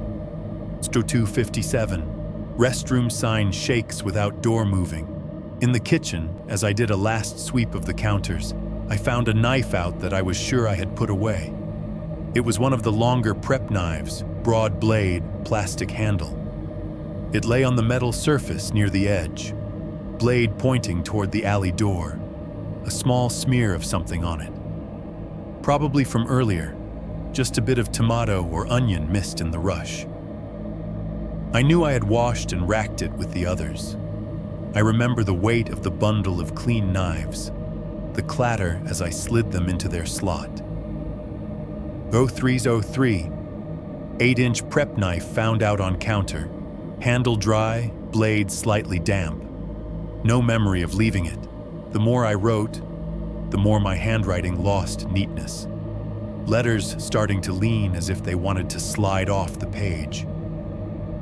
At some point, I put the notebook down and turned back to the mic. "If you're listening to this later," I said, "this is what it's like in here when nothing is supposed to be happening. Little things, small movements, enough to make you question if you bumped something and forgot." I swallowed, the sound louder in my own headphones than I liked. "Tonight I'm trying not to forget," I added. "Tonight I'm writing it down." The office settled around me. The mini fridge hummed. The fluorescent tube buzzed overhead, its light pooling weakly on the desk. On the monitor, the feeds rolled on with indifferent gray motion. I glanced at the digital clock. 3:10, 7 minutes. The air in the office felt heavier, like humidity you could not blame on weather. The bar beyond the door felt like a held breath in the next room. I checked the cables one more time for something to do. HDMI snug, power cord solid, laptop charger brick glowing an unbothered blue. My phone, screen locked, still had 83% battery. It sat on the desk with its own camera pointed at the monitor like a second dumber eye. 0312. All systems recording, no issues. Waiting for 317. I leaned forward, elbows on knees, headphones half on, half off, so I could hear both the DVR audio and the room. Out there, in the feeds, the bar and its angles waited. Cam 3, nothing. Cam 4, nothing.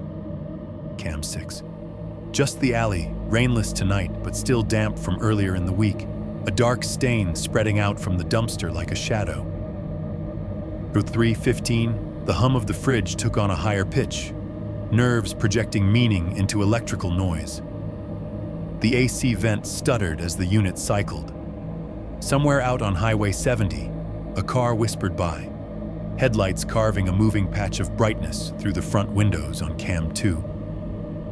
I clicked the mic back on anyway. I drew 3:15 a.m., I said quietly. Dark hollow tavern. Everything seems normal. Bar empty. All doors closed. Back door locked. I'm in the office with a direct view of the monitor, waiting for the usual silence at 3:17. My voice sounded steadier than I felt. It's true 3:16. The change started small. The office light dimmed. It was not a flicker. The tube did not strobe. It just stepped down a notch. The white overhead glow slipped to a weaker, dirtier color, like someone had turned down a dimmer switch that did not exist. Shadows under the desk deepened. The corners of the room leaned in. I looked automatically at the switch by the door. It was in the same position as always. No movement. No one else in the room to touch it. On the monitor, the change was even more unnerving. The bar camera feeds started to fuzz at the audio level.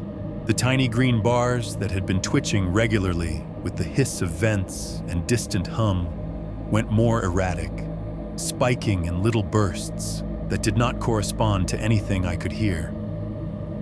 I slid my headphones fully on, isolating myself with whatever the DVR's microphones were picking up. At first, it was just static, a low, irregular sizzle under everything, like the sound you get between stations on a cheap radio. Then, slowly, the noise thickened.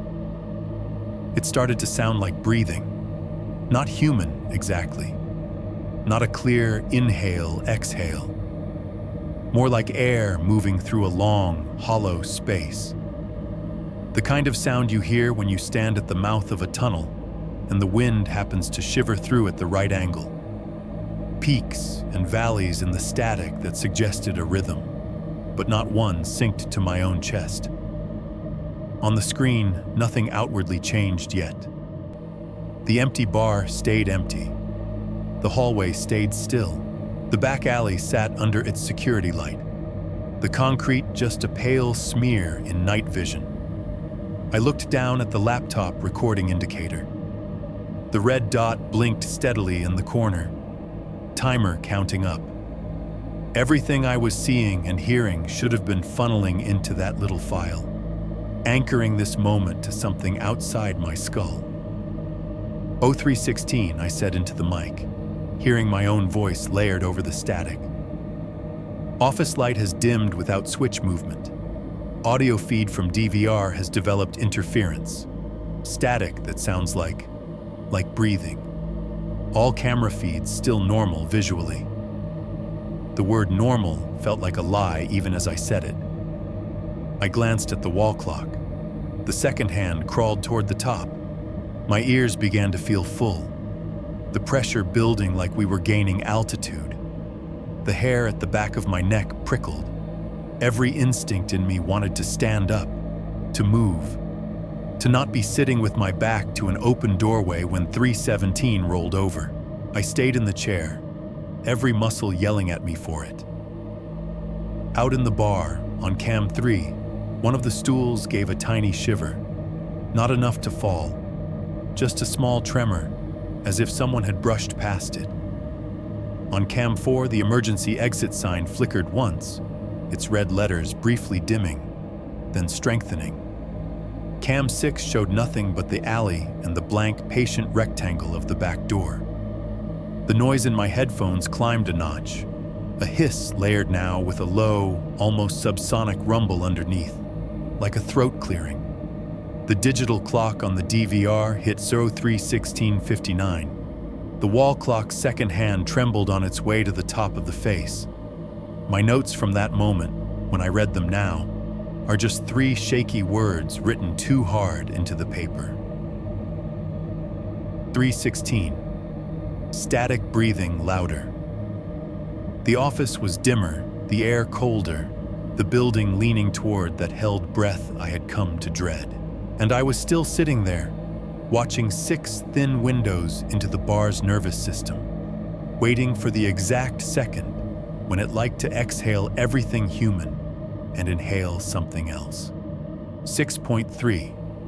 The minute it notices, when 317 hit, it did not feel like a number on a clock. It felt like a trap closing. The wall clock's second hand clicked into place at the top of the circle. The digital timestamp in the corner of the DVR feed rolled from 03:16:59 to 03:17 section. Everything stopped. The static breathing in my headphones cut mid-hiss, sheared clean off. The hum of the mini-fridge dropped out. The fluorescent light's buzz vanished. The low rumble of distant traffic outside the walls went dead. Even the faint, constant vibration in the floor I had never consciously noticed until it disappeared was gone. The silence that dropped into the office was absolute and hard, like someone had poured solid glass into the air. My ears popped with the pressure change. The sound of my own heartbeat became the only thing left. Too loud, too fast, thudding in my chest and echoing in the hollow of my skull. Every inhale felt like dragging cold air through a straw. My throat clicked when I swallowed. The noise sounded obscene in all that nothing. On the monitor, the bar did not freeze. It shifted. Cam 6, the back door, went first. In the frame before 317, the door was shut. The alley was just concrete and shadow under the security light. In the first frame after, the door was already open halfway, swinging inward wider than I had ever seen it on camera, the gap a thick slice of black that swallowed the light around it. And from that blackness, the smear slid in. I had seen it on footage before, low, wrong, like spilled ink with a mind. This time it was thicker. The dark on the screen went beyond shadow into something that made the rest of the night vision look too bright. It clung to the floor and then rose, a little, like smoke in reverse, stretching itself across the threshold. The security light over the door bent around it. I do not mean physically, obviously. I mean the way the camera registered it. The halo of glare that usually washed over the top of the frame flattened on one side, skewed, like the light had hit something that refused to reflect it properly. The smear's edges were not soft, like a shadow's. They were hard, jagged in places, like something had torn a shape out of the picture. The smear moved across the alley floor and out of the frame, not into the kitchen like before, but toward the interior door that led directly into the back of the bar. On cam 5, the kitchen feed, nothing moved. Stainless steel, tile, emptiness. On cam 3, the bar feed, the smear arrived. It came under the back doorway, a dark swelling along the floorboards that slid forward and then lifted, rising to the height of a person in front of the far end of the bar. For a heartbeat, it was just a vertical suggestion, featureless. The lamps above the bottles glared strangely around it, edges bending inward, as if the light itself was trying not to touch it. My breathing went shallow without my permission. Behind me, the office changed. I did not hear anything. The silence was too total for that. But something moved in the feel of the room, like a draft that did not exist. The cold that had been sitting patiently in the corners lunged up and wrapped itself around the back of my neck. Every nerve in my spine lit up. The feeling was precise. There was something behind me, not in a vague, abstract way, directly behind the chair, close enough that if I leaned back even an inch, my shoulders would touch it. My body did what bodies do. It tried to turn. My right hand clenched on the edge of the desk. My left hand started to push off the chair arm to twist around. Ray's voice surfaced, uninvited, so clear it felt like he was in the doorway again. If it ever feels like it is right behind you in that silence, do not turn around. The warning did not feel like advice anymore. It felt like a rule that had always been there, written under the floorboards, waiting for me to either obey it or learn why it existed. My muscles locked. I forced myself to stay facing the monitor, knuckles white on the edge of the desk, jaw clenched so hard it hurt. Whatever was behind me leaned in, not physically, not enough to brush skin, but in the way the air thickened at my back. It felt like standing in front of an open freezer while something cold peered over your shoulder. On cam 3, the smear reached the center of the bar and changed shape again. It did not become a detailed figure. It did not resolve into a man in a denim jacket or a Civil War soldier or anything that would have made this easier to file away as just a ghost. It folded inward, gathering itself, and when it uncoiled, there was a person sitting on the middle stool. Me. Not some generic guy. Not a blur. Me in my current hoodie, my current jeans, the way my shoulders slumped after too many nights without sleep. The camera angle was from the far end, so I had a 3/4 view, my face turned slightly toward the mirror, my hands resting on the bar top, fingers curled around a glass. The stool was one of the ones I had left flipped earlier. It was down now, supporting a version of me that had no right to be there. My actual body was in the office, back pressed into the cheap chair, eyes locked on the monitor. I did not remember walking out into that room. I knew I had not. My legs were still under the desk. My headphones were still on. My hands were right here. And yet there I was, in grainy grayscale, sitting at the bar like a customer. On the screen, Barmy's head tilted slightly, like I was listening to something. My lips moved, though the audio meter at the bottom of the feed stayed flat. Whatever I was saying in that image was being spoken in the same silence that had cut the bar's machines. My chest felt too tight for air. I flicked my eyes to cam 1, cam 2, anywhere else, as if shifting focus could break the spell. On cam 2, the front door feed, the glass reflected a dim view of the inside. There too, if you squinted, you could see the bar and a figure at the center stool. Same posture, same clothes. On cam 4, the hallway camera, the door to the office was half open. Inside that slice of view, the office looked almost normal. Desk, chair, framed article on the wall. A person sat in the chair, hunched over the monitor. Me again. Different angle, same body, same hoodie, same mess of hair. That version of me had his head slightly lower, eyes locked on whatever the monitor showed him. His shoulders were rigid. It was like looking at a live reflection of myself in a pane of glass. Except this was a recording feed, and I was seeing it as it happened. Behind Office Me, in the blurred background of Cam 4, something else stood. Tall. That was the first impression. Taller than me by at least a head, maybe more.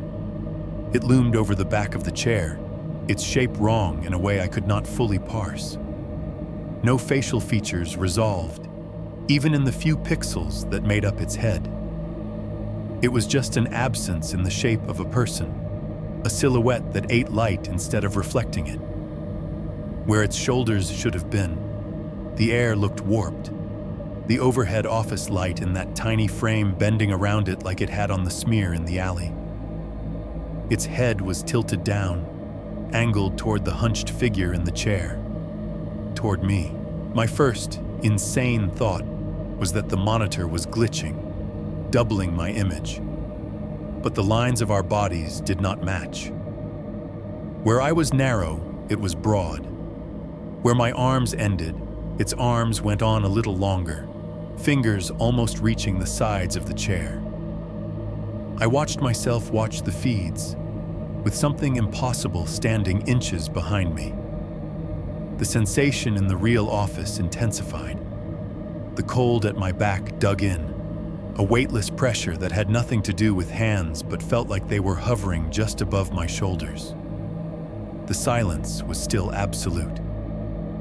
I could not hear breathing or movement or any of the sounds you would expect from someone standing that close. Just the roar of my own pulse and the remembered sound of static. I wanted to bolt. Every instinct screamed, turn around, see it, prove it, run. My legs twitched, but I kept my gaze glued to the screen like it was the only thing holding me in place. On Cam 3, Barmy lifted his glass. The motion was almost slow motion in the low frame rate, every step of it too clear. Hand curling fully around the tumbler, glass rising toward my mouth, head tipping back slightly, liquid in the glass tilting, dark surface shifting. I felt nothing in my own throat. No burn, no swallow. My real hands stayed clenched on the desk. Barmy set the glass back down on the counter. In the same instant, Office Me and Cam 4 jerked, just a little, like something had blown cold across the back of his neck. The tall figure behind him leaned in closer. The wall clock's second hand ticked. On the office camera feed, Office Me's head tilted, as if listening to something right at his ear. The tall figure's indistinct head lowered further, closing the distance in that tiny rectangle until there was no space between them at all. Just my blurred outline and that block of negative space where a face should have been. On the bar camera, Barmy turned his head toward the mirror. In the mirror's warped glass, I saw both versions at once. The one sitting at the bar, glass in hand, looking tired and hollow. The one in the office, hunched over a desk, something too tall bending over him. And somewhere between those, for a fraction of a second, a third layer.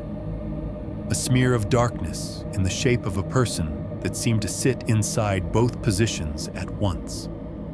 It felt like the bar, the recording, and whatever moved in the gaps had stacked themselves on top of each other, all occupying the same minute and the same body.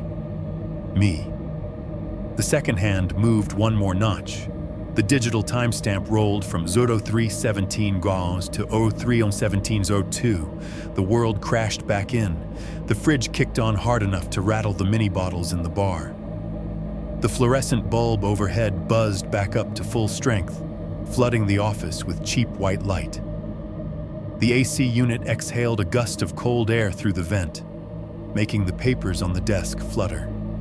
In my headphones, the static vanished. The DVR audio snapped back to its usual low hiss of background noise.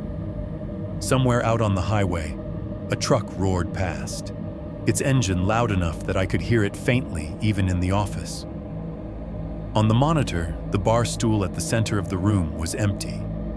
No version of me sat there, no glass on the counter, just an undisturbed strip of laminate reflecting the lamps. On the hallway feed, The office door was shut. The sliver of the room it showed was empty. No figure at the desk. No tall shadow behind it. For a second, I was not sure I had moved at all. My body felt like it had been poured into the chair and left to harden. Then my hand spasmed, bringing pain back into my fingers, and I remembered how to breathe. I slammed the recording to a stop. The laptop's screen flashed a dialog box, asking me where to save the file. My hands shook so badly I mistyped the name twice. Last shift 3 to 17, MP4. I saved it to the desktop, then immediately plugged in the USB drive I had brought, fumbling with the tiny connector. The laptop recognized it after a second that felt like minutes. I dragged the file over and watched the progress bar crawl across the screen, percentage numbers ticking up in slow increments. If something decided to kill the power right then, I knew I would lose it. Everything I had just seen would go back to being something only I remembered. The bar hummed and buzzed around me, stubbornly alive. When the transfer completed, I did it again. A second copy, in a different folder. Paranoid, but paranoia felt a lot like survival now. Only when the USB drive's little light went still did I let myself push away from the desk. My legs did not like the idea of standing. It took a second for my knees to unlock. The office felt smaller than ever, full of air that did not want me in it. I opened the door. The bar outside was quiet, in the way a room is after people have been in it for a long time and suddenly leave. The lamps over the counter burned their usual amber circles onto the wood. The mirror reflected the empty stools, the neat rows of bottles, the framed article. Except the center stool was not up on a table anymore. It sat on the floor, planted in front of the place where I had seen myself sitting on the screen. The others around it were still flipped. That one waited. On the bar, in front of that stool, were two glasses. One was empty, a ring of moisture around its base. A single ice cube melted halfway to nothing at the bottom. The other was half full, dark liquid catching the light. Condensation freshly beaded on the outside. Two coasters under them. Two places set.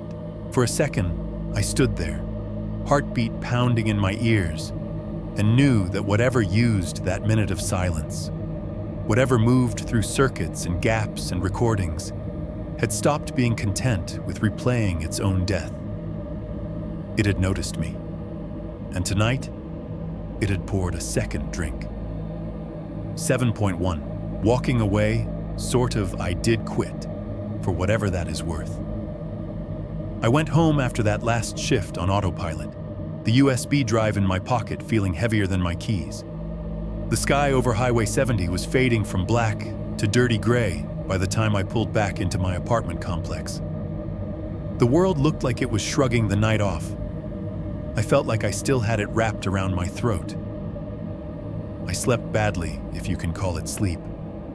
Every time I closed my eyes, I saw myself on that bar stool, glass in hand, and myself in the office hunched over the monitor, and that third shape leaning in between them. When I did drop off, it was the kind of thin, brittle rest where any sound yanks you back up to the surface. By late morning, I was dressed and back in my car, headed not toward Dark Hollow, but toward Carla's place. She was in the office when I came in, daylight through the front windows, making the bar look flatter, less haunted, like everything bad had been bleached out of it. The TV played some daytime talk show, and the smell of coffee and bleach was stronger than the smell of beer for once. She glanced up as I stepped through the office door, saw my face, put her pen down. "That bad?" she said. I had rehearsed speeches in the car, lists of reasons, polite exits. In here, with the murder article on the wall and the DVR humming under the monitor and the weight of last night still sitting in my chest, all of that fell apart. "I need to quit," I said. She blinked once, like she had been expecting a different flavor of bad news. "You sick?" she asked. "Is your mom okay?" "It's me," I said. I can't do the overnight anymore. I can't do this place anymore." "Because?" she prompted. Her tone was neither mean nor gentle, just business, numbers, schedules rearranging themselves behind her eyes. I could have said it. I could have told her about the silence, the glasses, the USB drive burning a hole in my pocket. Instead, I thought about Ray's warning, about Mr. Earl's stories, about the way people who talked too much to or about this place seemed not to last. "Stress," I said. "The hours. I'm not sleeping. My doctor would probably tell you my blood pressure looks like a horror movie." I tried to smile. It did not land. She leaned back in her chair, exhaled through her nose. "You didn't mention any of this when we scheduled you," she said. But she did not sound angry, just tired. "You got something else lined up?" "Not yet," I said. "I'll find something. Day shift somewhere. Maybe not a bar. I just know I can't keep doing this." She watched me for a long second, then nodded like she had finally lost a bet with herself. "People don't come in here to make a career," she said. "They come in because they need a bridge. You're burned out. I get it." "I'll work out the week," I said automatically, guilt already hopping up to volunteer extra suffering. She shook her head. "You look like you need sleep more than I need the coverage," she said. "We'll figure it out. Drop your key and your fob. I'll have your last check mailed." The relief and the guilt hit at the same time, crashing into each other somewhere behind my sternum. "I'm sorry," I said, because it felt like I should apologize to someone. For leaving, for staying as long as I had, for all the things I was not saying. "You don't owe me an apology," she said. "This place has chewed through better men than you." She hesitated, then added, "You did good work here, Mark. Just get your head straight somewhere that doesn't hum at 3 a.m. I wondered how much she knew, how much she let herself know. I left my keys on the desk. The fob that opened the back door looked smaller without the rest of my key ring. Just a little piece of plastic that still felt like it belonged to something much larger. Walking out through the front door without planning to come back felt like stealing. The bar looked the same as ever. Low light, polished wood, bolts of neon color from the beer signs. A couple of day drinkers sat hunched over their glasses, oblivious to the fact that the guy going out that door had spent the last few months watching the building breathe. The dark hollow sign rattled a little as I crossed the parking lot. The motel's vacancy sign hummed across the road. Highway 70 slid past, car after car, as indifferent as the day I arrived. I drove home with the radio off. The USB drive stayed in my pocket like a stone. When I got back to the apartment, I took it out and put it on the kitchen counter, next to the chipped ceramic bowl where I usually tossed my keys. For the first day, I left it there. You would think the first thing I would do is plug it in, open the file, rewind, and freeze frame that minute over and over until I could convince myself it was a trick of compression and exhaustion. But some animal part of me kept circling away from it. I knew if I watched it alone in my apartment and saw what I remembered seeing, there would be no maybe left, no space to wedge doubt into.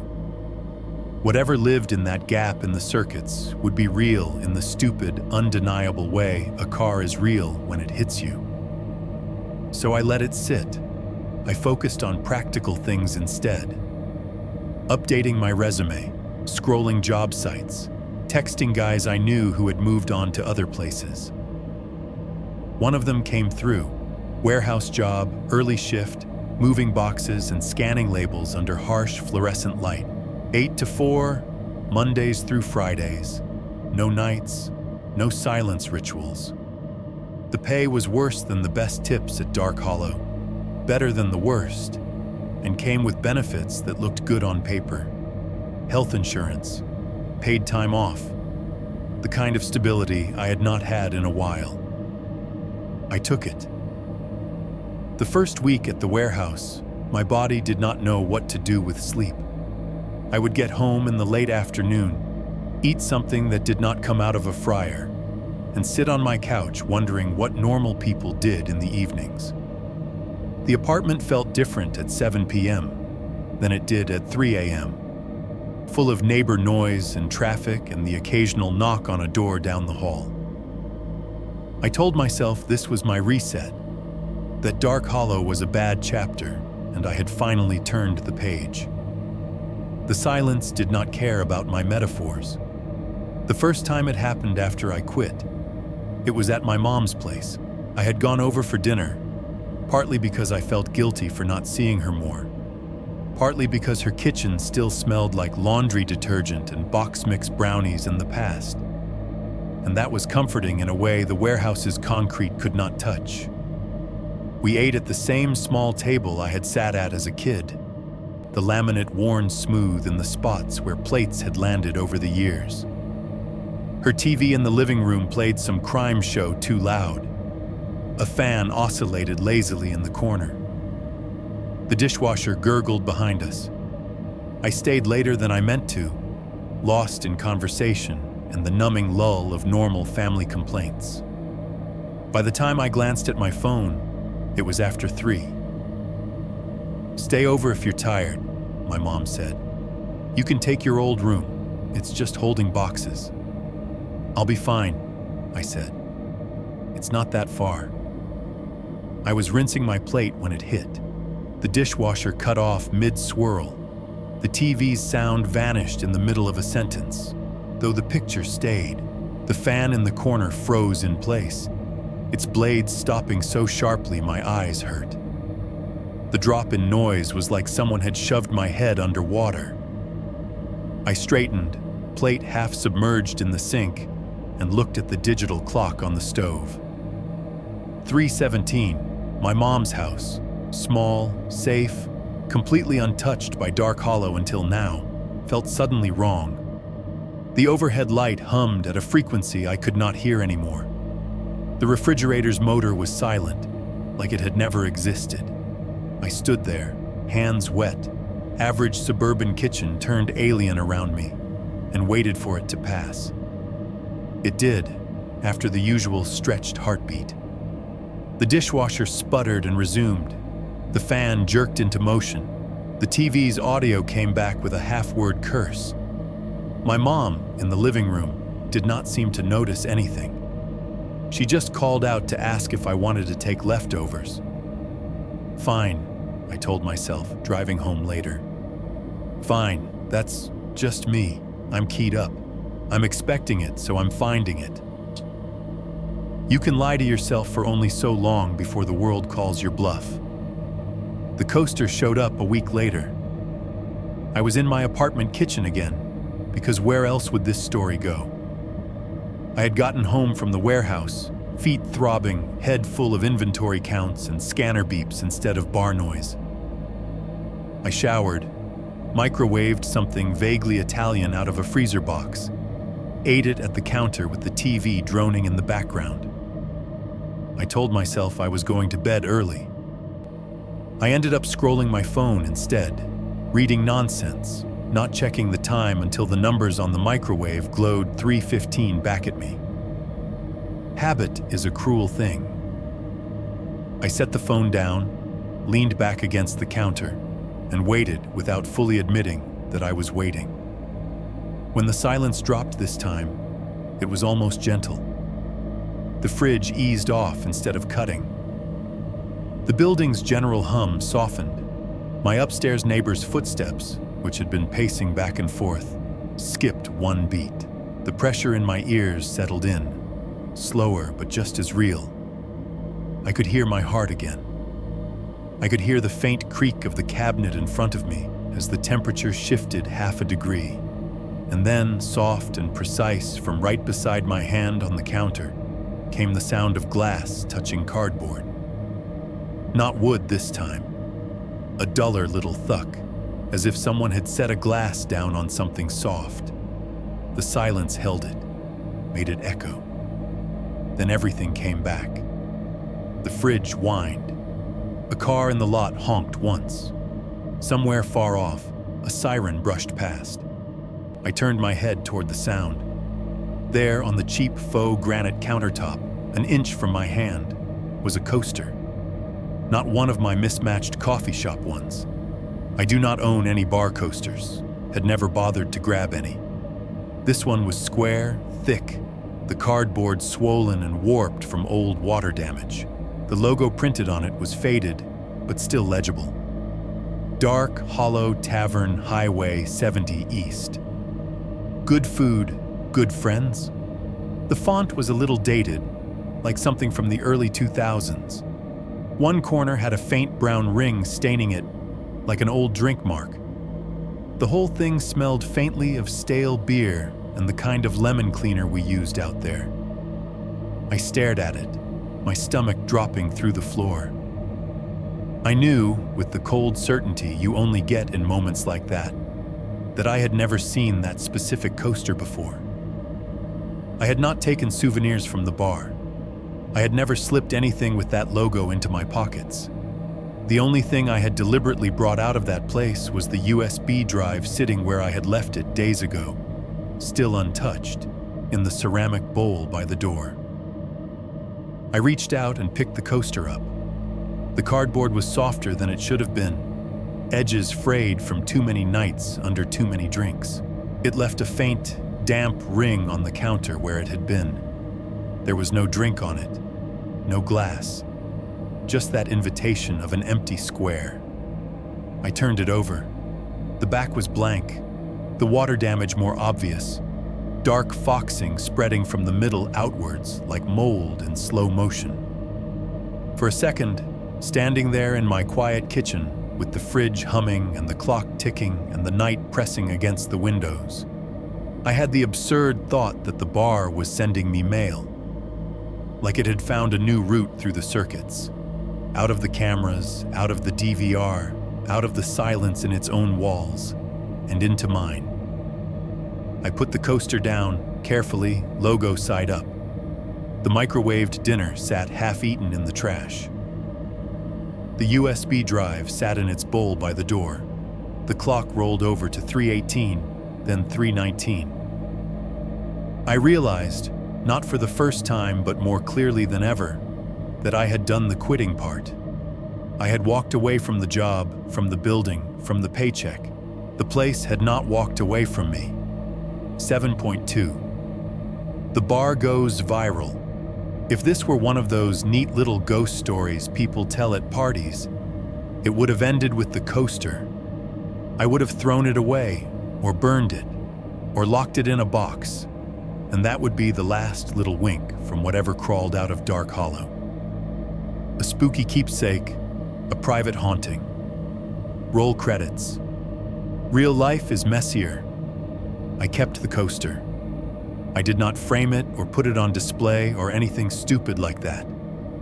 I slid it into a junk drawer with old batteries and pens that did not work, and a manual for a blender I no longer owned. Every once in a while, I would open that drawer looking for a screwdriver, see the edge of the cardboard, and slam it shut a little too fast. The USB drive stayed in its spot by the door. I swapped keys, changed jobs, moved apartments once.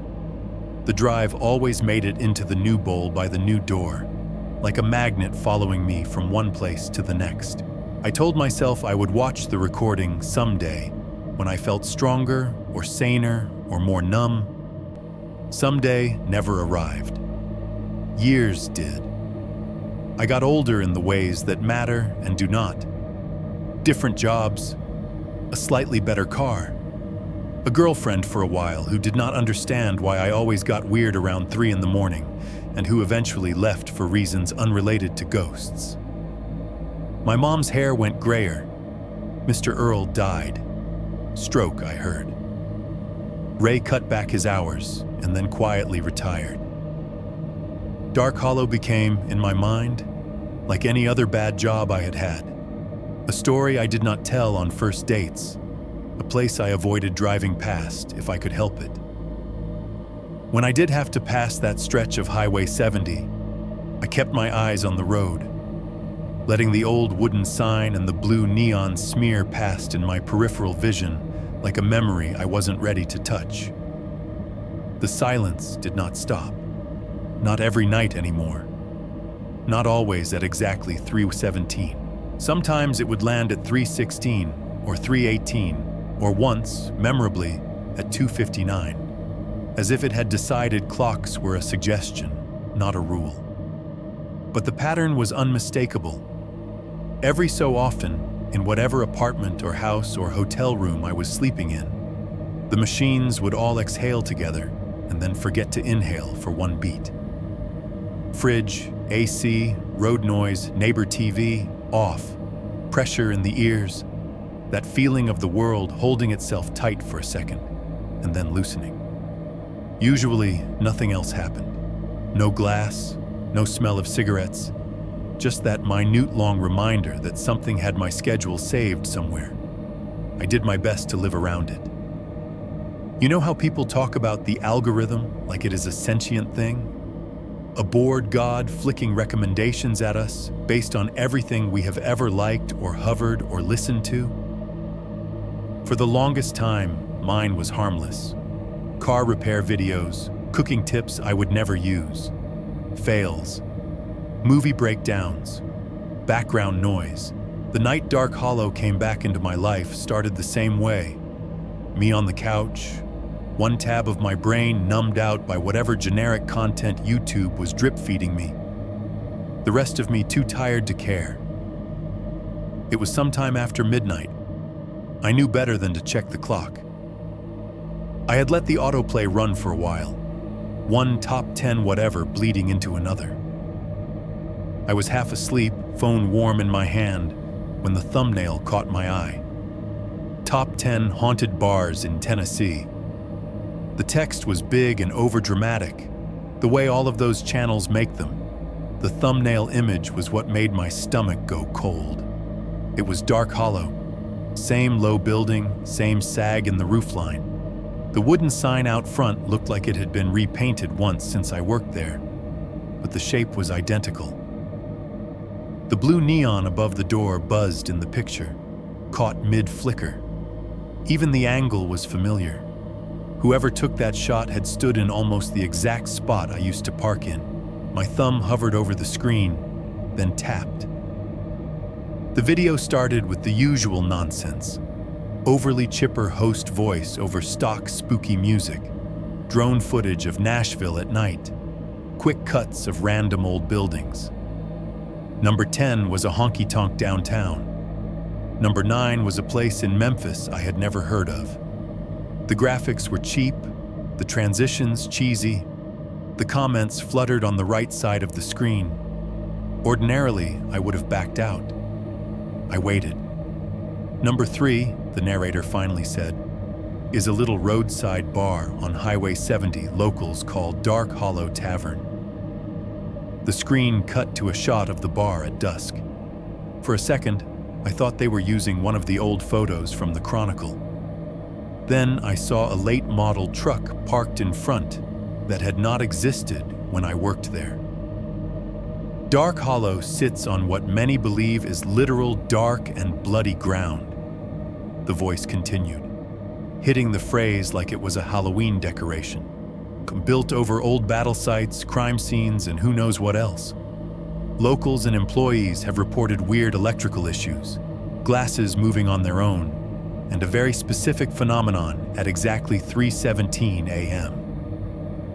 The video flashed quick clips, a cell phone video of a door easing shut, a blurry frame of the restroom sign shivering, a still of a bar stool that had turned on its own. I recognized some of them. They had been on those grainy uploads I had found years earlier. Others were new to me. Different camera angles, different timestamps, but the same wrong feeling baked into the pixels.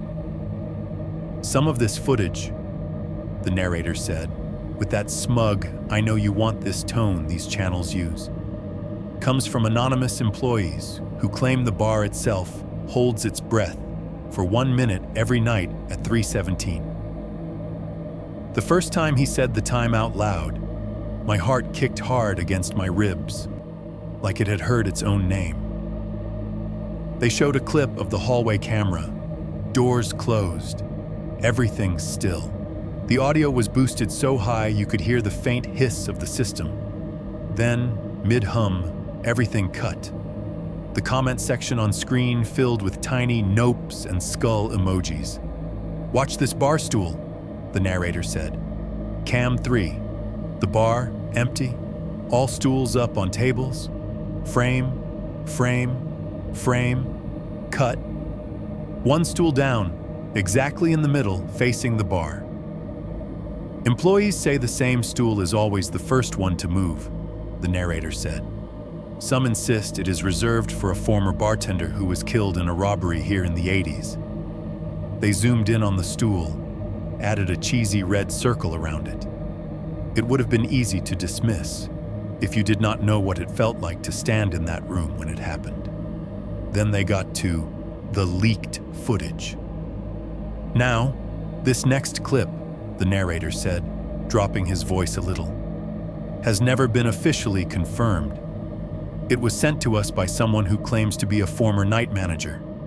We cannot verify that, but what you're about to see matches up with multiple other reports from Dark Hollow. The screen cut to a screen grab. No watermark, no channel logo, just the image. Cam 3, full screen. The bar, empty, the center stool down, no one sitting in it. Lamps casting their usual amber glow, mirror reflecting the room. My lungs forgot what they were supposed to do, because I knew that frame. Not generically, oh, I've seen that before, knew it. In the way you recognize a photo you took yourself. The angle, the resolution, the faint smudge on the lower left corner of the screen where the DVR overlay sometimes glitched. The timestamp at the bottom, 03:17:02, the little red dot in the corner indicating the system was recording. They had my recording. Not the raw screen capture. This was clearly taken off a monitor, the way my phone would have done it if I'd held it up. You could see the edges of the physical screen, the faint reflection of a room behind it, but the feed in the middle, the content of it. That was from the last night, from my last night. The narrator kept talking, a buzz in my ear I could not track. Something about this frame supposedly comes right after a reported full minute of silence. I barely heard him. I leaned closer, phone almost touching my face, and noticed the detail that stopped my heart entirely. In the mirror behind the bar, small, easy to miss if you were just there for jump cuts, there was the reflection of the office doorway. If you have never worked there, it just looks like a dark rectangle in the corner. But I knew that layout too well. The office door, when half open, creates a little black wedge in the mirror, a slice of the back room visible. 1x zoom, it was nothing, just a smudge of darker gray. I paused the video, took a screenshot, opened it, pinched and zoomed. The pixels broke apart, ugly and blocky, but the shape inside them stayed the same. In that little reflected doorway, someone was sitting at the desk, head bent slightly forward, shoulders drawn in, the outline of headphones over their ears. The posture was wrong for anyone but me. I knew that slump, that angle of neck, the way my hands sat near a keyboard when I was trying not to shake. You could not see my face. The resolution did not allow for that, but I had the same experience I had with that older YouTube clip years earlier. Recognition without detail. My body saying, "That's me," before my brain could argue. Except this time, it was not old footage reshuffling time to make it look like I had been there earlier than I was. This was my night, my file, my minute. I had never uploaded it. The USB drive was still in my apartment, in a bowl by the door, a few feet away from where I sat on the couch, staring at some stranger's edit of my worst moment. "How the hell?" I whispered. For a second, the stupid explanations lined up. I sleepwalked, plugged it in, sent it off. Someone broke in, copied it, left everything exactly where it had been. Ray or Carla somehow got hold of my recording and decided to outsource it to content farms. Then the channel cut to another angle. Cam 4, hallway view, office door half open. Inside that slice of room, in the bad grayscale and worse compression, the same scene I remembered from the night itself. Someone sitting at the desk, hunched, and behind them, taller, featureless, leaning in. The editor froze the frame, zoomed in, drew a bright red circle around the blurred shape. "Here," the narrator said. "Right here. You can see what looks like a taller figure behind the employee in the office. We've brightened the footage a bit. Check this out." They cranked up the contrast, over-sharpened the image until the pixels screamed. The taller figure became a mass of dark blocks. The suggestion of a head bowed over mine, shoulders broader than the chair back. The comments on screen popped. "Fake as hell, bro. That's just a coat hanging up. Why is he just sitting there?" The narrator laughed a little. "Is this a real haunting, or just a trick of the light?" he asked. "You decide." Then he moved on. Number 2. Number 1. Other bars. Other stories. I sat there, the video forgotten even as it kept playing, the room around me small and wrong and very, very quiet. I backed out to the comments section. People were arguing like they always do. "This is fake. I've seen this same clip in another video. My cousin's ex used to work there. He said the cameras glitched all the time. Bruh, this is why I don't drink." Then my eye caught a comment farther down, not with many likes. No avatar, just a gray circle and a name I did not recognize. It read, "IDK about this bar, but can someone tell me why every night at exactly 3:17 all the noise in my house stops for like 1 second? Like everything. Fridge, AC, my phone fan, TV, I'm in Ohio. This vid made me feel sick." Under it replies, "Same thing happens in my apartment in Texas? Yo, I thought that was just in my building, UTF. Mine too, but it's 2:17, not 3:17. I hate it so much." Thread after thread of people describing the same phenomenon. Different times, different cities, different lives. Same held breath. The channel's heart emoji responses looked ridiculous underneath. I locked my phone and stared at my own reflection in the dark screen for a long time. At some point, between when I walked out of that office for the last time and this moment, the thing that lived in Dark Hollow made the jump from local superstition to content. It had slipped out through circuits, into cameras, into uploads, into lists and thumbnails and autoplay. Now people were inviting it into their bedrooms at 2 a.m. Headphones on, eyes half closed, minds open. They were laughing at red circles and typing fake, while the bar behind the image listened to their routers, their walls, their machines humming in the night.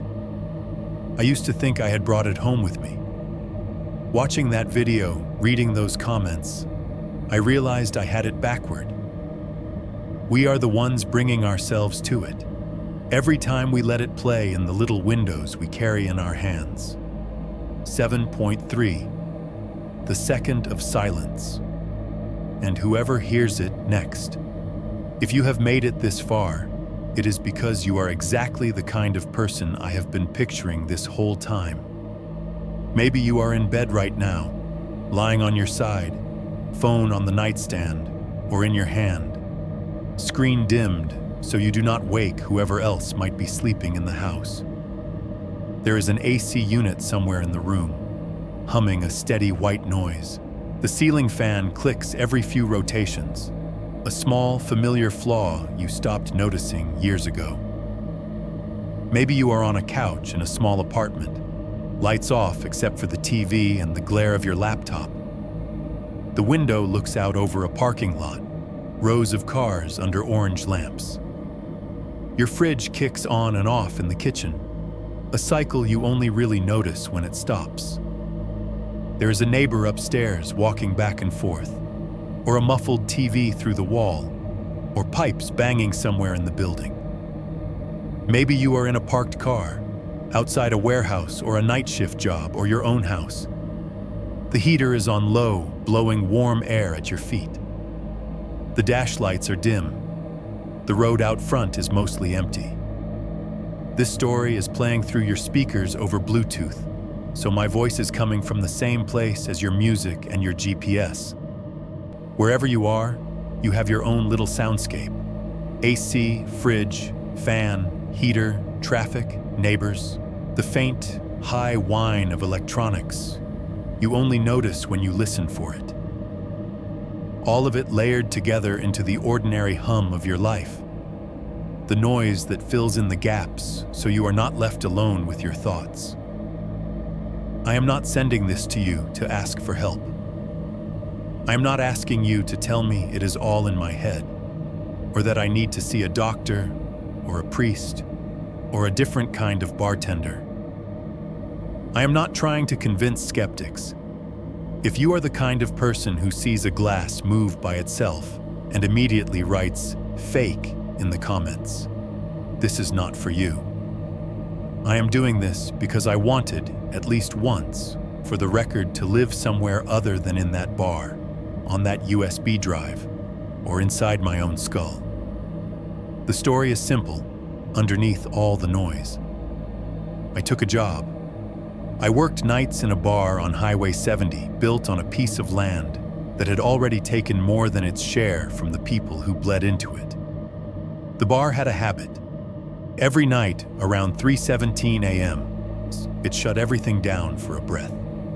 Somewhere in that carved-out second, something moved. Sometimes it just nudged things, a stool turning, a glass ring appearing where no glass had been, a footprint. Sometimes it did more. It rewrote recordings. It sat in places no one had invited it. It rearranged who was standing where in the mirror. For a while, I told myself it was only in the building. Then it followed me home. Same silence, different walls, same held breath in the circuits. Eventually, it stopped pretending it belonged to any one place. It climbed out through wires and cameras and clips into the internet, where people like you call up haunted lists at 2 a.m. because real life has not been unkind enough yet. Right now, as you listen, you probably have some machine running near you. A fridge, a window unit, a little fan on your desk. You might not be aware of it until I mention it. Then you can hear it, the steady, patient sound of something plugged in, just doing its job. I hear mine too. In my apartment, while I am recording this, the fridge in the kitchen is humming. The AC vent over my head is whispering out cool air.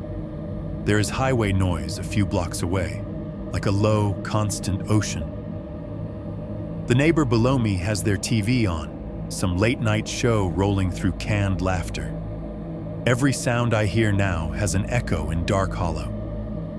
That fridge hum might as well be the back bar cooler. That AC could be the ancient unit grinding over the office. The TV bleed through the wall feels like the muffled sports games I used to keep running for background noise. When you work nights long enough in one place, Anywhere else starts to sound like a remix. I do not know if what lives in that silence is a ghost in any way you would recognize. I do not know if it is the dead bartender, forever stuck between his last pour and the sound of the register. I do not know if it is older than the bar, older than the road, older than all of us. I just know it likes machines. It likes circuits. It likes that 1 second where all of our little comforts stop talking and leave room for something else. At some point tonight, there is a good chance you will hear it for yourself. It might not be at 317. That is my number, Dark Hollow's number. Maybe your building prefers 212. Maybe it is weirdly punctual at 403.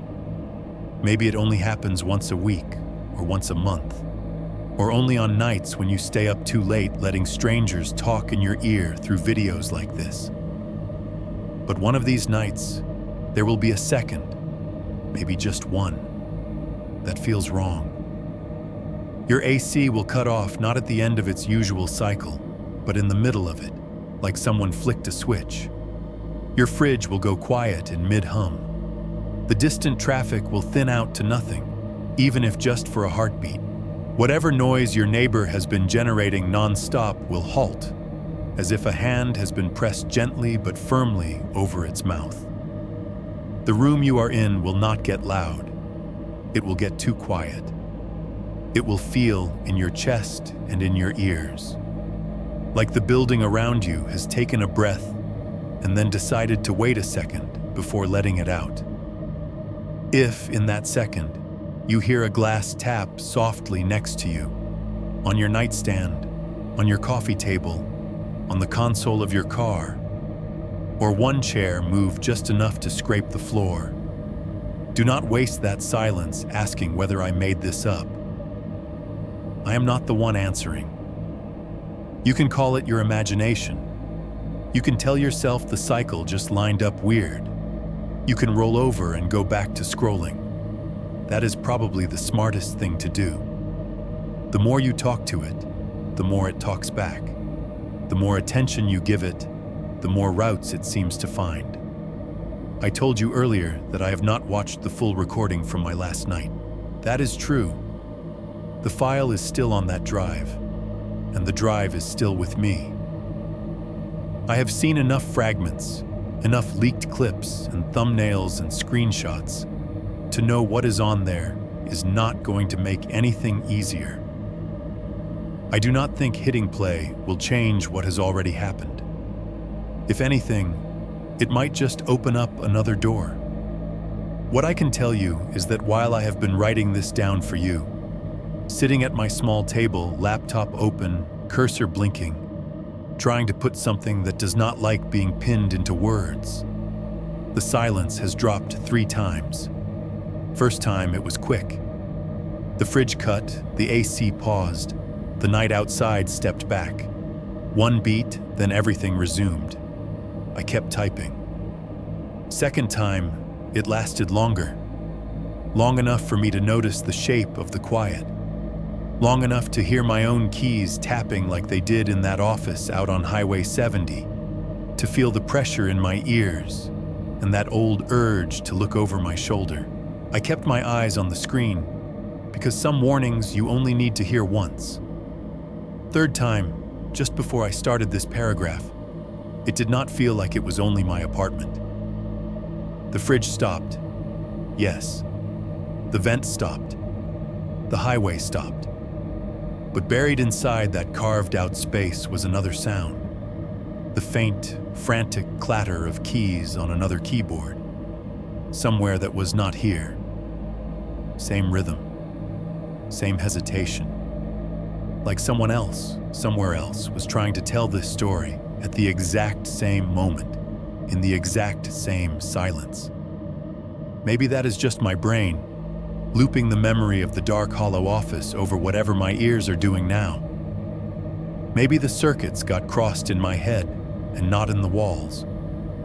Or maybe once a place learns how to move between cameras and recordings and uploads and recommendations, between bar coolers and apartment fridges, between my silence and yours.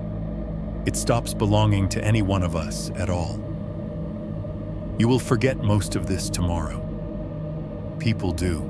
You will remember a few images: the bar stool, the glass, the man in the office with something standing behind him. Maybe you will mention it to someone at work. Maybe you will drop a comment under a video somewhere saying, "Weird, the noise in my house always drops at the same time too." Maybe you will shrug and move on. That is fine. You do not need to carry the whole story. I just need you to remember one thing. At some point, in some building you think you know, all the machines that make your life feel normal will stop at once. The hum will cut. The fan will pause. The road outside will hold its breath.